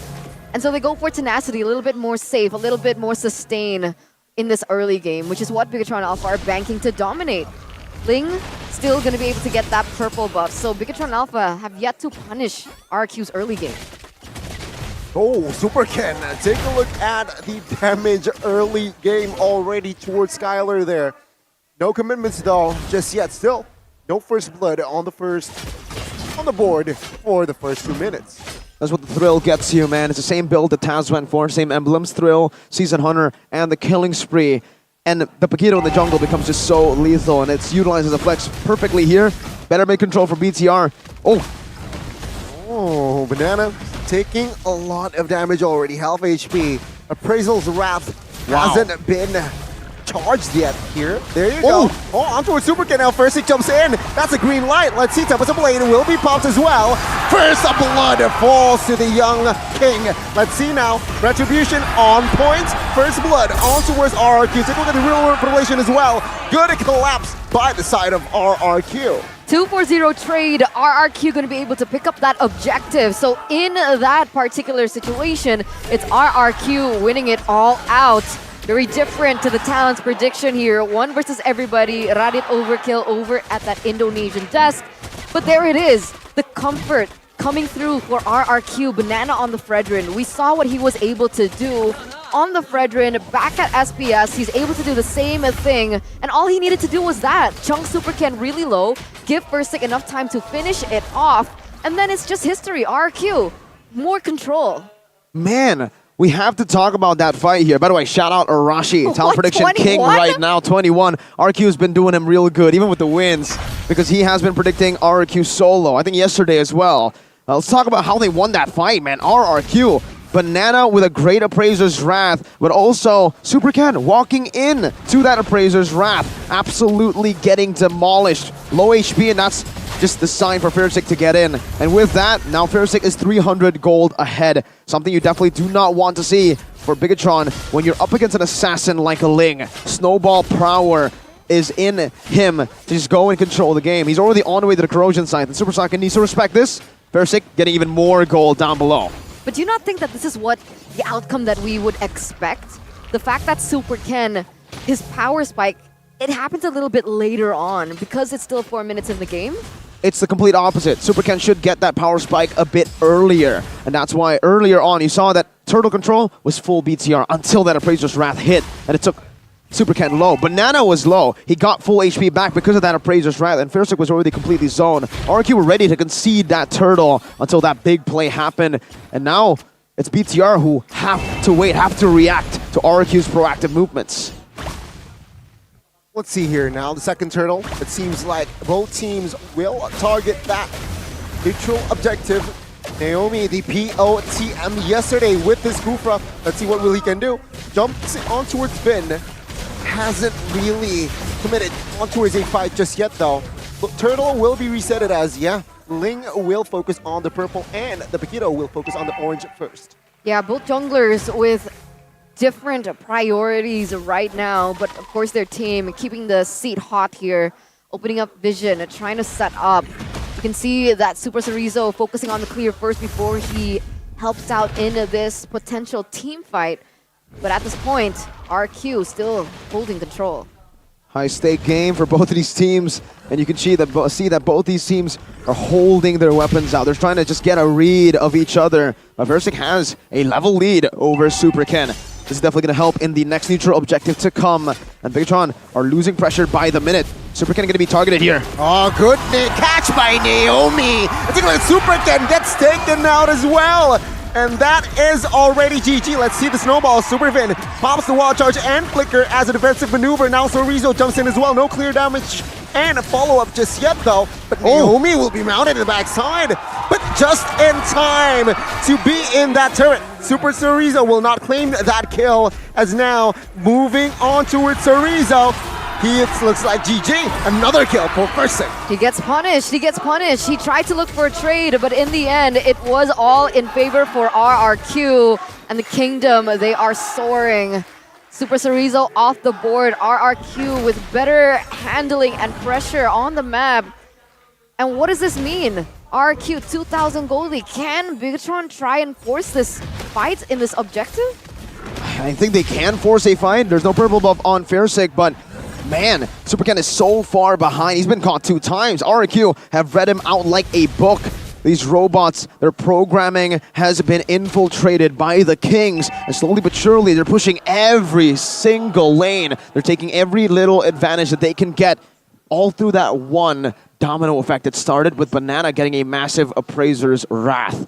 RQ, even yesterday, you can see that any small mistake gets punished. Brands made a small mistake in Game 3 on the Beatrix. The only mistake he made, 0 deaths until that point. But RQ was able to take control completely. I'm not used to it. I'm not used to seeing Super Ken behind a level of anyone. 0-2, right? Start. And that's why Well, I think RQ... Huh? We have seen that before. We have? With Against Onyx. Okay, Onyx. but that doesn't count. Okay. Okay. Onyx on a different wavelength Okay. at the moment. We have yet to see the contender against Onyx, but on Bigatron level and below and equal, right? It's crazy. We don't see that too often, and I feel like a lot of the rotations from Bigatron Alpha, it counts on the dominance that Super Ken is able to achieve for himself in terms of that level lead. The way that they have more of a say in these neutral objectives, even in these team fights, these pickoffs, and it's crazy to see that RQ have adapted so well to it. They see it and they punish it. Taking Super Ken down earlier on, it's crazy the impact that it has. And again, all because, well, not all because, one of the main factors why Super Ken was caught twice in that game was Naomi. He was also able to just position himself very well. And again, catching Super Ken off guard. And of course, with the help of the follow-up, was also just good and on point by the side of RRQ. But then again, Naomi's displaying a very splendid Kufra in this first game. Oh! To this point. They did it! Oh, it's official! Wow! Evo's icon, the champion of WCG or WCG 2023 over in Busan. Congratulations! Wow, Indo Pride. Indo Dub. MSC, SPS, now WCG. 3 tournaments in a row for Indonesia. I heard Echo loud. The MDL team was in the grand finals. There you go. I don't know what the score was, but last time I checked, it was 2-0 for Evo's icon. Best of 5? Maybe best of 7. Ooh. Maybe the audience can tell us. Enlighten if they us. know a little bit more about it. But could this be the start of something new? Oh, this One as well. thing for sure, an Indo team will win MPL ID. Oh, what's going on there? What's going on there? Is she looking for a medal? No, she's already holding it out, man. Again, I think everybody knew that this team would win WSL Season 7. There's no question There it as to is. why or how they would lose. I mean, this team has been on a roll. What? How many years? 3, 4 years now? The domination of Bigatron era in the female scene? I think so. Around that, right? The ladies scene, the ladies MLBB scene is red, man. And it's been red for so long. It was blue. Because For a while. Bigatron was Bellatron back in the day. Oh, it wasn't blue though. It They was were like blue. Cyan, turquoise, yeah. turquoise. But here so far for the last, 4 seasons, it's been yellow and orange in MPL Indo, Not RRQ last and season. Onyx. Last season it was Onyx. Yeah, but it wasn't orange last season. Well, yeah, I mean, but like the champions has always been yellow and orange so far in the last, That's true. 3, 4 seasons. Oh, we're finally going to get Going back in the game. Boom, bang, bada bing. Let's get into the land of dawn once again here. Whoa. Already something brewing up here by RRQ. Are they looking for a pick? Naomi, there you go. Oh, there you go. The catch and the coordination comes through. Supervin now will have to force to use the wild charge. No flicker in hand that time. So, yeah, the wild charge will do. That's already a wasted resource. There you go, a little win as well there. Fersic used the red tree, but Supercan was able to take the lethal. Very small win because Fersic is still ahead. And look at the turrets taken. RRQ were able to siege down bottom lane. Super Saiyan already forced to group up as early as the 7th minute. And Bananas here just opening it up. Oh, careful here. Will be able to escape for now. But then again, both teams here playing it rather carefully, especially if we're talking about Bigatron Alpha. For sure. Both of these teams, they want to stick to that win streak that they built for themselves so far at MPL ID Season 12. So you can definitely expect that they are playing towards that.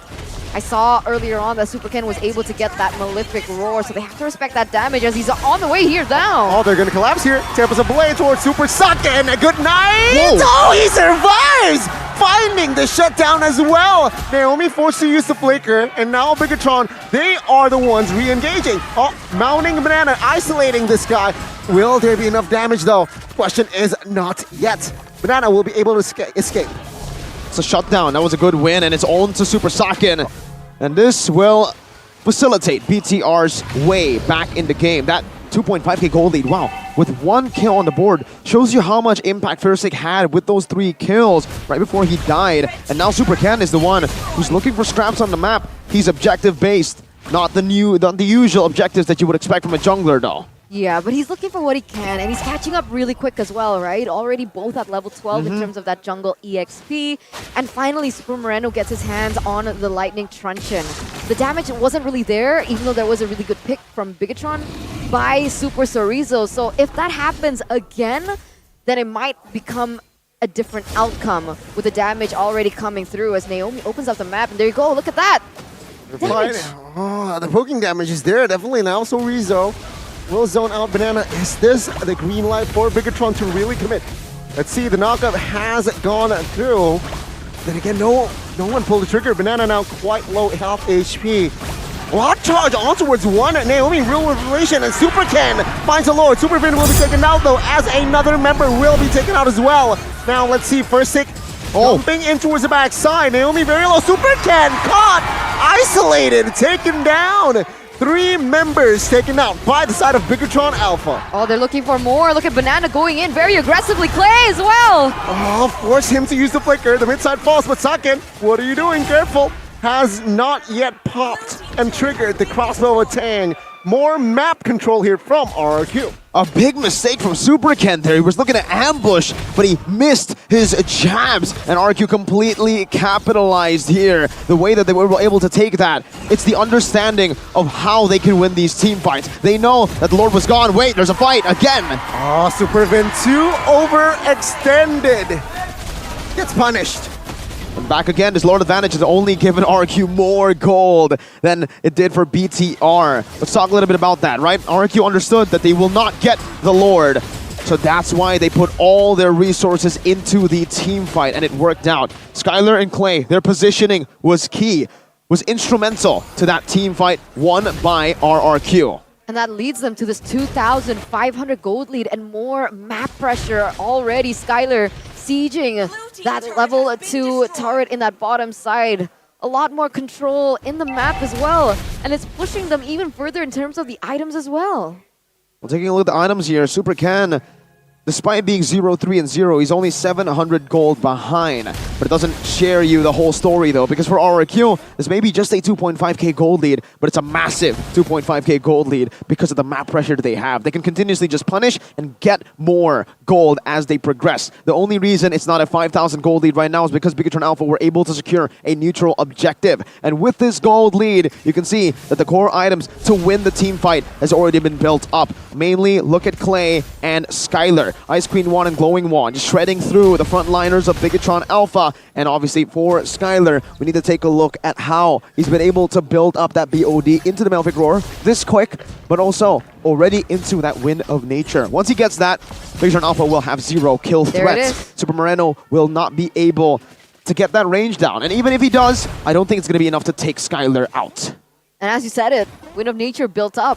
So a lot more pressure taken off his shoulders there in these team fights. As we take a look at the players' gold Versik, number 1 on the charts, as well as Skylar. Super Ken is catching up, but he's not quite there yet.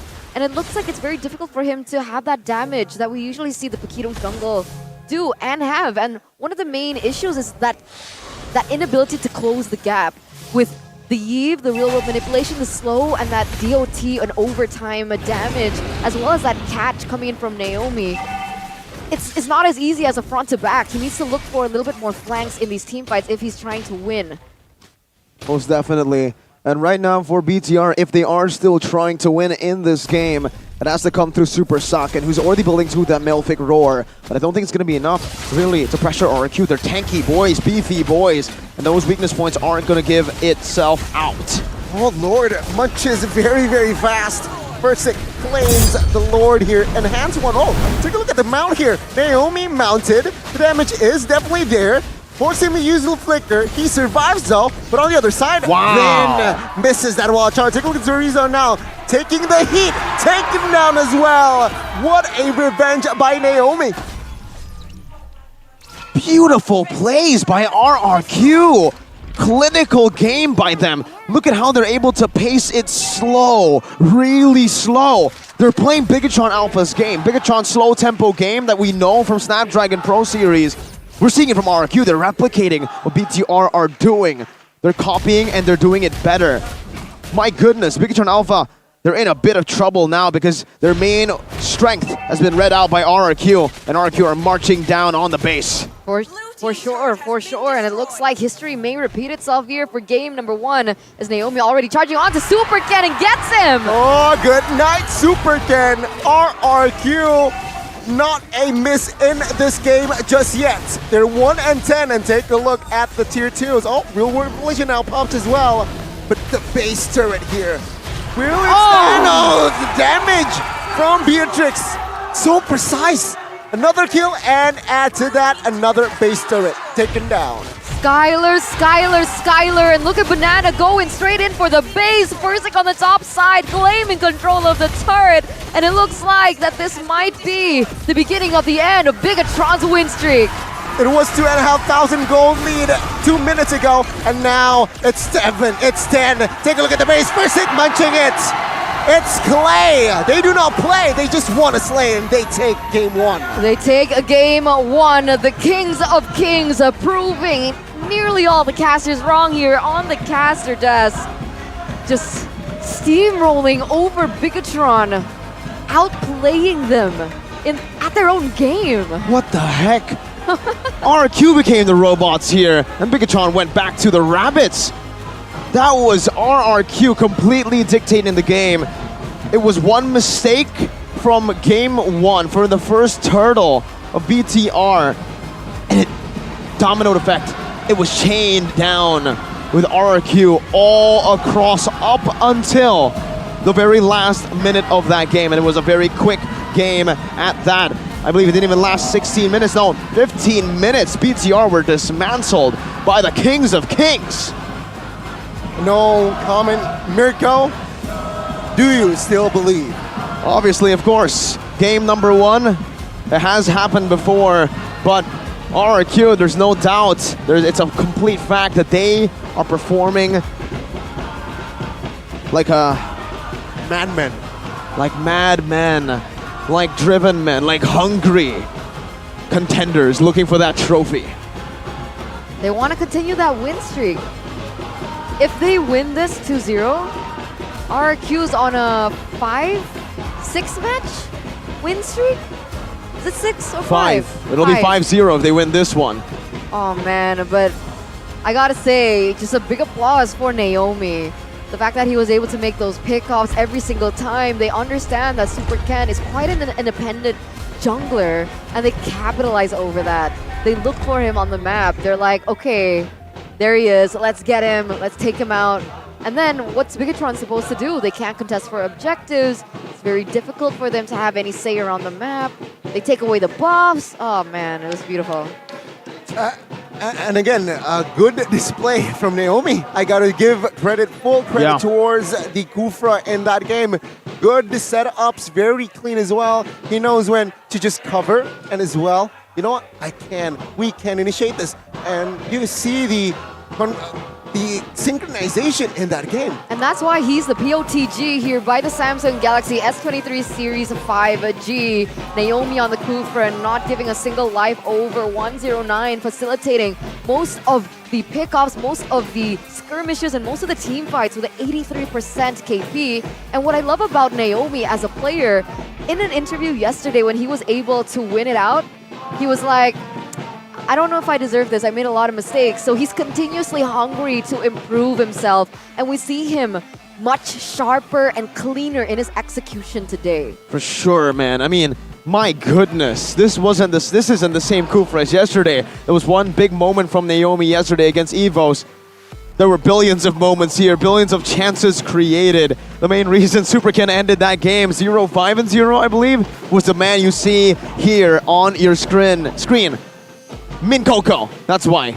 Ooh. Min Coco is his full name. Naomi, man. Min Coco on this Kufra, the impact. We'll take a look at it and the highlights again. This is the moment. Again, Super Ken was very low. And this is the big mistake from Bigatron Alpha. Despite Super Ken being very low, they still decided to commit. And RQ, when you make a mistake like this against the Kings of Kings, they will 100% punish.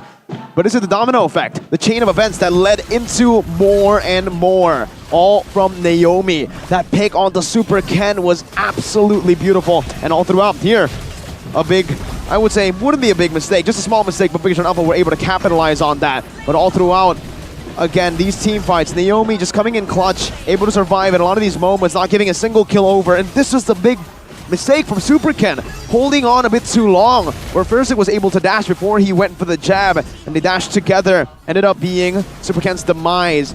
Here as well, Naomi, and into the end, this pick sealed the deal. 2 members down for BTR, and this is what RRQ have been able to do. I think they've been watching BTR's games for sure. That's why. It felt like they were able to read them, right? The pattern. That's what Super Ken always does. When a team is behind, he tries to go onto the side lane, goes and mirrors the movement from RRQ on for their opponents, and he tries to get more farm. But it, again, like you mentioned, they knew it. They knew what Super Ken was going to do. They knew what step he was going to take every single step of the way. That's why it was so expensive, and you can even see that they knew that Bigatron Alpha would look for something on the opposite side of the map, but that opposite side of the map wouldn't even give a kill over, so that rotation gets wasted, and RQ just capitalized over everything, and that led to this 15-minute. Oh, it didn't even touch the 15 minutes. It was 14:58, just 2 more They seconds. wouldn't even give BTR No. that win, you know, extra at 2 least 15 seconds. minutes. No. Average game time, no. No. No. Faster.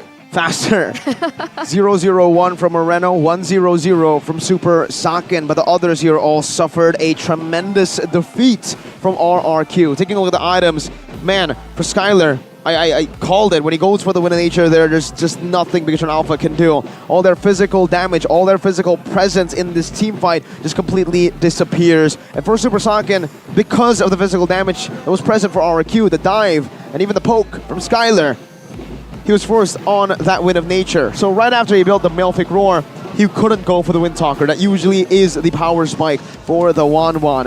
And for the emblems, again, it is mostly just standard. Nothing really stands out here. Banana, though, why he's super tanky is the fact that he went for tenacity and vitality, but I think you'd expect that from a Fredrin. It's just really hard to swallow this loss because Fredrin XP just won. I think one thing is interesting, though. What? Sorry, you're talking about the Fredrin, were you? Yeah, but it's okay. Sorry, I was like looking at the emblems and it kind of caught my eye. Inspire. What does that give? 5% cooldown reduction. On? Everything. All your skills. 5% cooldown reduction. That kind of makes sense because usually when we see the Kufra, we see they go for a little bit more physical and magical defense, tenacity, firmness, or vitality. Yeah, firmness. There it is. But he goes for the cooldown reduction instead. And then we can see that it kind of paved his way to go for more pickoffs on the map. So it worked really well for him. For sure, it really did. He was able to soak in a lot of damage still with the tenacity, but with that Inspire, yeah, more pickoffs on the map, more room to go for these engages. And here we can see it again. Bigatron Alpha with 1 kill. Super Ken, the only one with 0% kill participation. 0-4-0. I think he died first or something. He died in that team fight, the last team fight. Oh no, he backed off in the last team fight and the base was just wide open. There was only 1 kill. There's only one. Oh, he died actually before for that 1 kill. That's why. No, he didn't. Did he not die before? No, he didn't. Oh, okay. So he just wasn't there. Just remembered. Yeah, Saken got it and he was there, but he didn't participate in the kill. What a stomp though. What a stomp for the first game. 12-1 RQ. That's why in the beginning I was like, it's so important for Bigatron to have that control in the early game. And if they don't, that's kind of what happens. Why do they struggle like that? It's like, it feels like a little too template in a sense.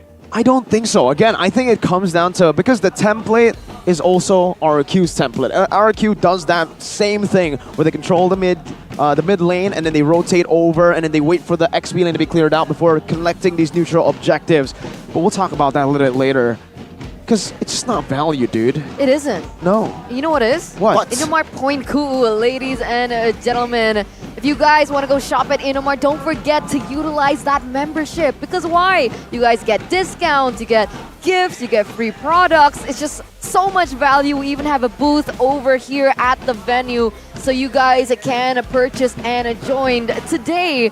All you need to do is download Indomar Point Q to make you be legendary. I love it. Point Q to get you. Okay. Need to get that Australian accent a little out. Please talk more. No. No one's gonna talk because we're all just enjoying the coffee you see on your screen right now. Okay. 30% discount. Oh man. Kopi enak. That means it's delicious coffee. Hey, Turner, I know you don't drink coffee at all. It's okay because Point Cool, there's also a lot of non-coffee options. There's tea, there's milkshakes, and so forth. Here you go, Miracle. That's your coffee. This is my lychee tea, and this is it. I love it. Let's enjoy together. No straws, bro. Sorry. No There's one here. Oh, here there you you go. Oh, I was about to make Poor a joke. Mirko. I was about to make a joke. I don't need a Okay. straw because I don't suck, but then you just gave me a straw. so- Anyway, Point Coffee is brewed with fresh quality coffee Yum, made yum. with 100% Indonesian coffee made by professional baristas with international standard brewing machines. And you guys can get a discount 30% using the discount code DISCON30DMPL. That's a discount code, ladies and gentlemen. Be legendary. Be legendary. Get yourself the always on point taste and make your day your game. So good. Yummy. I think I need to go backstage and give Bigatron Alpha this because they seem like they're a bit sleepy in game number 1. A lot of mistakes happening. And RQ, they were fully energized. Maybe they had the Point Coup coffee advantage. Woo! Or maybe they just ran out of quota, you know? That could be why they were kind of Makes sense. off. I think they need a little bit more quota, and they could actually do that with OVO and the Telkomsel Telkomsel. collaboration, because you guys can buy data packages, and there's special promos with cashbacks of up to 10,000 OVO points that you guys can actually look for more things with the points. It's awesome, right? So don't miss out, because buying data packages couldn't be easier. Scan the QR code down below for more information. Now back at this again, RRQ, the Kings of Kings, 1-0ing a Bigatron Alpha. Maybe before I'd be like, okay, this makes sense. Hold up. But even the last time that they did meet, it was Bigatron winning. 2-1. And also the trend here, right? Which is not looking good for your team, Mirko. Every time Bigatron lost their first game, they usually lose Ooh. the match. Is it? Do they? I'm trying to think. No, they won game 1 against Echo and Snapdragon. Do you mean at MPL? No, if they lose at the first game. Yeah, they lost game 1 against Echo, Snapdragon. I mean, they won game 1 against Echo and Snapdragon when they lost. They only lost to Onic in their first game. But then, yes, won. That Onic. It's always the Kings, and now they are up against the Kings of Kings. At this point, man, they need dashing hair. They need to get that stress off of them with Head and Shoulders, don't they, Eterna? Yeah, they do. They need a good little shower. Is that Definitely, your hair? definitely. Is that your hair? That's Lekka's hair. She just won an award. And you know why? Because she was super confident. Like, you guys can be confident too by using Head and Shoulders. That's how she was able to get that championship title, bro. Bet. No dandruff, no itchy hair. Bet. 100% confidence. What? Bet. What? Bet. It's okay, guys. It's okay. What? It's okay. If you have dandruff, Head and Shoulders can clear you out. You guys don't need to fight for it, all right? I mean, they will give us all 1 bottle of Head and Shoulders. Don't, come on, guys, chill, all right? Let's take a look at the top 3 Week 1 roamer stats. And look, surprise, surprise, it's the 3 roamers that we all expected to see here. Super Vin, Keyboy, and Naomi. What? That's so weird. What's Dreams weird? isn't here? No, What?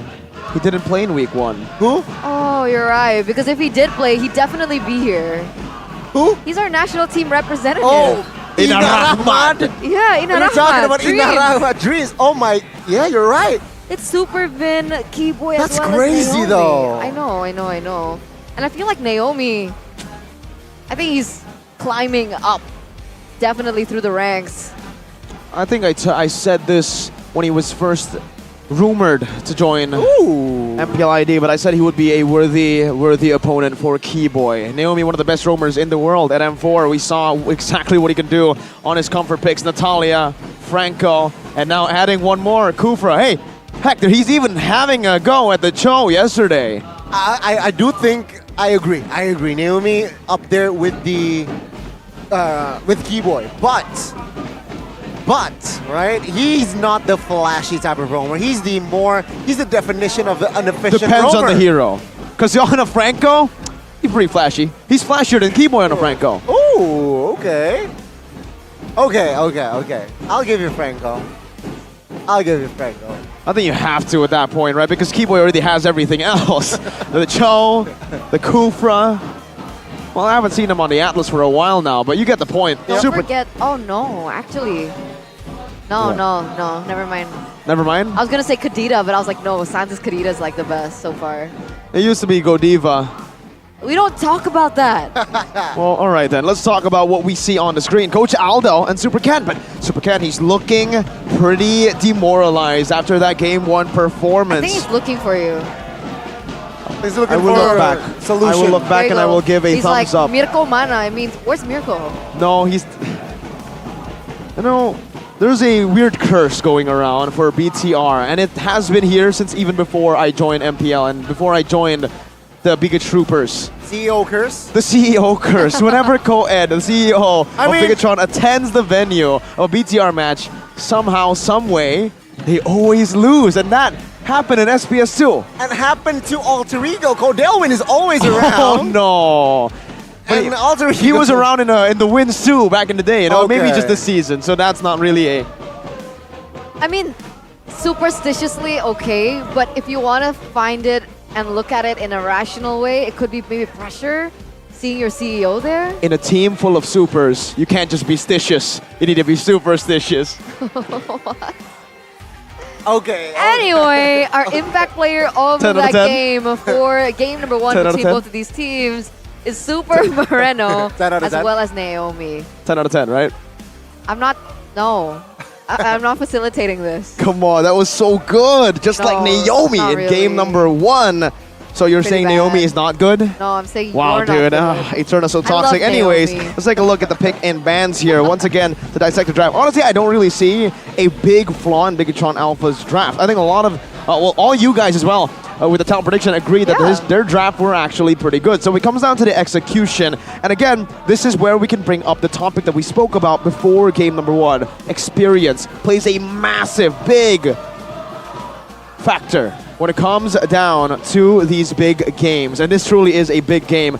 4-0 and 3-0. Battle for number 1. Bigatron Alpha, Moreno is a rookie alongside Super Saken and Super Ken. And the experience really just showed. When they were caught in a bad place, it was only really Vin who was able to hold down, to still be composed and calm, and maybe Moreno too. But for Super Ken, this rookie, very emotional, very passionate, maybe a bit too much there as RQ completely took away his hopes and dreams of winning game 1. I don't know. Game 2, a lot of adjustments. Why are you laughing, Eterna? I'm not laughing. Are you She's really? she's thinking about the superstitious joke again. I know, it's No, good. no. It's good. Yeah, okay. Oh, there you go. Okay. Farsick, Farsick. our RQ player. Could this be a special woman? I mean, if we're talking about season 9, Farsick's not an RQ player. That's a fact. true, but let's talk about the drafts, ladies and gentlemen. Here it is, the game number 2. Bigatron and RRQ, the fight for that number 1 position in the standings here at week number 2. With Yves, Claude, Baxia banned out from Bigatron, who is on the blue side. RRQ, Fanny and Angela. So still same side, still same bands, except for the Kadita. The Kadita is now actually opened up to take. Whoa, you're right. Kadita is up and available up to this point. Let's see here. RQ, they will not ban it out. So they will let go of the Kadita here, banning out the Joy instead. See, I'm not sure if it's going to be first pick Prio. True. I mean, Valentina, And it isn't. Bakito, yeah. So again, this is why they're eyeing for that Kadita pick, it seems like. Maybe. It's one of the ways they were able to win against Onyx as well, I believe. Yeah, taking away the Kadita from Onyx.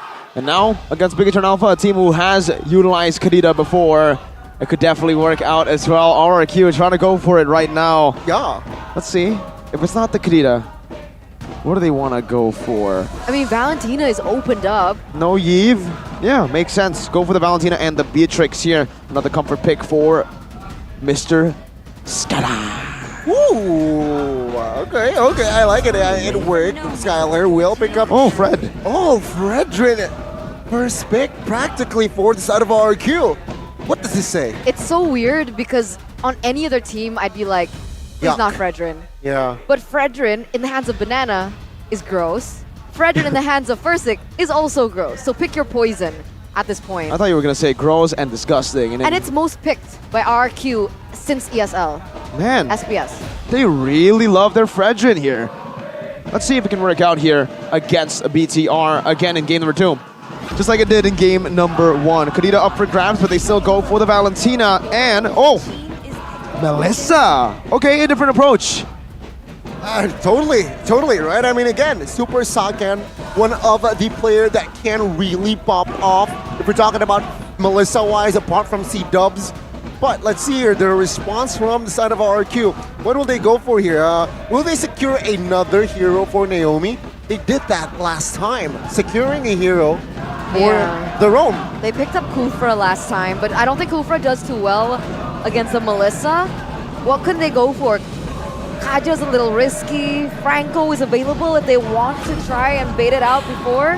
But right, true. They go for the Kadita. That makes sense. I like it. It has good dive. It can try and penetrate through Melissa as well, get her taken out. And it's flexible.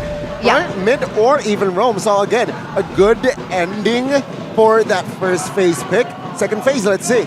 I'll have to say though, usually I would have to agree. Kadita, good flex, but in this case, I've never seen Naomi play the Kadita. And Clay, I have seen him play Kadita. I've seen him play Kadita very well in week number 1. Now it's a Diggy ban. Oh, interesting ban here. Taking it away from Super Vin. There's a little bit of a read here. They understand that they have a lot of CC and they want to play with that CC. They do not want to get countered, especially up against the Melissa. We've seen what a Melissa Diggy combo can do. It was Nino in Season 11 who wiped everyone out. Ouch. With that Melissa. Not so much this season, but Season 11, good times. And maybe they want more CC. For Naomi. Atlas, Kufra. Yeah. Both, Johnson. Just everything. Yeah, Sorry, I mean... we went a little overboard there. But I'd love to see an Atlas game. Okay, I mean, again, Terizla is also available. Very popular back in the SPS, but not quite here, it seems like, for MPL ID. Let's see, though. The Franco ban comes to mind naturally for side of Bigatron, limiting Naomi. Again, as Mirko mentioned as well, Kadita, most likely towards the mid. But what about the Kufra now? Is that something that they're just going to allow? Maybe Bigatron want to pick up the Kaja in return? Maybe that's what they want to force out here. Maybe they want RQ to go for the Kaja, or maybe ban out the Kaja here. With the Kufra still up for grabs as well. It's going to be the Florin, actually, that gets banned down. They know what Bigatron Alpha have been scheming. They have seen BTR play this before. Yep. I just remembered something, actually. So we technically have seen Naomi on the Kadita, but it's been a really long time. I just remembered it. MSC 2022, I believe, because I was thinking about the Johnson Kadita. That's why I said Johnson earlier. Johnson was Justin. Justin was on the Johnson back in the Falcon days. So Naomi was on the Kadita. So he has played Kadita before, and technically he can use that. I applaud your memory. Sometimes the memory needs to just be... I don't know where I'm going with this. Kufra. There you go. Kufra ban. It needs to be a Kufra ban. Yeah. So they're taking it away. RQ now. Do they want to go for the Atlas? Not yet. Please. Or do they want to go for Kaja for Naomi? Okay, not yet. What do you think they're going to go for here? I think they should just secure a hero for that EXP, right? Yep. I think Terizla. Or Jungle. Or Jungle, yeah. I mean, Fredrin is that flex, so I think they should just reveal their card where the Fredrin is going here. If Fredrin Jungle, then they should pick up the Terizla. If Fredrin EXP, they could pick up the Martis. I don't mind it. The Martis pick.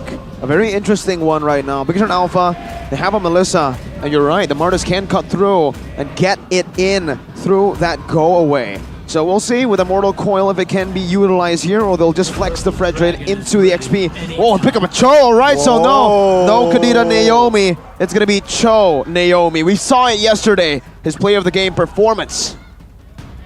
That's why I thought it would be a roaming pick. Yeah. Because they want to leave that flex, right? For RQ, that last pick between Fredrin and perhaps whoever it is. They're doing the same strategy that Aldo likes to do as well. Okay.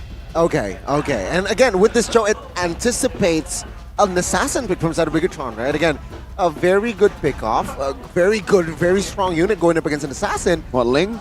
Potentially, right? I mean, it adds more. It's asking Bigatron a question: are you really going to commit assassin now that I have the Cho?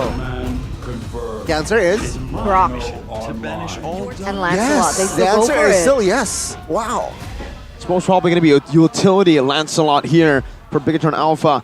Well, not utility, the mix that we've seen before. The War Axe into the Thunder Belt here, it still works out, especially up against this burst composition. You might not want to go full damage, but hey, if he finds a lot of kills in the early game, surely enough, I think we will see that from Bigatron Alpha.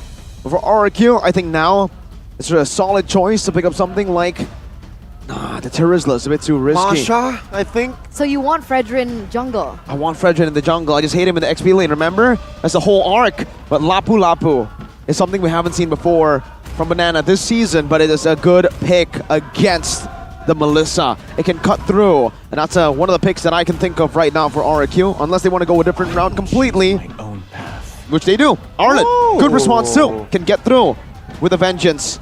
But remember, he gets bounced back every single time he uses the vengeance. Damage comes through, but he still is dispositioned. And also a very Displaced. good reason why they banned out the Diggy, right? A lot of crowd control they did add in that second phase. The Chow, they have the Harlot, and as well as the Kadita. Yes, a lot of CC. It really makes sense. A lot of playmaking potential and a lot of tools that RRQ can utilize to stop this Lancelot from snowballing from that early game. Whereas Bigatron, they are solely relying on perhaps the Valentina creativity as well as Grok. But here it is, ladies and gentlemen. If Bigatron lose this, it's going to be the same history, same storyline over again. Do Bigatron Alpha really want to submit to RRQ as their kings of kings, or will it be different? The answer is upon us in just a few moments as we enter the Land of Dawn for game number 2 between the Red Robots and Rex Regum Kaon. Match point for RRQ. Will Bigatron be able to equalize in this game? Let's watch the conclusion. Let's see. Looking at the way they have started, it's still it's a typical start. Nothing too interesting. Purple buff and purple buff. However, for the side of Bigatron Alpha, it certainly will be a bit faster on that Lancelot compared to the Fredrin. We'll see this dynamic go again. But if we're taking a look at the emblems, I do want to talk about this. 2 games in a row, Supervin has gone for focusing mark on the Grok. Shows you that he wants to play through the side lanes a bit more through ganking, because that only can get through one member. So here as well, as we get the list of the complete emblems, it's the Festival of Blood for both of the XP laners. Oh, Clay getting engaged on a bit. And for Super Ken, he actually went for Swift, so that's why he can clear even faster. Attack speed, Season Hunter, and the Lancelot with that puncture. And Weapon Master Kadita, which is quite peculiar, not something that we see too often, as well as a little bit more, I guess, respect coming in from that Valentina, picking up tenacity, a little bit more safe when he goes into this early game, just in case Clay goes for an immense dive. And the clear coming in from Versik and that trio mid has actually started to give Bigatron a little bit of a hard time, especially for Moreno here, as he's forcing to clear and recall. And that was the issue of him going for that mage emblem. Oh, take a look at this. Sorizo now engaged on perhaps Versik, and Banana will commit on towards Sorizo. He has committed the sprint though, so at this point, it's just A-okay, but now, let's see. They engage on towards the mid side. Naomi poked onto the mid side, but no first blood just yet. No, not yet. Good catch though on the weapon mastery. A bit different to how Clay actually utilized this Kadita or some others like Sans with the pull yourself together, right? Getting more for that petrify, more cooldown. But that just shows you that they want to play late. Super Vin, awkward positioning, forced to use the wall charge. But that's information. RRQ now will gladly take the neutral objective without that wall charge in hand. Very interesting. Super Moreno went in for Kadita's ultimate as Naomi goes in aggressively here. Let's see. Moreno jumps in, has the ult of Kadita though. Super Ken now, level 5 Thorn Rose. Chewed away. No mana for the Grok here. Let's see. As Versik will claim the first turtle, no problem now. He will engage onto a Supervin as he forced to use the flicker. No first blood on the board just yet. No playmaking potential as well for Bigatron. The fact that Super Moreno was forced on the Purify, it's a little bit difficult for Super Moreno to utilize Kadita's ult because of the lack of flicker. It's a possibility, but it's a little bit difficult as the talent's prediction. It's going to be a 2 versus all. Bigatron still in the heart of Mirko. Absolutely. It's never changed since Season 7. But honestly, we gotta give props to, now, away the Dragon! Way of Dragon, good catch again! On the Kufra, no problem. On the Cho, no problem. Finally, first kill on the board. Wow. RRQ, what happened in game number 1, and maybe you can say it was a fluke. They got Super Ken, but now you can really understand that RRQ have done their homework, they've done their research, they know exactly how Super Ken even paths in the game, and they're able to utilize that to completely punish him. He wouldn't have expected that. That's why I asked, is it template? Because I don't really know and understand Super Ken's rotations, but maybe you do a little bit more? It's not template. It's template? It's Rotation? not, well, technically it's template, but it's also not. It's adaptive. Whenever he loses around in the bottom lane, he will go and path towards that other side, trying his best to, again, just equalize. And right now, even though he's died once, he's still one level ahead of Fersik, who's now going to be able to get even back again. But yeah, I think knowing game 1 and 2 now, maybe there is a pattern that RQ have found out. It's scary because if you're banking on that level lead coming in from Super Ken, who always gets 1 or 2 levels ahead and basically uses the neutral objectives to snowball their economy, without that, Bigatron, they're put in a position, they're being challenged now by RQ. What can you do? How fast can you adapt? Because they dearly need it. Looking at Naomi there. Oh, good catch, forcing Soren or use the Purifier. Take a look at the Super Vin. Was the recipient of that Way of Dragon, but not enough damage to take him down just yet.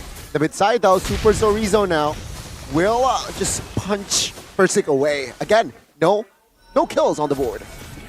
No kills, and it's just a very slow-paced game for RRQ. We're now still looking for pressure, but Zorizo is back. Now all 5 members from both teams are on the turtle. Let's see the huge collapse. 5,000 on the EHP. Oh, the retribution will fall to the hands of Fersik. Will the collapse happen? It seems like Bigatron will say no to a fight. But the cancel! Now Thorn Rose again the cancel! Banana with the kill. Good resource management there by the side of RQ. And let's see now in the mid side, Super Zorizo will back off as well.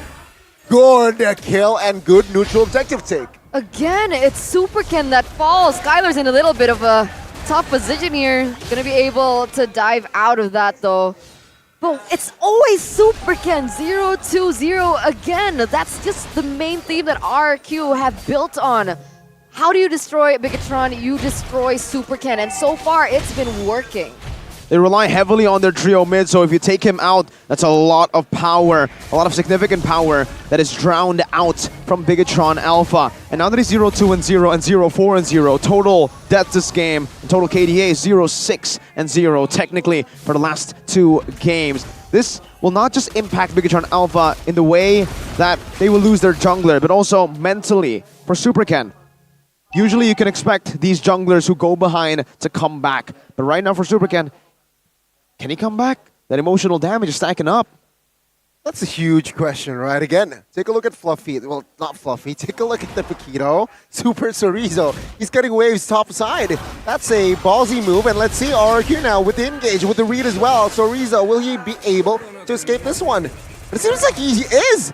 Wow, what a good distraction there.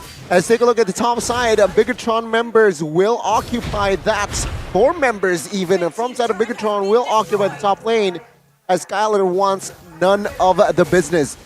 Play catches Super Vin there. Seems like Super Vin will force to use the wild charge. Good disengage. Very interesting, right? RQ there, well, Bigatron Alpha again for Super Zorizo. Very good distraction, like you mentioned. He didn't have to commit the sprint. RQ knows that. RQ knows that it's going to be very hard to catch him, and that's why he didn't go for the full commit. But despite 2-0 and 2 turtles, Bigatron somehow are in the lead due to the farm, I would say, for the rest of the members, and even for Super Ken. Still ahead of Fersik in terms of XP. Well, final slash onto Super Ken. The stun does connect as well, trying to delay Super Ken into the turtle pit. Naomi now in the front side, receiving damage. Fersik will take the comfortable. Oh, the Petrify connects onto Super Vin, and the sniper was precise as well. Now Zorizo in the front side, quite isolated actually. Gets taken out. Play with the burst damage. Let's see. No clear engage from side of Bigatron just yet. It's just a clean kill from the Kings of Kings. Very clean. They go in for the objective, they take it, they go in for a kill, they take it, and if they don't overcommit, they understand their boundaries. They know that they spent all their resources, and they don't want to give and hand over that succession to Bigatron. But even then, like Mirko mentioned earlier on, look at that gold lead. It's only 200, and it's reducing. It's a very interesting idea that Bigatron Alpha are playing with right now. Just mirroring and trying to avoid team fights. But RRQ, nonetheless, they're still able to force out these big team fights. And Chorizo gets chunked quite low, but it's a Paquito. They don't expect to get one-shotted there. Supercan is looking for a pickoff though, 2v2. Let's see, Skylar's quite thin. Phantom execution landed as well. Ooh. But it seems like Skylar now is able to juke, but nope, Super Chorizo is there to claim the kill.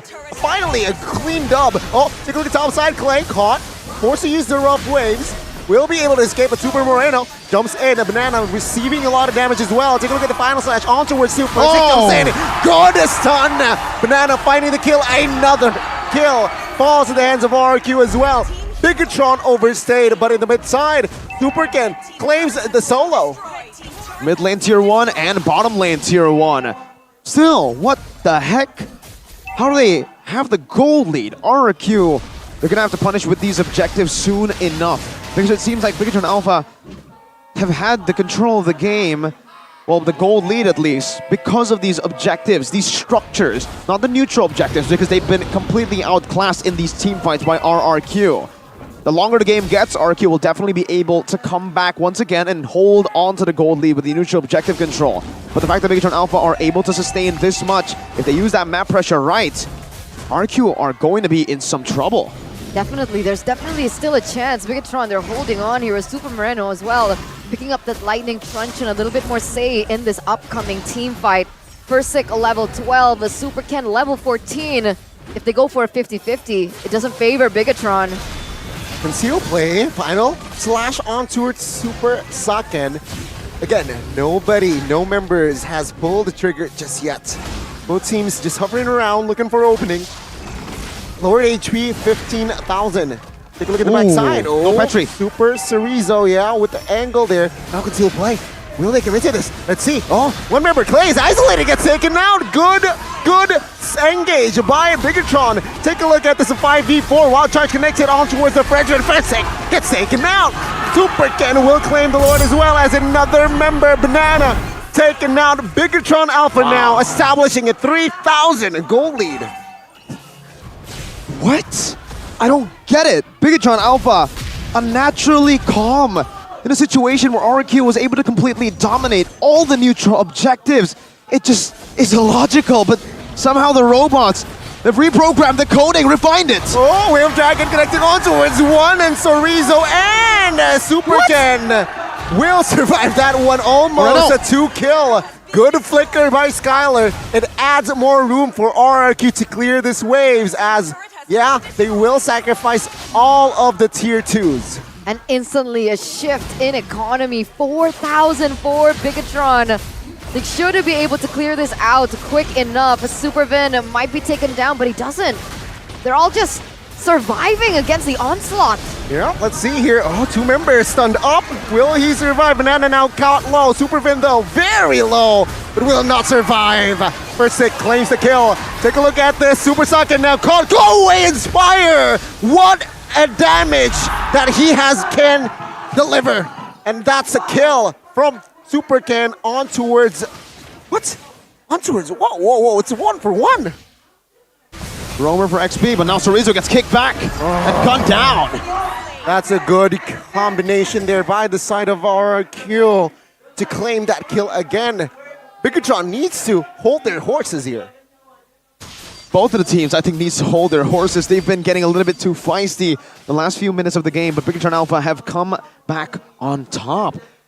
Okay, let's try to dissect it a bit slower. I think from the last few seconds of skirmishes, it has given me time to read it out. I have to completely ignore, well, I won't completely ignore the items here. Power Spike for Super Saiyan. That's why you're seeing Big John Alpha finally win out in these team fights. They were waiting for that, and they finally got it now. It's the DHS, Golden Staff, and Corrosion Scythe. He's already building up to a Melphic Roar, so he wants to shred RQ even more with their tanky frontliners, and then he will go for the boots. This is a very, very greedy build that he's going for. He hasn't completed the boots. He's going for components instead of finishing the full items, but at this point, he needs to do that. He cannot risk just going for these boots, using unnecessary gold for nothing. He has proper peel, and he will go for that. Meanwhile, though, BTR, I think from this game, they saw that RQ read their slow tempo in game number 1, and BTR slowed it even more. They slowed it completely down through winning lanes.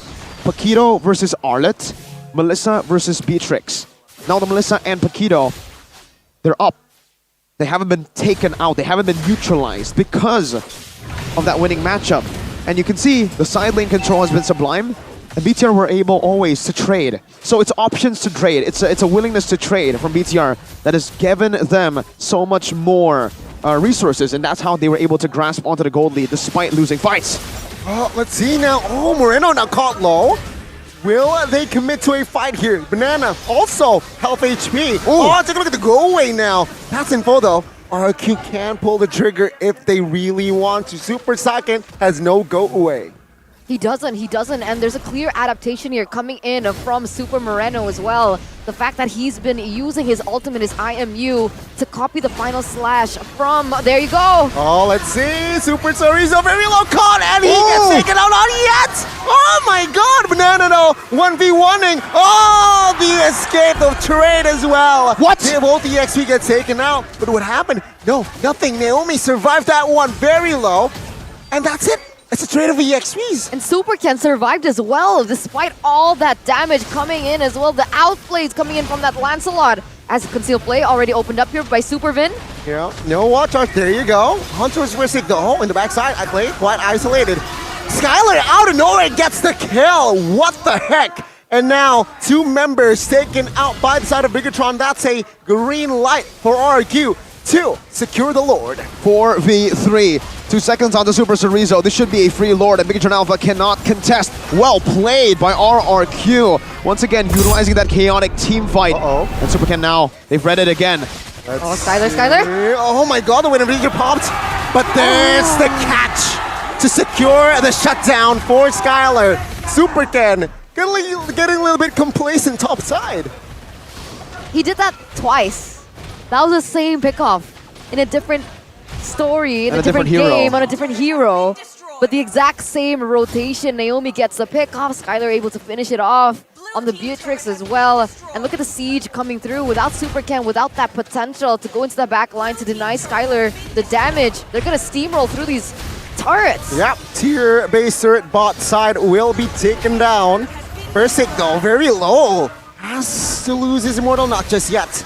Lord at 15,000 HP needs to be taken care of now mid-side. Quite exposed. Let's see, will RRQ get it? Oh, good final slash onto a Chorizo. Insta deleted there by RRQ members.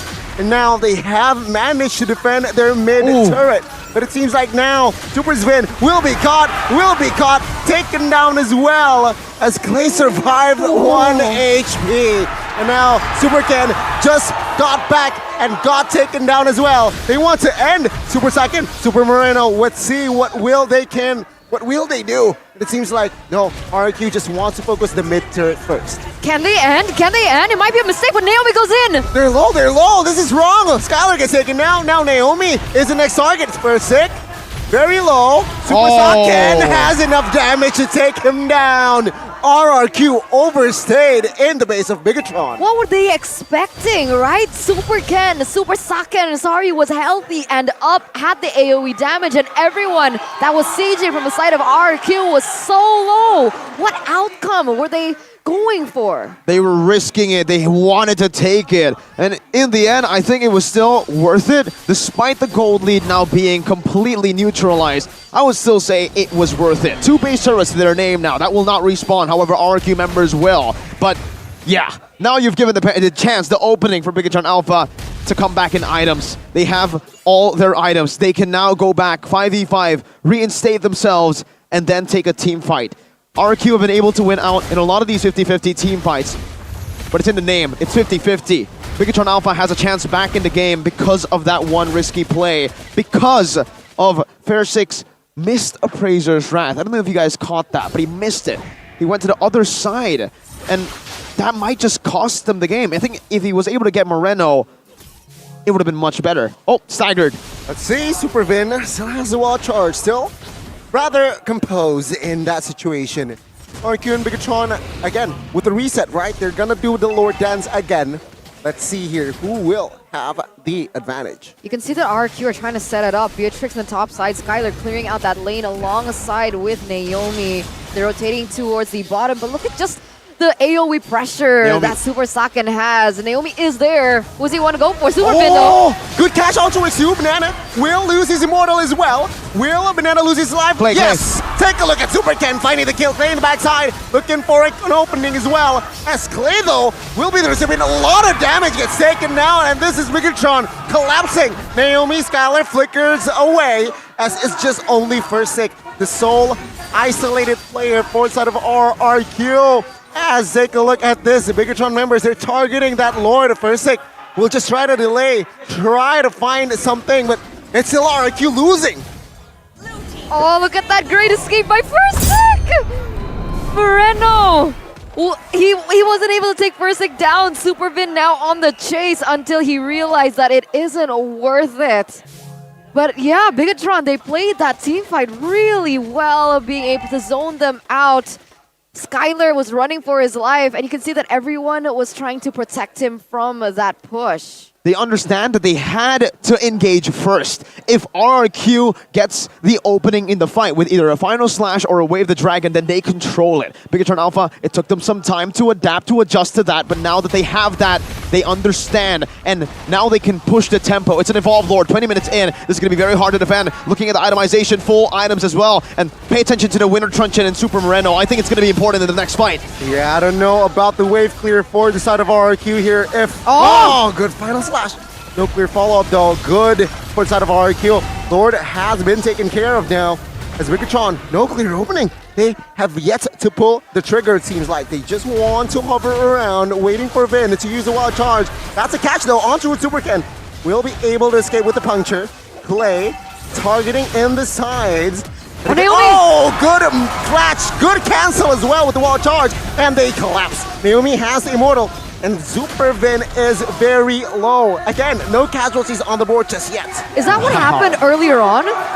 Is that what happened earlier on? And did Naomi go for a pick and it got cancelled by Supervin and they get more in condition towards it? Is that their plan from Bigatron? Is that how they win these team fights? Well, that was just mechanically beautiful. I don't think that was planned. I think everybody was in this array and everybody just was looking for plays on the map. The first fight in the Lord, I think that one was really calculated by Bigatron Alpha, but that one earlier, that was just a very good response from Super Vin. You can really understand now why they're all super as well. They're able to hold off RQ for this long and then come back. But yes, Gani, love that you catch that wild charge onto 3. If that was followed up by Bigatron, it would have been massive, but it was a defensive wild charge, a DWC from Super Vin. It stopped anything from RRQ that could have happened. Because if that way the Dragon connected, even though Super Ken bought the immortality, it would have been popped, and he would have most likely died, giving RRQ another chance in the game. Now, it's as 50-50 as, my God, it will ever be. Now it is truly 50-50. It will all come down to the individual mechanics and the team macro, the decision-making. Every little mistake can haunt them for the rest of the series. They gotta do their housekeeping, man. We love it, you love it, the viewers love it, the players might not be loving it too much, man. It must be stressful. 22 minutes in, Bigatron at this point have everything to lose. Both of these teams, they need to do their housekeeping. RQ especially there in that top lane, as it is going to be pushing in favor of Bigatron, even without anyone just being involved. You can see here Beatrix. He's going to be shown in the map. That's information for Bigatron. Naomi, poked. Nothing much. Okay, Magic Sentry has been popped here for just more info, perhaps. More, just to clarify things. 5,000 gold lead, sure, at this minute. And Does it really matter? Let's see though now. Seems like both teams, again, just hovering around. They're taking their time. The tenseness, I cannot handle it. Oh, if we can't handle it, imagine the players right now on stage with the whole full crowd of MPL Arena supporting them and wishing the best for these two teams. Let's take a look at the immortalities. Let's take a look at how many immortalities are up. Oh, final slash on the Super Vin. Oh, is this the right member? Oh my god, they went all in onto Super Vins. Oh, watch out onto it too. And then look at the follow-up in the backside. Skylar, Super Saiyan though gets taken out. And this is it, Super Vin eliminated as well. That opening. Oh my god, RQ again pulling the trigger. Moreno gets taken out. Just two members will defend this one as things are looking from worse to bleak. Worse to bleak indeed. With only Super Kid and Super Sorizo, will Bigatron be able to prolong this to a third game? RRQ. The mid wave is crashing. The mid minion is coming. The Kings of Kings looking for the end. And yeah, both members losing his immortal. Winner Trenchant just a delay, but the base is they too cleared it. exposed. They cleared it. They cleared it. Did they? They did clear it. Oh my god, 15 on Super Saiyan, 18 on Super Vin. No minions. No minions for RRQ. The two-man defense made it work. Ladies and gentlemen, we have a game on our hands. It was looking impossible. It was looking bleak. Bigatron, they only had Super Ken left. 5 members on the side of RQ were charging in the base, but Super Ken was still able to clear and prolong this series. Oh, the Petrify connected though onto Super Ken. He has no immortal nor winner. But the Lord will be claimed by the Kings of Kings. Minute 25. Will Bigatron be able to defend this one? They're not going down without a fight. That's for sure. Oh my goodness gracious. What was that defense? How did they clear it? 2v5. 1 minion wave. But now, it should be it. RRQ have the Evolved Lord. If Bigatron can somehow, once again, clear this up. Remember, the base is not even at full HP, so RRQ will need less basic attacks to end the game. They have more immortalities, they have more resources, they have everything on their side to end this in a sweep. Let's see. Will they have enough firepower? My bet is yes. Let's see the defense though. Super Ken in the front side now, taking some heat. The bot side, take a look at Banana and Super Sorizo going at it. Oh, Naomi trying to go and push Super Ken away. Oh, is this it? Super Saiyan is on the Melissa. Hasn't popped the Inspire just yet in the backside. Clay trying to find an opening, but the base, they have not focused it on just yet. Super Vin gets taken down though. Oh, the airborne is big, it's huge, but the base is too exposed and the Kings of Kings sweeps the red robots. Rex, Regum, Kaon, putting the red robots back into their place, saying to their faces, the last time you won, it was out of sheer luck. Let us show you consistency, let us show you experience, and let us show you how it is done. RRQ, an amazing, amazing series 2-0ing Bigatron. Wow! What a performance by RRQ. The way they were able to dismantle the Red Terminators here. A team who has gone so far in Snapdragon in the grand finals. But it all comes down to how you adjust, how you adapt, and how you improve. And the Kings of Kings have proven that today. They've taken the 2 titans of MPL Indonesia down. Onyx in the first week, Bigatron in the second. They're mounting up an invincible run themselves. My goodness. What a match, what a game. This is a this is a shocker, is what it is. An absolute shocker from the Kings of Kings. Doubted at the start of the season, hated in the start of the season, to now being on top of the MLBB, MPL Indonesia World. Standing atop the leaderboards, 5-0. The Kingdom is back. It's back in full glory. And with that, let's see what they have to say about that match. Buddha Clara Mongstar, take it away. Dengan sang pemuncak klasemen tim RRQ. Oh lele, belum bisa pecah sama sekali dan bahkan 2-0 dari pertemuan RRQ dan Bigetron. Dari 17 kali RRQ mendapatkan 17 kali kemenangan dan 2 kali Bigetron, berarti 19 kali pertemuan. 19 kali pertemuan kalian, 17 kali kalian mengalahkan Bigetron Alpha. Ditambah hari ini, begitu banyak, tapi Clay, sang kapten dari RRQ, kamu melawan mantan kapten hari ini. Ya. Puas dengan hasilnya? Apa? Puas dengan hasilnya? Alhamdulillah puas. Bagaimana dengan pertempuranmu dan pertemuan dengan mantan kapten? Ya, mantan kapten ya udahlah. Ya udahlah. Pasrah sekali ya. Kalian begitu mendominasi. Apakah karena kalian sudah hafal mungkin gameplay dari Vin? Ini mendominasi banget 2-0 ini. Ya mungkin ada juga kayak gitu kan, kita udah lama juga kan main sama Vin dari season 8. Ya mungkin adalah yang kita tahu habit-habit dia kayak apa. Habit-habitnya, dan itu tentu membantu sekali ya. Dan tentu saja semuanya pada penasaran siapa player of the match di match kita penutupan minggu kedua. Mari kita cek bersama-sama siapa? Oh! Oke, namanya beda-beda, kita bakal cek bersama-sama player of the match. Siapakah? Jatuh kepada...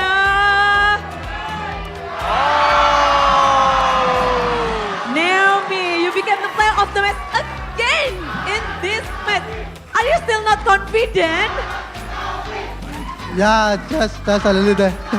Sedikit lebih percaya diri. But Naomi, you got lot of fans here that supporting you, international and also local and also Myanmar. Will you please say something to your fans? Maybe in Burmese? I just want to thank you. Always voting like so best voting always. Terima kasih udah selalu support. Terima kasih juga, dan do you want to say something to your family or your friends in Myanmar, in Burma? Can I say in Bamik? Yeah, sure. မြန်မာပြည်ကလို့စောင့်မျှော်ကြည့်ရှုနေတဲ့ကောင်လုံးလည်းကျေးဇူးတင်ပါတယ်ဒီထက်အများကြီးလည်းကြိုးစားပါအောင်လို့ထပ်ပြီးတော့စောင့်မျှော်ကြည့်ရှုပေးပါအောင် Persik translatein. Ayo translatein, siapa ayo yang translatein? Makasih Kingdom semua. Makasih Kingdom semua. Can you tell us what does it mean in English, Naomi? Can you tell us in English what does it mean? I can hear. Can you tell us what do you say in English? Oh, translate in English. Yeah. I just say thank you to all people from Myanmar. That's it all. Dia cuma berterima kasih untuk fansnya yang mendukung dia dari Myanmar. Any special one that helps you to really good performance in RRQ? Is there anyone or someone in your team or someone special that makes you strong like this in RRQ? I think everyone. Because of everyone, I'm strong, I think. Oh, jadi kata Naomi semuanya membantu dia untuk to adapt as well. Dan benar-benar Naomi bilang semuanya dari tim RRQ. Ini menarik. Persik, gaya apa itu tadi? Kumaha berudak well. Kumaha barudak well. Gimana? Coba. Kumaha barudak. Rame kali, iya. Rame selalu ini. Hey, semua super fans rame banget, dan kita juga melihat bahwa performa dari tim RRQ begitu stabil. Skylar, kalian bisa kasih tau gak sih kalian punya rutinitas baru kah sebelum main, atau ada hal apa sih untuk season ini RRQ terlihat perkasa banget? Apa tadi? Ada rutinitas baru gak sih, atau hal yang kalian lakuin berbeda di season ini? Ya nggak ada yang berbeda, sama aja. Kalau sebelum main, sekarang kan Kapten Clay gitu. Mungkin ada yang kamu bisa ceritain sebelum match, kalian ngapain sih, atau ada apa gitu? bisik-bisik dulu, dia bisik-bisik dulu. Kasih tahu dong. Ya sebelumnya seperti biasa, sebat. Ya. Ngumpul bareng. Ya ngumpul bareng, sebat, ngobrol udah. Tanding. Ngobrol dan tanding. Iya. Itu aja Scalar. Iya itu aja sama beli somai Bangsin. Somai Bangsin. Jadi kepengen cobain ya. Jadi kepengen cobain. Tapi Banana juga bermain sangat gemilang. Banana. Oke, full senyum nih. Full tersenyum. Ya. Banana, semua orang juga pada penasaran ini improvement dari Banana. Apakah ada mungkin wejangan yang bisa di-sharing? Katanya wejangan dari R7 juga ngedapetin lagi untuk season ini. Ya, Apa itu Banana? rahasia. Rahasia. Oh, ada Ayangnya. Apakah support dari Ayang ngetambah damage, ngenambah gameplay? Ya, Banana, coba sebutin 3 faktor yang membuat Banana kalau mainnya tuh gemilang banget. tim, Tim, lalu? Vivian, Vivian. Satu lagi? Kingdom. Kingdom. Singkat, padat, dan jelas ya Banana ya. Begitu luar biasa, tapi menutup minggu yang kedua. Deden from Bogor masih nggak mau ada kata-kata untuk hari ini. Udah siap from Bogor. Menutup minggu kedua nih, Kapten. Walaupun minggu ini lelah, kita akhiri dengan Alhamdulillah. Alhamdulillah. Semuanya sekali lagi untuk tim RRQ. Wow, begitu luar biasa. Tentu saja permainan mereka akan langsung dibedah. Sempat untuk nge-end dengan cukup struggling. Tapi seperti apa permainan dari RRQ? Langsung saja para caster, monggo. Man, RRQ really just rising from the ashes like phoenixes this season. After what they went through last time around, not even making it to top 2. It's something that we don't see too often from RRQ, but here they're coming back with a vengeance and they're doing it really, really loudly as well. And just the confidence seeping out of the players, man. Even Naomi's kind of feeling it a bit more. He's never really a vocal player, even in Falcon back in the day for M4 and MSC 2022. He's always, steered away from the microphone, but you can see, my goodness, that with Captain Clay's help, he's very vocal now. He has the confidence to be on the mic, even though he's being interviewed in a different language. He's still learning, and man, I did not expect Naomi to adjust this fast into the RRQ team. Zaya as well. The 2 Burmese players, a lot of doubts for them as well before they just join, right? How's the language gonna work?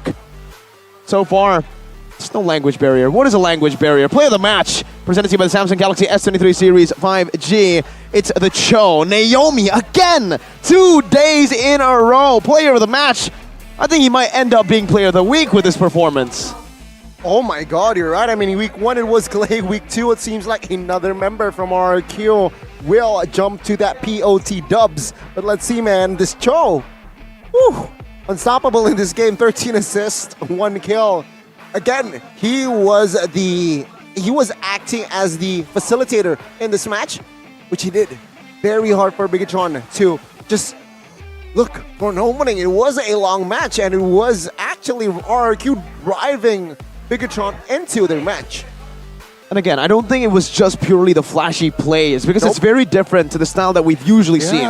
From Keyboy, from Yaoi, from all the Cho gods in the past. I think this one is most similar to Donkey, Evo's Legends M1. It's very strategic, very efficient, it comes down to how he's able to open up the map, not necessarily how he picks it off, how he picks off members of the enemy team, because that certainly is also a big plus in the way he plays, but that opening. We'll take a look again at how he plays this Cho, because all the way from the start, this read, I mean, come on, we gotta talk about it. It didn't look flashy, but it's always clean. Look at the way he's able to synchronize with the team as well, waiting for that way the dragon.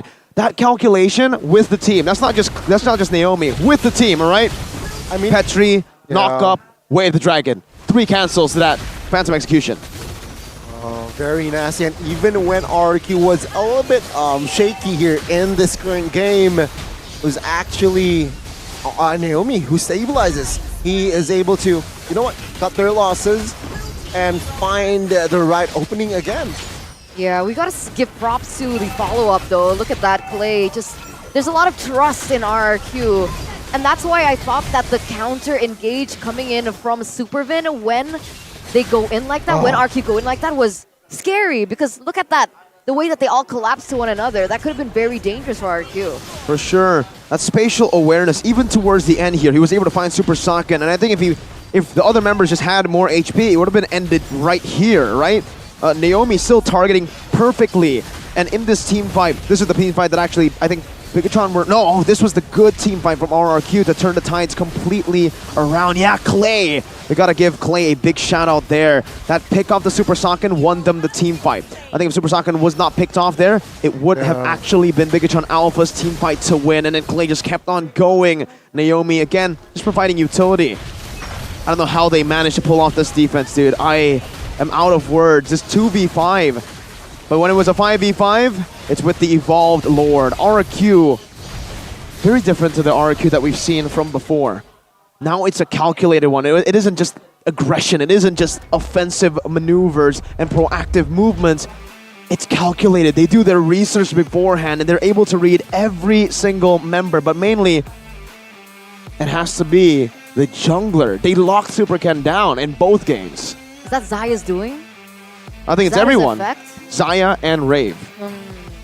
Yeah, I mean, again, RQ, a lot of doubts of them coming into MPL ID Season 12.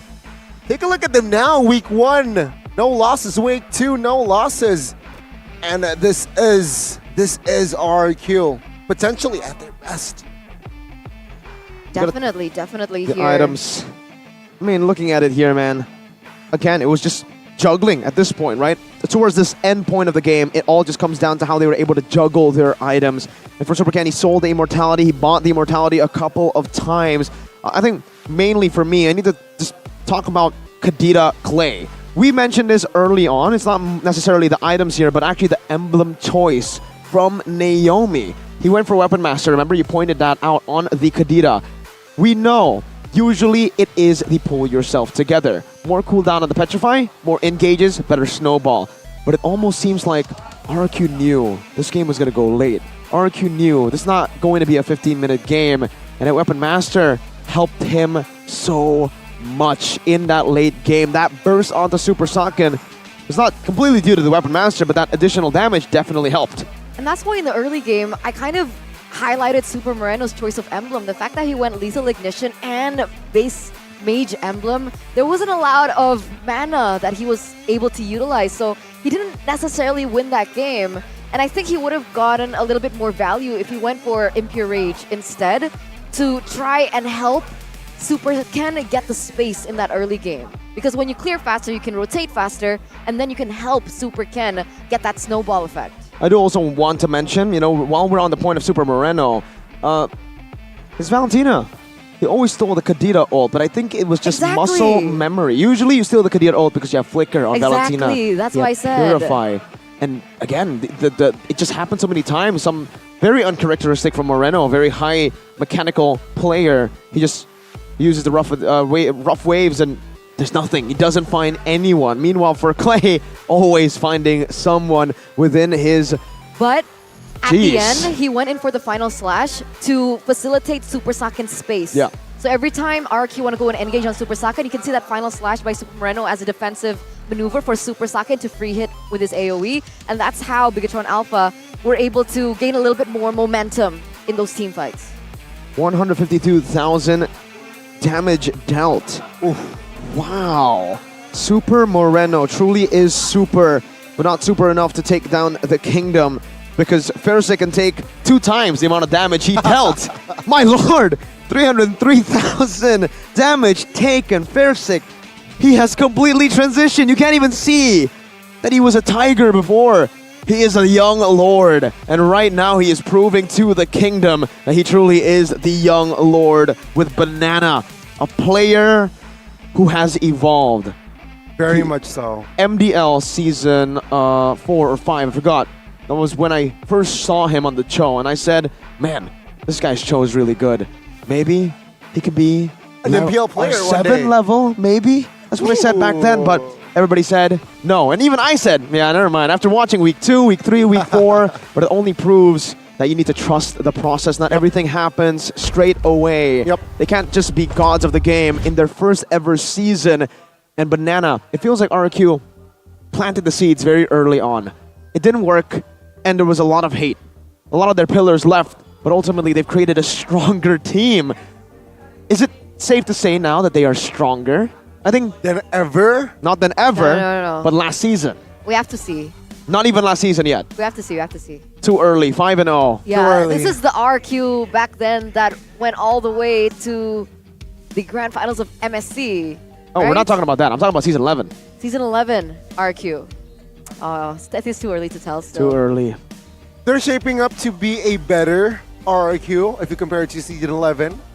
So yeah, they're on the right track. I feel like seeing their performance, seeing their consistency as well, the addition, Naomi and Zaya. Wow. Actually, season 11 RQ, I think we can already say yes. Yeah. No? Exactly. There you go. I like how you're not answering. It's I annoying. mean, I think yes. Yeah, right? Okay. I think yes. I mean, you can't deny it. A loss is a loss for Onyx as well, right? No Sans, sure, but we saw Onyx with no Sans. We saw Onyx with no CW, and we've seen it a lot, and they're still dominant, except when they were up against RRQ. So, hey, we might have a contender. It might not just be an Onyx season to win. Contenders are rising. And it might not be Bigatron at M5. Ooh. As a lot of people have actually predicted. Or there might not be on. No, that's too far. I mean, anything's possible. It's week 2. It's just week 2? Yeah. The heck? That's what? 4 days a week. Yep. How many more days do we have? How many more weeks do we have? 17. That's a little much. Now we're getting to really ridiculous territory. 6 more weeks. 6 more weeks and 4 more days of every single week. 6 times 4, 24 more days. Holy moly. All right, yeah, okay. Maybe it might be too early to tell. Let's go. Remember, this was let's not hype them up a bit like too much as well. We give respect, but remember when everybody was hyping up the EVO's Legacy Season 10? Oh. Half-season Let's talk about champion, that. half-season champion, and then losing all their games. Alter Ego started off Season 7 with a win streak, Season 8 with a win streak, and then dropped. But for now, you cannot deny RRQ are the #1 team in the standings, and throughout the teams that they beat, I think it's a fact. Let's see it though. Standings here, presented to you by the Samsung Galaxy S23 Series 5G, RRQ and Onyx. The Kings of Kings and the Kings of the Skies back on top. Bigatron Alpha falling to 3rd place. You know what's funny here? Seeing Onyx suddenly shifting towards the 2nd place. They ain't got a match Saturday and Sunday. I don't get it. What happened? I don't get it. I don't get it. Onyx has no matches in today's schedule or yesterday's schedule. And yet they're #2. And that they shifted. Unbothered. I don't get it. Unbothered, untouched. Maybe Mirko can't analyze there, but yeah, I mean, looking at the 0-5 Alter Ego. Man, Alter Ego. We're talking about top 3 right now, but we haven't even looked down below. 7, 8, and 9. These 3 teams will not make it to the playoffs, remember, so they're already in a very, very tough spot. At least for Geek Fam and Aura Fire, they still have some more games. Aura have only played 3. So the fact that Alter Ego have played 5 and lost all 5, it's going to be really, really hard for them to come back. And the thing is, it's not like they haven't tried to adjust. They have. They've tried it with Rossi. They've tried it with Rect. The only thing they haven't tried is variety. That's maybe we will see him in week 3. So let's see. Maybe. We're counting on it, but oh man, Thursday, Friday, there's no Alter Ego, so we don't get to see that being put to the test. Remember when I said Aura or 0-3? They haven't played 2 games. Yeah, they're gonna go up against Bigatron and Onyx next week. Look, there are rumors circulating about Aura. Okay, trust the process. Is it the S? Trust the process. That's all I'm gonna say. Meanwhile, on Saturday, Ooh. Ooh, Onyx Evos. Ooh, yeah. Ooh. Rumble in the jungle. Yummy, yummy. Rebellion Bigatron. And then Onyx Rebellion. And then we end off the week with Evo's Legends versus Aura Fire. Fire. Evos Legend. Who's in the red zone now? So it's Geek, Aura, Alter Ego Yeah. at this point. G-A-A. So I don't want to say it. Never mind. I mean, yeah, there's At least I will say though, for Geek and Aura Fire, we have seen glimpses of brilliance. I mean, Van is still a phenomenal jungler. I agree. And the way they were able to get an 8,000 gold lead just yesterday was absolutely phenomenal. But unfortunately, the discipline, maybe because they're still shifting that roster back and forth. They haven't found the proper synergy yet. Facehugger, Sin, Kimura needs the to other step up. S coming in. Kimura needs to step up as well in that EXP. Oh, Kimura, big boy Kimura on the grok. BBK. Yeah. Big boy Kimura. And all right, we've been talking about Kimura. Hey, Super Cereza was 1-7 as well earlier on the Paquito on a signature pick. Something we haven't seen in a long time Yeah, for Mr. we Cerezo. Definitely. We haven't seen that ever. Man. You know what I think I feel I need? What do you need? What do you need? Something that is able to help me in transactions. Oh. Like what? Do you want to buy coffee? Do you want to buy Yes. things Yes. easily? You don't want to bring your wallet? I don't want to bring my cash. You're hinting at like you know something. Oh, wait. Your hair is pretty purple. It's kind of like the product right here. Oval? What is that? If you guys want to have a variety of heroes, you want to get more skins to show off when playing with your friends, whatever your needs are, don't forget that you guys can buy MLBB Diamonds using OVO. Simply connect your OVO account to Google Play and make in-game transactions in MLBB. Choose OVO as your payment method and of course make the payment. It's as easy as that. It couldn't be more simpler, so don't forget to buy diamonds with OVO, because if you guys are new viewers, you guys are just tuning in to OVO, you guys can join and get a 90% cashback of up to 10,000 IDR in the form of OVO points after a successful transaction. And those OVO points, you can actually trade it in with something of value that you guys might be interested in too. The value, dude. Go and get your points now, because with OVO points, you guys can actually build that up. Technically, if you spend enough, right? You can build that up to a lot. Maybe even money to get a phone. Oh! Whoa, whoa. Was that you or was that the shadow analyst? That was me. Okay, just What a good checking. one. Just checking. What a good one. Yeah, I mean, 10 out of money 10? to buy phone. That was 10. Ooh, okay. See? Gotta get through the ones to get the 10. Thanks, LaFell. Good phone. Question mark. What is a good phone? A good phone. All you guys need is the Samsung Galaxy S23 Series 5G to auto-win when you're playing ranked games with your friends because of the specifications that it has. The fastest processor technology, 4nm Snapdragon 8 Gen 2 for Galaxy, a large RAM of up to 12 gigabytes, and of course a 5G connectivity that guarantees a lag-free gaming experience. Also, if you guys want to make content, if you guys are Miracle or Organi who likes to, you know, just make content a lot in all the platforms, Samsung got you covered. Nightography option Is that for you guys can use. Is nightography like photography for nighttime? Yeah. It literally means that. Wow. So you can make content underneath this desk. No lighting. It's kind of dark, yeah. Wow. Exactly. Okay. So, wow. That's insane. This phone is way ahead of its time. It is, it is. Ahead of its so time. is Onyx and RQ. Number 1 and 2 in the Top standings. 3, hey. No. Hey. No. Top 3 don't make it to M5. It's top 2. I mean, 8th place doesn't make it to M5 either. okay. But the player of the week, congratulations to Naomi. All the way from Falcon coming here into RRQ and just dominating week number 1 as a player of the week. Player of the match 2 times in a row. What? What more can you? What more do you want to say about this man? Well, we can give him a new nickname. I haven't thought about it, but I think with his Kufra plays, we can call him the Burmese Tyrant. Oh.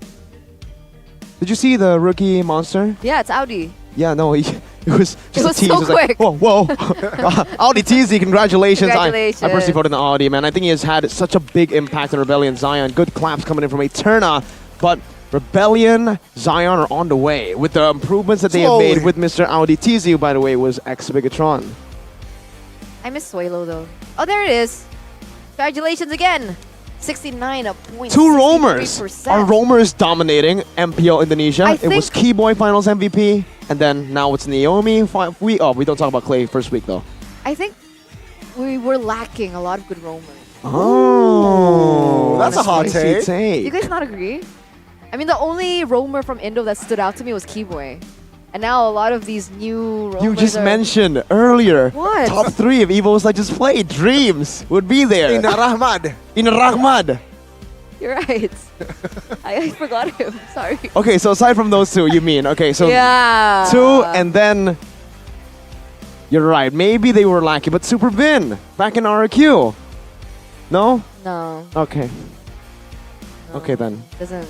Yeah, very high standard regarding roamers. Kind of. And hopefully all these players, all these teams can just continue to develop to change my mind. And with that, ladies and gentlemen, this does mark the end of week 2. Week 3 is going to begin on Thursday. So don't miss out. It's a lot only of 4 days from action now. there. Exactly. All you need to do is close your eyes 4 times. 1, 2, 3, 4. I mean, like you sleep 4 times. There you go. So with that, me, Eterna, we have gotten here as well as Mirko. We're signing out for today. We'll see you next week for another week of action-packed MLBV. MPL ID Season 12. We own this.